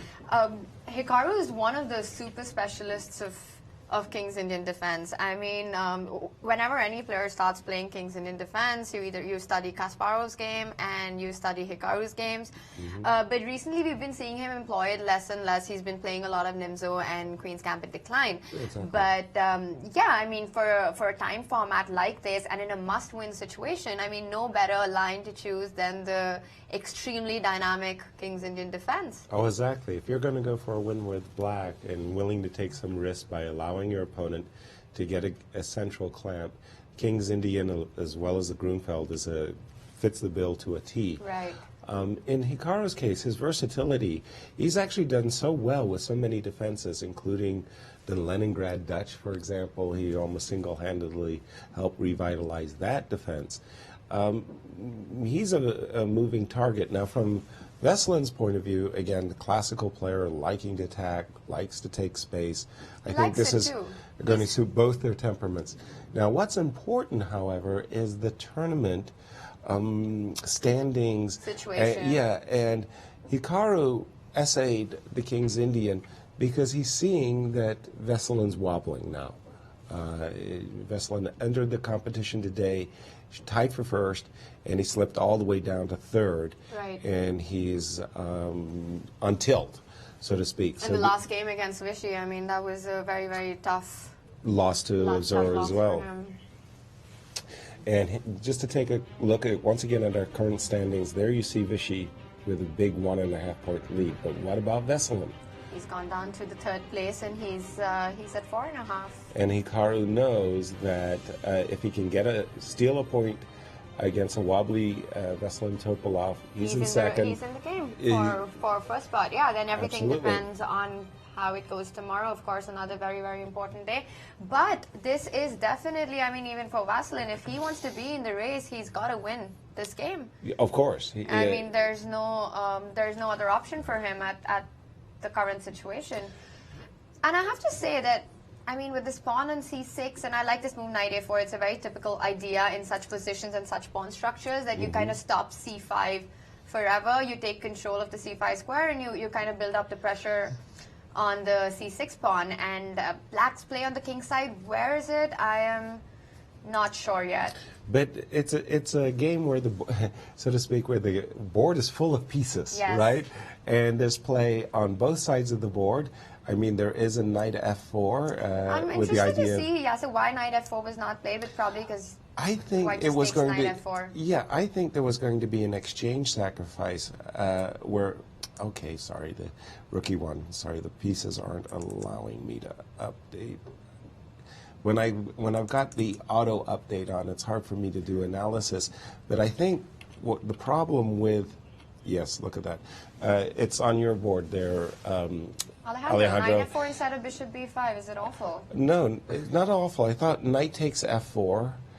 Well, not awful, but Pretty bad. it's complicated. I mean, after knight takes f4, bishop takes f1, queen takes f1, pawn takes Take f4, on Rook takes we take on c6. c6. I've got a pawn for the You got a exchange. pawn, but more than that, it's the fact that the queen's coming to c1, the pawn on f4 is difficult to defend, that you have this problem on the diagonal that I think is rather permanent. I don't think this was that bad because you can exchange after rook c8 at least a couple of rooks.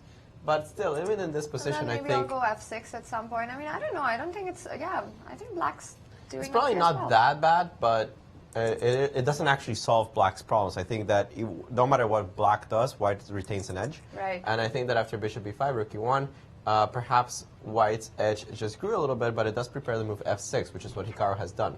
Now, after pawn takes, queen takes, I mean, it's hard not to like white. This is the main problem that he has, that it's defended, that you have to keep defending it. But e6 is going to be weak, c6 is going to be weak. More importantly than that, any break that black does at the moment is going to just worsen his pawn structure. If you play e5, you're left with this kind of awkward pawns. If you play c5, it's the same deal. Now that c5 is anywhere easy to achieve. And now he is playing a very Hikaru type of King's Indian in the sense that when he commits to this kind of sharp openings, he really commits. He says that I don't care about the strategical elements. I want to see if I can attack here. On the king side, play g4 at some point, weaken this. Yeah, maybe an immediate threat. Yeah, it might be an immediate threat. I'm not so sure how serious it is because I can still take on g4 and take on h5. So perhaps I think that here Topalov played knight ec3. I'm surprised he didn't put the other knight on c3. I thought that was more logical by a long shot. But okay, g4 can be played immediately, or Hikaru can save the bishop back on a6. I don't really understand why he put this knight instead of the other, to be quite honest. Well, there's one tactic I can see that in this position, after the move knight e3 to c3, if you try to go g4, I'll take this guy, knight back, and I've got ideas like rook takes e6 suddenly, and bishop takes d5. I can take on f3 But couldn't right you have done that with the other knight? True. And probably better. Yes, actually. absolutely. In fact, realizing what you're saying, he went knight c3 and after bishop a6 came back with the knight. Offering a repetition. I'm not, well, yes, you're right. He is offering a repetition, but, no, I don't think. Definitely Hikaru took the gamble of playing a King's Indian, not to take the repetition.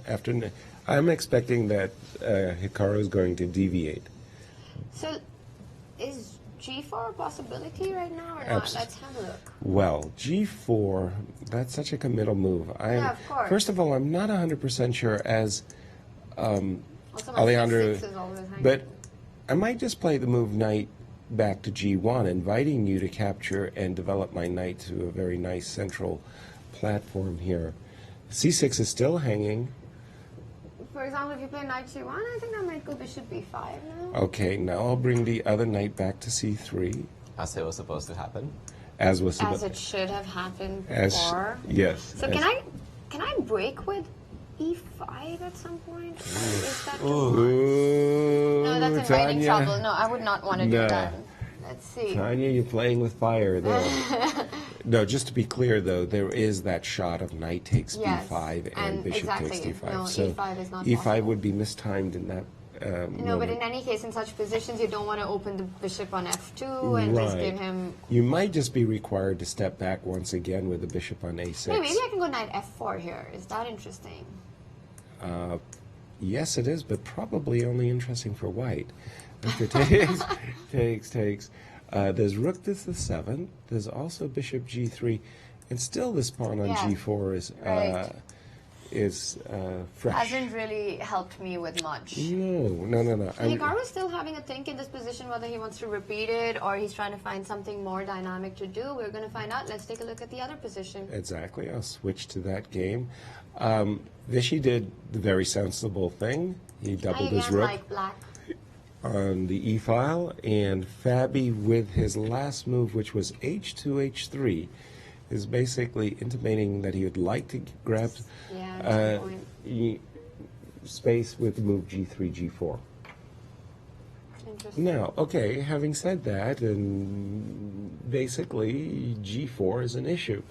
What am I doing with my bishop? Like, for example, if you play h6, g4, oops, I'm going to force it on me, yes, and you drop back with the bishop, you might not be so pleased with the outcome of the fact that you saved your bishop, but then, you know, I've got seen this it bishop buried. b8, queen c7, but it probably doesn't lead to anything. I mean, because you can always go king f1, I guess, even if I'm able to get a check into h2. Right.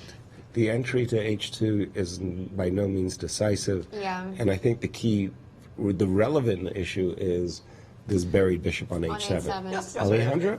Can I take on h3, just out of curiosity? Well, that is the question. I'm assuming that take a look it's at not this line. possible because of takes on d6. Or maybe But- first take on h3? Yeah, take on h3. And yeah, that is what he did after. I have rook e3. Really? Rook e3. You can take a look at the analysis board here. Oh my. Rook e3. Rook e3, yeah, and now I'm not sure you can defend that pawn on g3. Yeah, 94 runs into rook e4. Yeah, if you trade 94, I have f5. And if I'm forced to take, then you have at least a perpetual. At least a perpetual. Yes. If you'd like. But if I was thinking about taking on e3, rook takes e3. Okay, I cannot defend everything here. Excuse me? So 94 runs into f5. Yeah. And Hold on, yeah. I'm seeing a black rook on e1. Yeah, because Fabi took first on d6. He's not going into this variation. Ah, this is what... Yeah, because it makes sense. Yeah, this variation, if you take bishop h3, Yeah, it's it looking looks really, bad. really tough. Okay, this looks a little lost, I think, yeah? Well, I mean, it's definitely not a winning... Yeah, just maybe take on e1 first. Yeah, You can even take on e1 and take on e4. You cannot take with the queen. Yeah. Now you have a protected pass pawn. Yeah. Well, but at least the material count is even. Absolutely, but okay, he went for this variation with, instead of this, let's take a look at what happened in the game. After h3... Take on h3, bishop, knight takes d6. Knight takes d6. All the rooks were swapped on e1. Yes. And now it's an interesting situation we have on the board, as he could just take on g2, say I'm going to be down a pawn, and play that queen endgame in which one side is active and the other one isn't. Okay. Probably close to a draw, I would think. But Sorry, how? King takes g2? Yeah. Yeah. Queen e8. Oh, you mean just this position to Just play with play this white? position. Yeah. I mean, you can also play knight takes f7 and regain the pawn, but I think that... That, in fact, was what was played. Wait, what? Alejandro. After bishop takes g2... I have the think camera. I don't see the move. No, it's not happened yet. No, it hasn't happened yet. All right, but let's just see, because you were just mentioning... Knight f7. Knight f7. And... The thing I'm scared about knight f7 is that the bishop simply retreats. How far do you retreat? It doesn't matter. Well, I was I figuring... think bishop a8, I guess. Why not put it all the way to a8? And at some point I have queen b7 and that long diagonal. Yes, Oh, but at the man. moment, I've got my own so ideas easy. of trading off queens. So he has gone for played knight f7. Knight f7. Now the question that comes to mind is, how dangerous is this endgame for Fabiano? I think Vishy's going to take on f7. I do too. King takes f7 and just make a very comfortable draw with black pieces. Yeah, because I think he's going to take on f7. Because, okay, the other option is to go bishop b7 or bishop a8. Because if the queens come off, what is how would you evaluate that position? I I would think white is okay if the queens come off. Right. I think white's okay either way, honestly. Yeah, exactly. I mean, I'm not so worried about this diagonal and getting mated here at all. Why not? I mean, because it's not going to happen. You're not going to get it. You just. Right. Yeah, I think that this is actually just fine for. I would think she would take on f7. Let's take a look at the other board. Okay. We'll flip over to the King's Indian defense game where crazy things were happening. We left it He about. went for g4. Yeah. Oh, g4, knight g1. Oh, Yasser. Knight They're f4. playing like us. But rook takes. So I think Hikaru is really gambling, and he's gambling with less time. He's got 8 minutes to 4 minutes, but he has just played this move, knight d3, which has all kinds of nasty, evil intentions, including knight takes f2 check and mate. And after bishop g3, it is now Hikaru to play. No, we have a lot more moves. Yeah, we've got Do some we? moves on the Sorry, board. what happened after Knight takes e1. knight grabbing? Queen takes e1. Yes. Rook fe8. Isn't it amazing how always it's Veselin who has created a material imbalance, and he's usually the guy who's the exchange. But he's always down material. And then after rook e8, what has happened? Knight c3. Knight to c3. Queen yes. f7. Yes. I think they took on... Queen f7, not f8.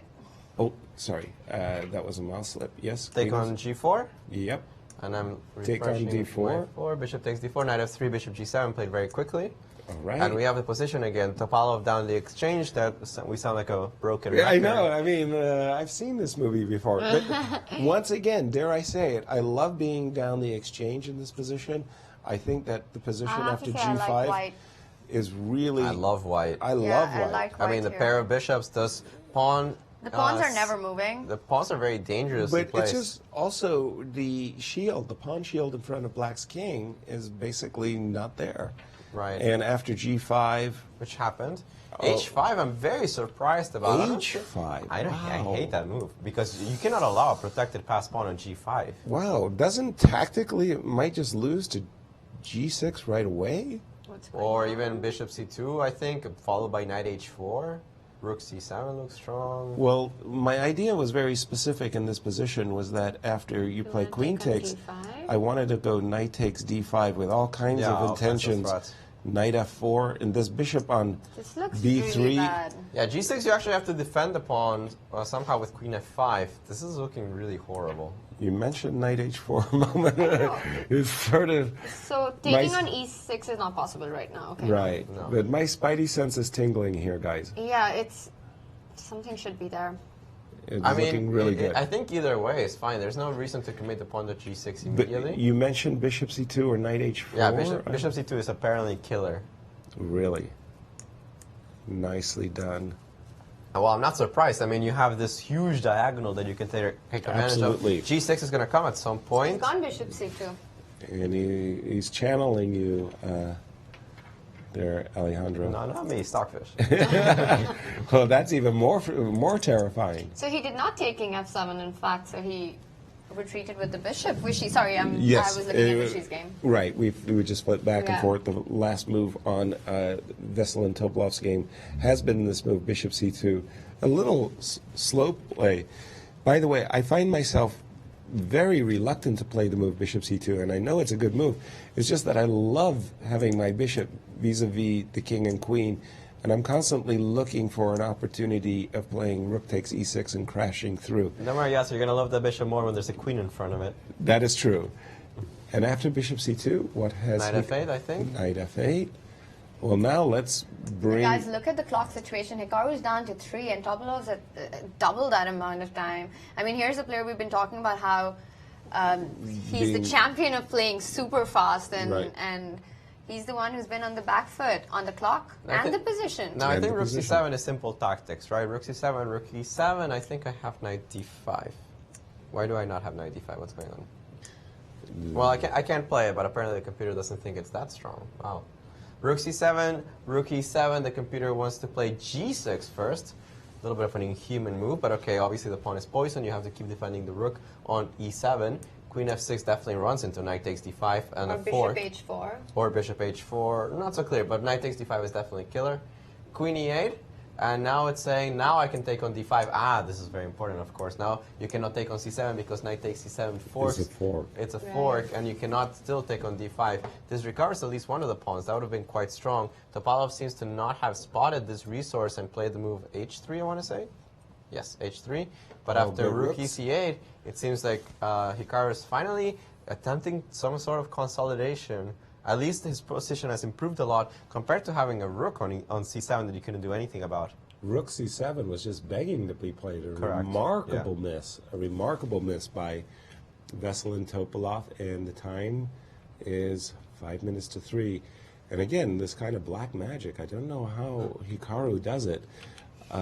He got his opponent to play h2, h3 instead of the very attractive... Very normal-looking rook c7. You play it and then you think. Yes, exactly. And rook c8 does take a little bit of the oomph, or maybe a lot of the oomph out of the attack.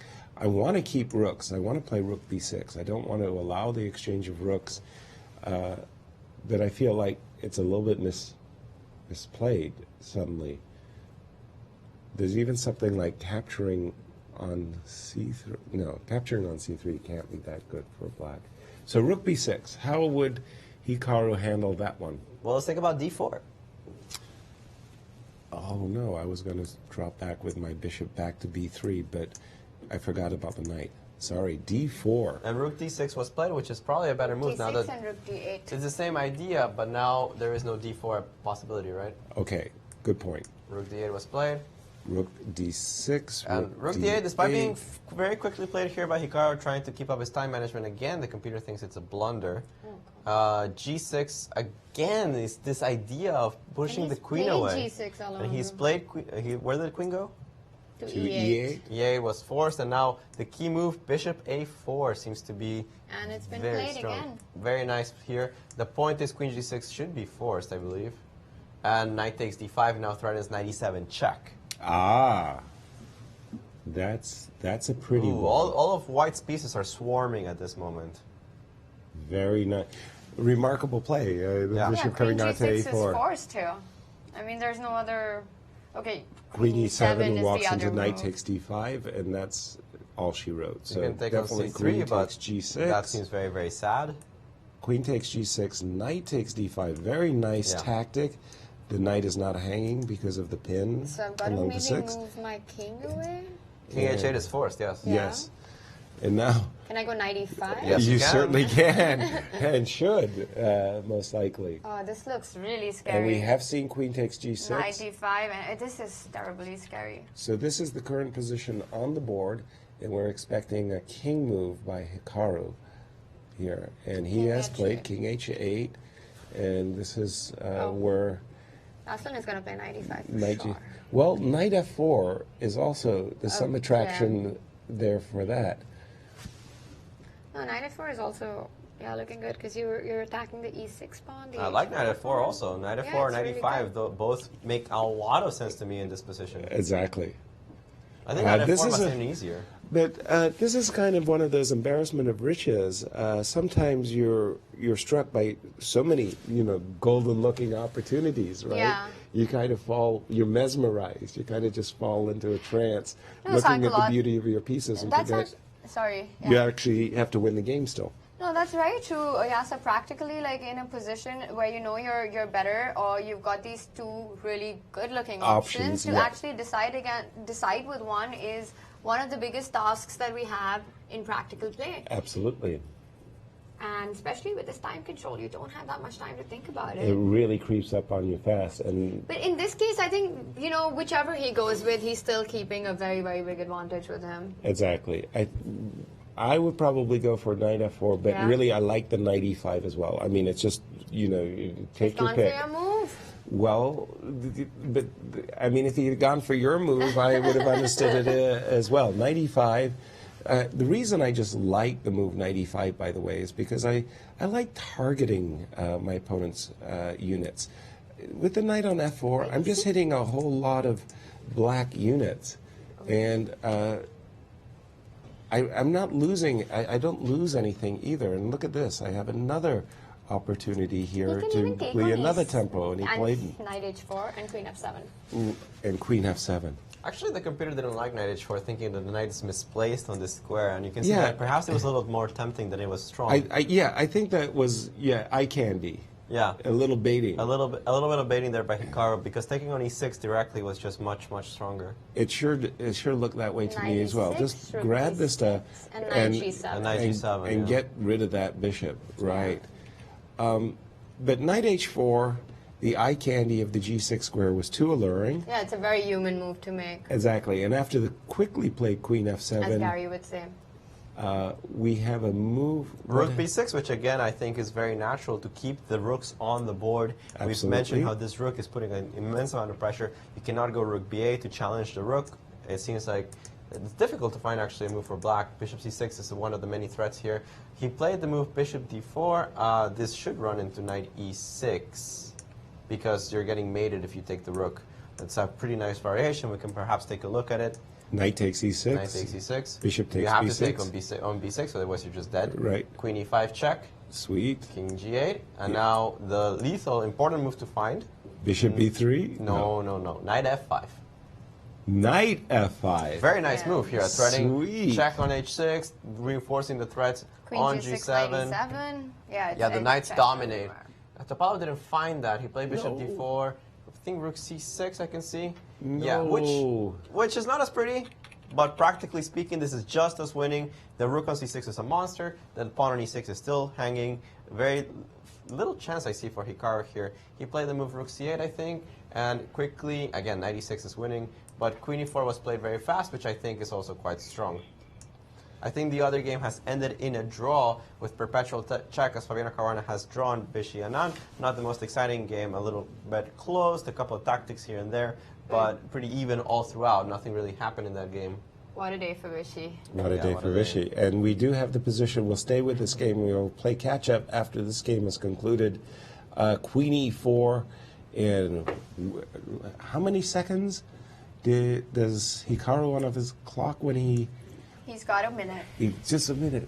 2 to 1. 2 to 1 on time. 2 minutes to 1 minute.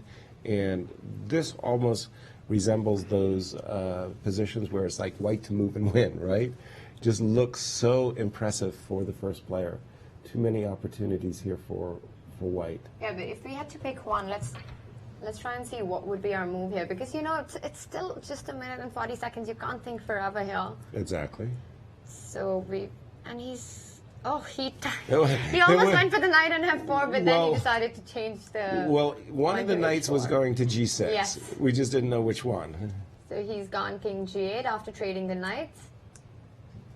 Oh, so what happened? Knight h g6. Yeah. And knight e5. Yes, king Just- g8 and knight e5. So we have this position. Queen f5. Wow, Queen f5. Things are definitely heated up in this game. But why didn't it win material and all of that marvelous maneuvering? Rook b6, rook d6, And rook we've gone for a a6. queen trade as well. So now That will this come as a ending big relief, I'm sure. for Hikaru. At for least he's not Hikaru. getting mated anytime soon. Exactly. But I'm sure his advantage is also fizzled out a bit with this exchange now. He's gone rook b6. He must maintain the rook to have any chances of trying to create any threats against black's king. Exactly. But rook b6 does set up a nasty idea as a bishop c6 as well as bishop d7 and immediately rook b8.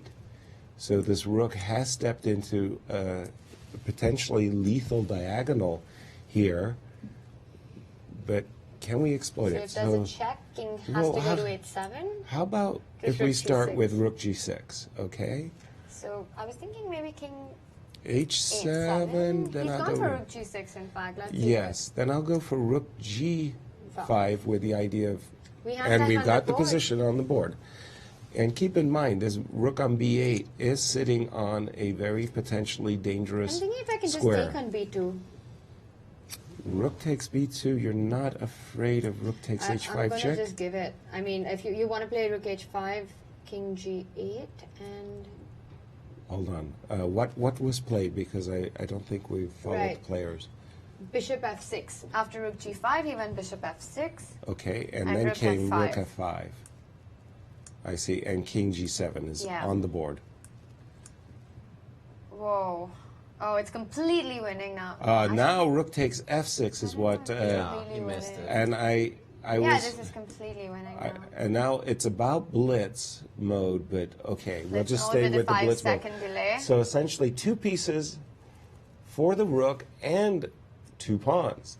And I was saying the rook on b8 was potentially exposed to a lethal discovery. Indeed, that's exactly what happened. And now Veselin Topalov showing his technique of 2 pieces versus a rook. Why he didn't play bishop e1 is a mystery. Oh, that's Going after fine, the yeah. a5. No, it's not. You want to take everything that your opponent is giving you. So take That's the pawn. You can take on a5 here. Take on king h2. Okay. Maybe he was not a afraid big- of rook d5 after knight a5, but you've got a4, so I don't know. Exactly. But the rook's on e8. Oh, yeah, rook is on e8. Knight takes a5. Let's go. Bishop e4 doesn't even have a threat. No, Yeah, there's this no is rook very e2 science. either. Yes. Yeah, But it's- you may say it's resigns, but you But know Hikaru Hikaru is is not never going going to to. resign. I always admired the players after their interviews where they said, "Here I felt like resigning." Yeah. Well, if you did, why didn't you? But I couldn't bring myself to resign. Right. You especially get that answer when they don't lose. Well, Exactly. Actually, this bishop c4 move was Was particularly really bad lame. because now, Rook c2 There is is a threat. rook c2 and bishop. yeah, he should have just given Okay, up but you the. always have king. Oh Jesus! Is he messing this up No, or he's what? not. Yes, he can he always is. go king g1. No, he can't. Bishop d3, of course. Knight. Wait, what? What? Oh, knight d2. Oh, Oh, right, that was tricky. nice. Nice. The opposite color bishop endgame is completely lost. 2 plus pawns, there shouldn't be a problem. Oh, that was really a lucky, lucky shot, actually. But even then, he should have taken, I think. Rook takes b. Oh my God, has he just given up? Did he just give up the pawns? A pawn? Yeah, it's A and the B both are gone. What is going on? Why is he giving up every pawn? I don't get it. Come on, he needs He's to make just a move. He's blundering. down to 15 Hold seconds. on, his. Oh my God, he just lost his whole queen side. This is crazy. Okay, king g3. Come on, Veselin. King g3. H4 is also fine, I That's think. fine. Okay, stop blundering King pawns. g3. Let's go. He's down to 9 seconds now, and No he's way. got less time than Hikaru on the clock. No way. Oh. Amazing. Okay, but this is easy for him to play. Knight to e5 check. We've been Let's go. saying that for a while, though. Yeah, but finally Before. everything is on one side, and it is easy now. Okay. Sure. Jeez. Veselin just... Okay. H5 is falling. Yeah, but Yeah, rook H5 is falling. C2 doesn't matter. What? No, this is Okay, okay. this is over. No, it's wrong. What? Bishop f3. Bishop f3 is winning. Yeah. Yeah, he has to otherwise find- bishop takes takes Yeah. g2, right? Carlsen Kramnik, actually, Right. from Tal Memorial. And now we have it.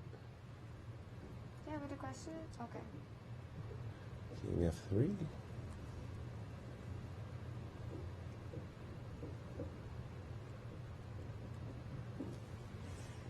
Wow. Well, he's Seconds to making this really 12. hard on himself. He surely is. So what is the winning plan here? Oh no, Carlsen already had the king on f4, and then you can always have bishop g4. I think he'll have to go to... This is not looking. Well, this This is not not an the... impressive technique. No. Where is he going? I have no idea. I guess he wants to go all the way to e7 with his king? Well, if he can do that, that's great. H5 maybe to... No. No, now g4 is winning. Oh, yeah. Yeah. This also looks... Oh no, it's sorry. Bishop g4 was coming? Wait, Well, king G4 d6. right now, right? H5... No, this is just lost. Okay, now finally he's ready for king d6, king Why is e7. this lost? If king g3, H5? H5. king f4, g6? G6? king g5, I protect the... and what? Oh. Hikaru's down to 3 seconds. Why isn't he playing h5? Oh my gosh. Bishop here. Oh, king. Yeah, h5 now. H5. h5. Come on. Yeah. G6. Yeah, it's 6 now, and it's over. What? Wait, what? Oh no! What just? Oh my goodness. Drag No. green. Wait, what? What? Oh my Yeah, god. that is heartbreaking. That is terrible. heartbreaking. What? Terrible. What? Oh, Oh that's boy. chess. As we regain our semblance here, Yeah, look Tanya at and I, Veselin. Even he's shaking. He can't believe what just happened. we have our tournament leader, Viswanathan Anand, Yes, with our standout player from today. Alejandro. Oh my gosh. Well, I'm still shell-shocked about what just happened in that game. But Vishy, what a day for you to just destroy the competition. Well, it was uneven. I mean, I spoiled 2 really good positions. Yes.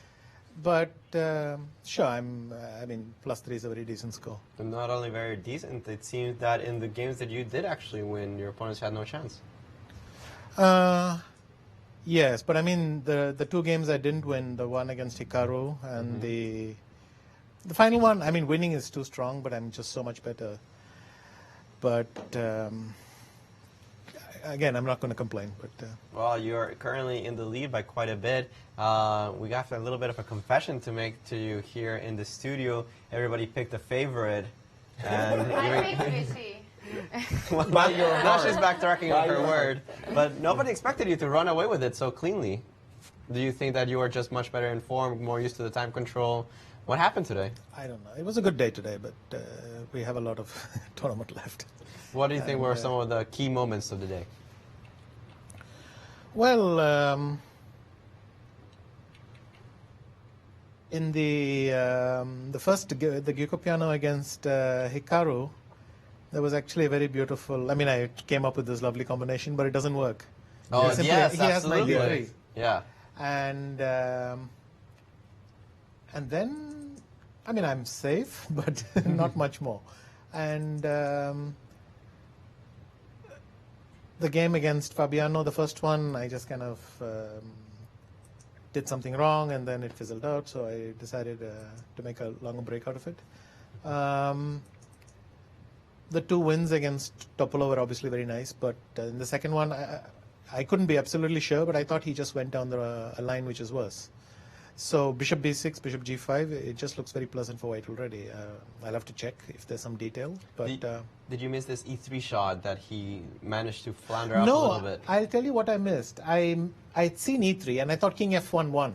Ah, you missed Bishop G2. Bishop G2 first, because I thought after Bishop A7, then I go Rook D7, King E6, Rook takes C7, Bishop G2, King G2, E2, Rook C1. And this I thought was a clincher. Right. But he starts with Bishop G2. Right. And then I'm messed up.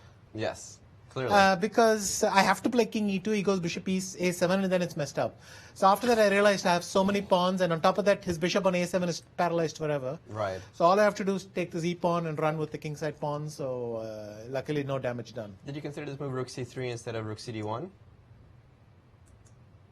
I guess when you saw a win, you just didn't calculate anything else?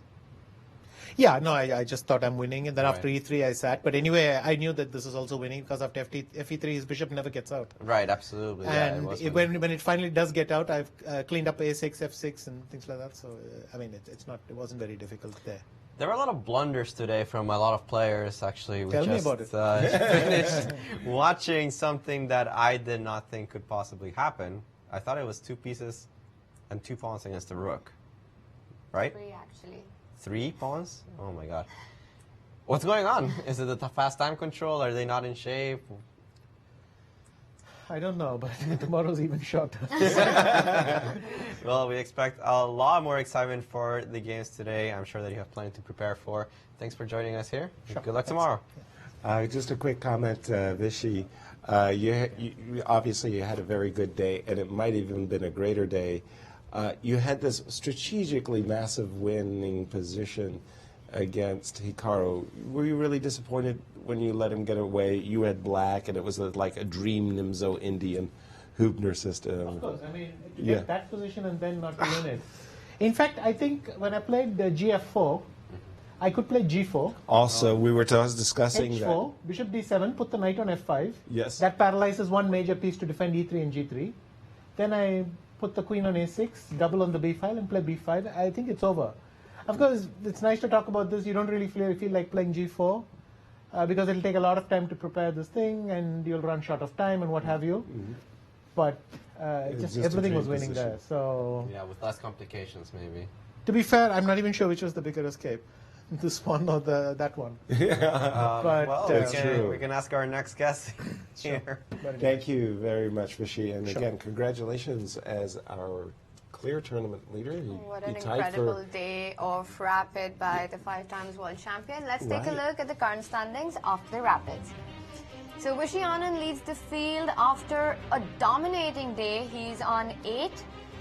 Hikaru Nakamura, who had quite a save in the last round. I mean, a completely dead lost position against Veselin Topalov. He managed to save it miraculously at 6.5, Topalov at 5, and Fabiano Caruana at 4.5. And he's here with us. Let's go to him. Fabi, not your dream day? No. Better than, I mean, at least I won a game. You won a game, congratulations. We did you. notice that you have won your first game of the tournament. How did it feel? It was good. I shouldn't have won the game. Overall, what is going on with you? It seems that you are been dominant through this year. You're second in the world right now, but this doesn't seem to be your tournament. Yeah, things haven't been going too well. I mean, yeah, I blame it on the Vienna. On the Vienna? If I didn't play the Vienna, if I hadn't lost those 2 games, I think my score would be only -1. Or, yeah, only -1. Very optimistic outlook there, blaming it all on the Vienna system. Yeah, it doesn't seem like it paid off for you, even though you got a winning position against Topalov. No. Well, I mean, blundering knight of 7 against Nakamura was not good. Oh, you just blunder knight of 7? Well, I saw that it's a move, but for some reason, I thought that I could play rook f7, rook e6, queen f8. I realized that queen e2, knight f6, rook e7 is just game over. Game over, yeah. And then I was lucky to have knight b6, and it's not losing or anything. I thought the rook ending I would hold, but I think he played very accurately. He did play a very good endgame. Now, you still have half of the tournament left when you look at the points left. Does that encourage you a little bit? Yeah, I mean, I still have chances going into the last day. I mean, I'm very far from Vishy and from Hikaru, but in Blitz anything could happen. Yeah, especially you've proved in Paris, I believe, that you can win many games in a row. Yeah, thanks for reminding me about that. You know, I think we made a deal. Yes, he'll get you $200. Now, thanks for joining us in the studio. Get out of here. We made a deal. Something going on there. Well, thank you very much, Fabi. We'll look forward to our Blitz tomorrow. We have other guests, I suppose, yes, will be joining us. We are going to have other guests joining us. We'll get you an update on that. So 4 round robins of Blitz tomorrow, and Fabiano is sounding positive about it. And I, for one, I'm waiting for a comeback from him. So each player will be playing 12 games tomorrow, then? Right, that's right. So 12 points up for grabs. And, anything can happen. Yeah, exactly. Well, I remember that here in St. Louis, Hikaru and Fabiano played a match featuring different formats, Basque, chess, Wasn't this the Champions Showdown last year? Yes, and it all came down to the Blitz, and much to our shock, Caruana won the match in the Blitz portion of the championship. So still a lot, everything can happen. Tomorrow is a big day for him. And we've got with us Hikaru Nakamura. Well, Hikaru, are you a magician? Sometimes, yeah, sometimes. It seems that no matter what position you were getting today, somehow in some games you were managing to just pull yourself together and draw some of the most miraculous things I've seen. I think strategically, your game against Anand and your game against Topalov, well, that's not even... Well, I mean, the first thing about my game against Topalov is that I could have probably just repeated and forced a draw. I mean, around like move 20, I could have just gone bishop b5, bishop a6. But, you know, I was already, what, a point and a half behind Vishy, so, I mean, I thought I kind of had to try, and then, yeah, then it just got very messy, very complicated, and, I mean, I think the position probably was still okay, but I also was down on the clock as well, so that made it really tough, and Veselin, of course, is a very strong player in positions, you know, which are very dynamic, so I got a little bit lucky to save this one. I mean, the one against Vishy, well, I mean, I shouldn't have lost that first game probably at the end. I mean, I had this knight e3 move, which I think was a draw. I haven't checked with the computer, but so that I guess evens it out a little bit. But yeah, it was a long day, tough day, but I mean, I kind of survived, I guess. Kind of survived, I guess. Well, that is the assessment for the day. But you also had some strong games. You showed excellent technique against Fabiano Caruana in that Vienna. Yeah, I mean, it seems like I play one good game and then I play one bad game. It's just a question of what the order is going to be. I mean, like, so, yeah. Although in your case, when you play one good game, you win, and when you play one bad game, you draw. So it doesn't seem to be going that badly. I guess you could say that, yeah. I mean, it's the same thing in, like, the Rapid, too. I mean, I think probably I should have lost every black game and probably I should have won every white game. So I think it's all pretty much a wash, but I'm still, I think, in second place. So, I mean, anything can happen tomorrow. Now, do you consider this to be your time control, the one we're about to play? Considering the way that I've mismanaged my time in both the classical and the rapid, I think it bodes quite well for me that Blitz is coming up. But Vishy, of course, is very strong, and so are Fabiano and Veselin. So we'll just see what happens. All right. Well, good luck for the remaining 50% of the games still in this tournament. Thanks. Plenty of chess to be fought for. So the ever-resourceful Hikaru Nakamura, definitely looking forward to that. Almost bullet play, because don't forget that in Blitz, we've got a 3 plus only a 2-second delay. Let's take a look at the format. So it's a 4-round robin. We've got 3 games each, and the game is 3 minutes with a 2-second delay. Right. Wow, a 2-second delay is just about enough time to make your move. And press your clock, yep. So in all practicality, it's actually just a 3-minute game. Right, and that will be going very, very fast. Very quick. So do join us tomorrow, November 14th, for the Blitz, because it's far from over. It's all to play for. But what a day Rishi has had. Oh, congratulations to him. There was definitely... And shame on us. Nobody on the panel. Shame talk for you guys. I chose Rishi. Oh, yes, in your heart. Absolutely. Our final player, of course, Veselin Topalov, will be joining us very shortly, as he's had, just the a last shock. game. Well, that was just a shock. Let's find out from him. No, well, it was...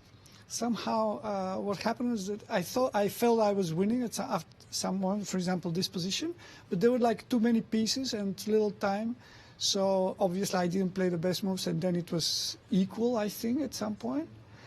Again, I was just counting now that I had 2 bishops and 3 pawns for his rook in an ending, so I managed to lose all the pawns, but finally that was winning.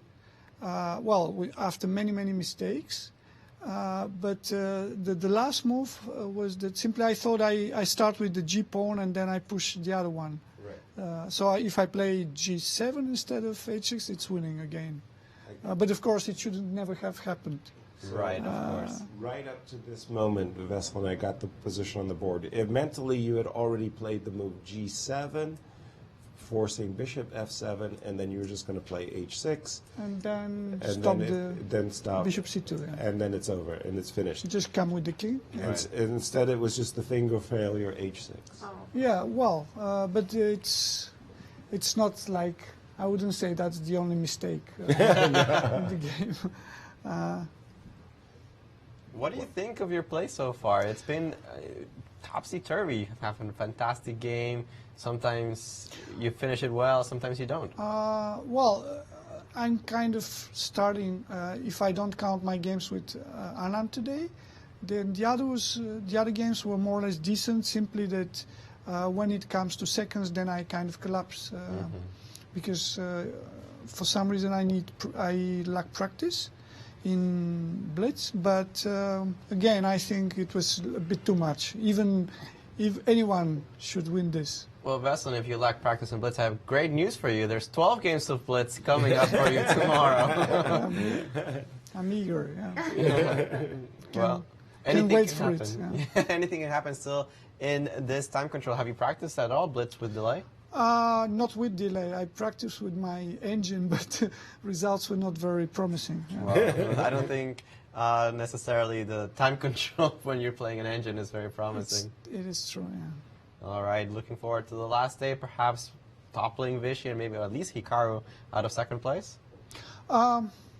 I don't make plans because it's a bit unpredictable. Because in Paris, I think I had a terrible first game in the Blitz, but second was okay. So you never know. I thought, but we played 5 minutes there. Yes, 5 minutes. So 3 is less. Well, you only get one chance. You don't get a second day here. 12 games of Blitz coming up for us tomorrow. Good luck for that, and thanks for joining us here. Thank you, Veselin. Thank you. So Veselin, eagerly looking forward to the Blitz, Eagerly. just like all of us. So let's take a quick look at the leaderboard. Viswanathan with monstrous play today at 8 points. Hikaru Nakamura, yes. Lead over Hikaru at second. Nakamura, who's at 6.5, and then Veselin at 5, who just missed. What a tough last round for Veselin, and Fabiano 4.5 looking to really turn around his luck tomorrow. And as I'm looking at that leaderboard, I'm reminded of the fact that both Veselin Topalov and Vichy came into the day with an equal score. They were leaders after the Classical, and suddenly a 3-point gap, just like that. A 3-point gap, yeah, but Vichy just amazed us with his play. It could have even been worse. It could have been better. It yes. could have been better. And I mean, his time control was on point. He was playing fast. He was playing not blundering. He was hitting all Great the key ideas. moments, Yeah, critical moments. He was spiraling them all. Impressive Absolutely. play.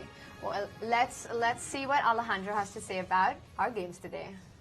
Viswanathan is playing the best chess by a mile. I would be very surprised that he doesn't continue his excellent form tomorrow. But hey, it's Blitz. The time control is completely different. Playing 3 minutes with 2 seconds delay is something that cannot be underestimated. It comes down to how used the players will be to this time control from the very first rounds. And as Fabiano Caruana said, anything can happen in the Blitz. Thank you, Alejandro. As we get ready to wish you all a very good day. A very good day and a very good evening. And tomorrow, join us for the Blitz action. You don't want to miss that one. Great show, Tania. Thank you.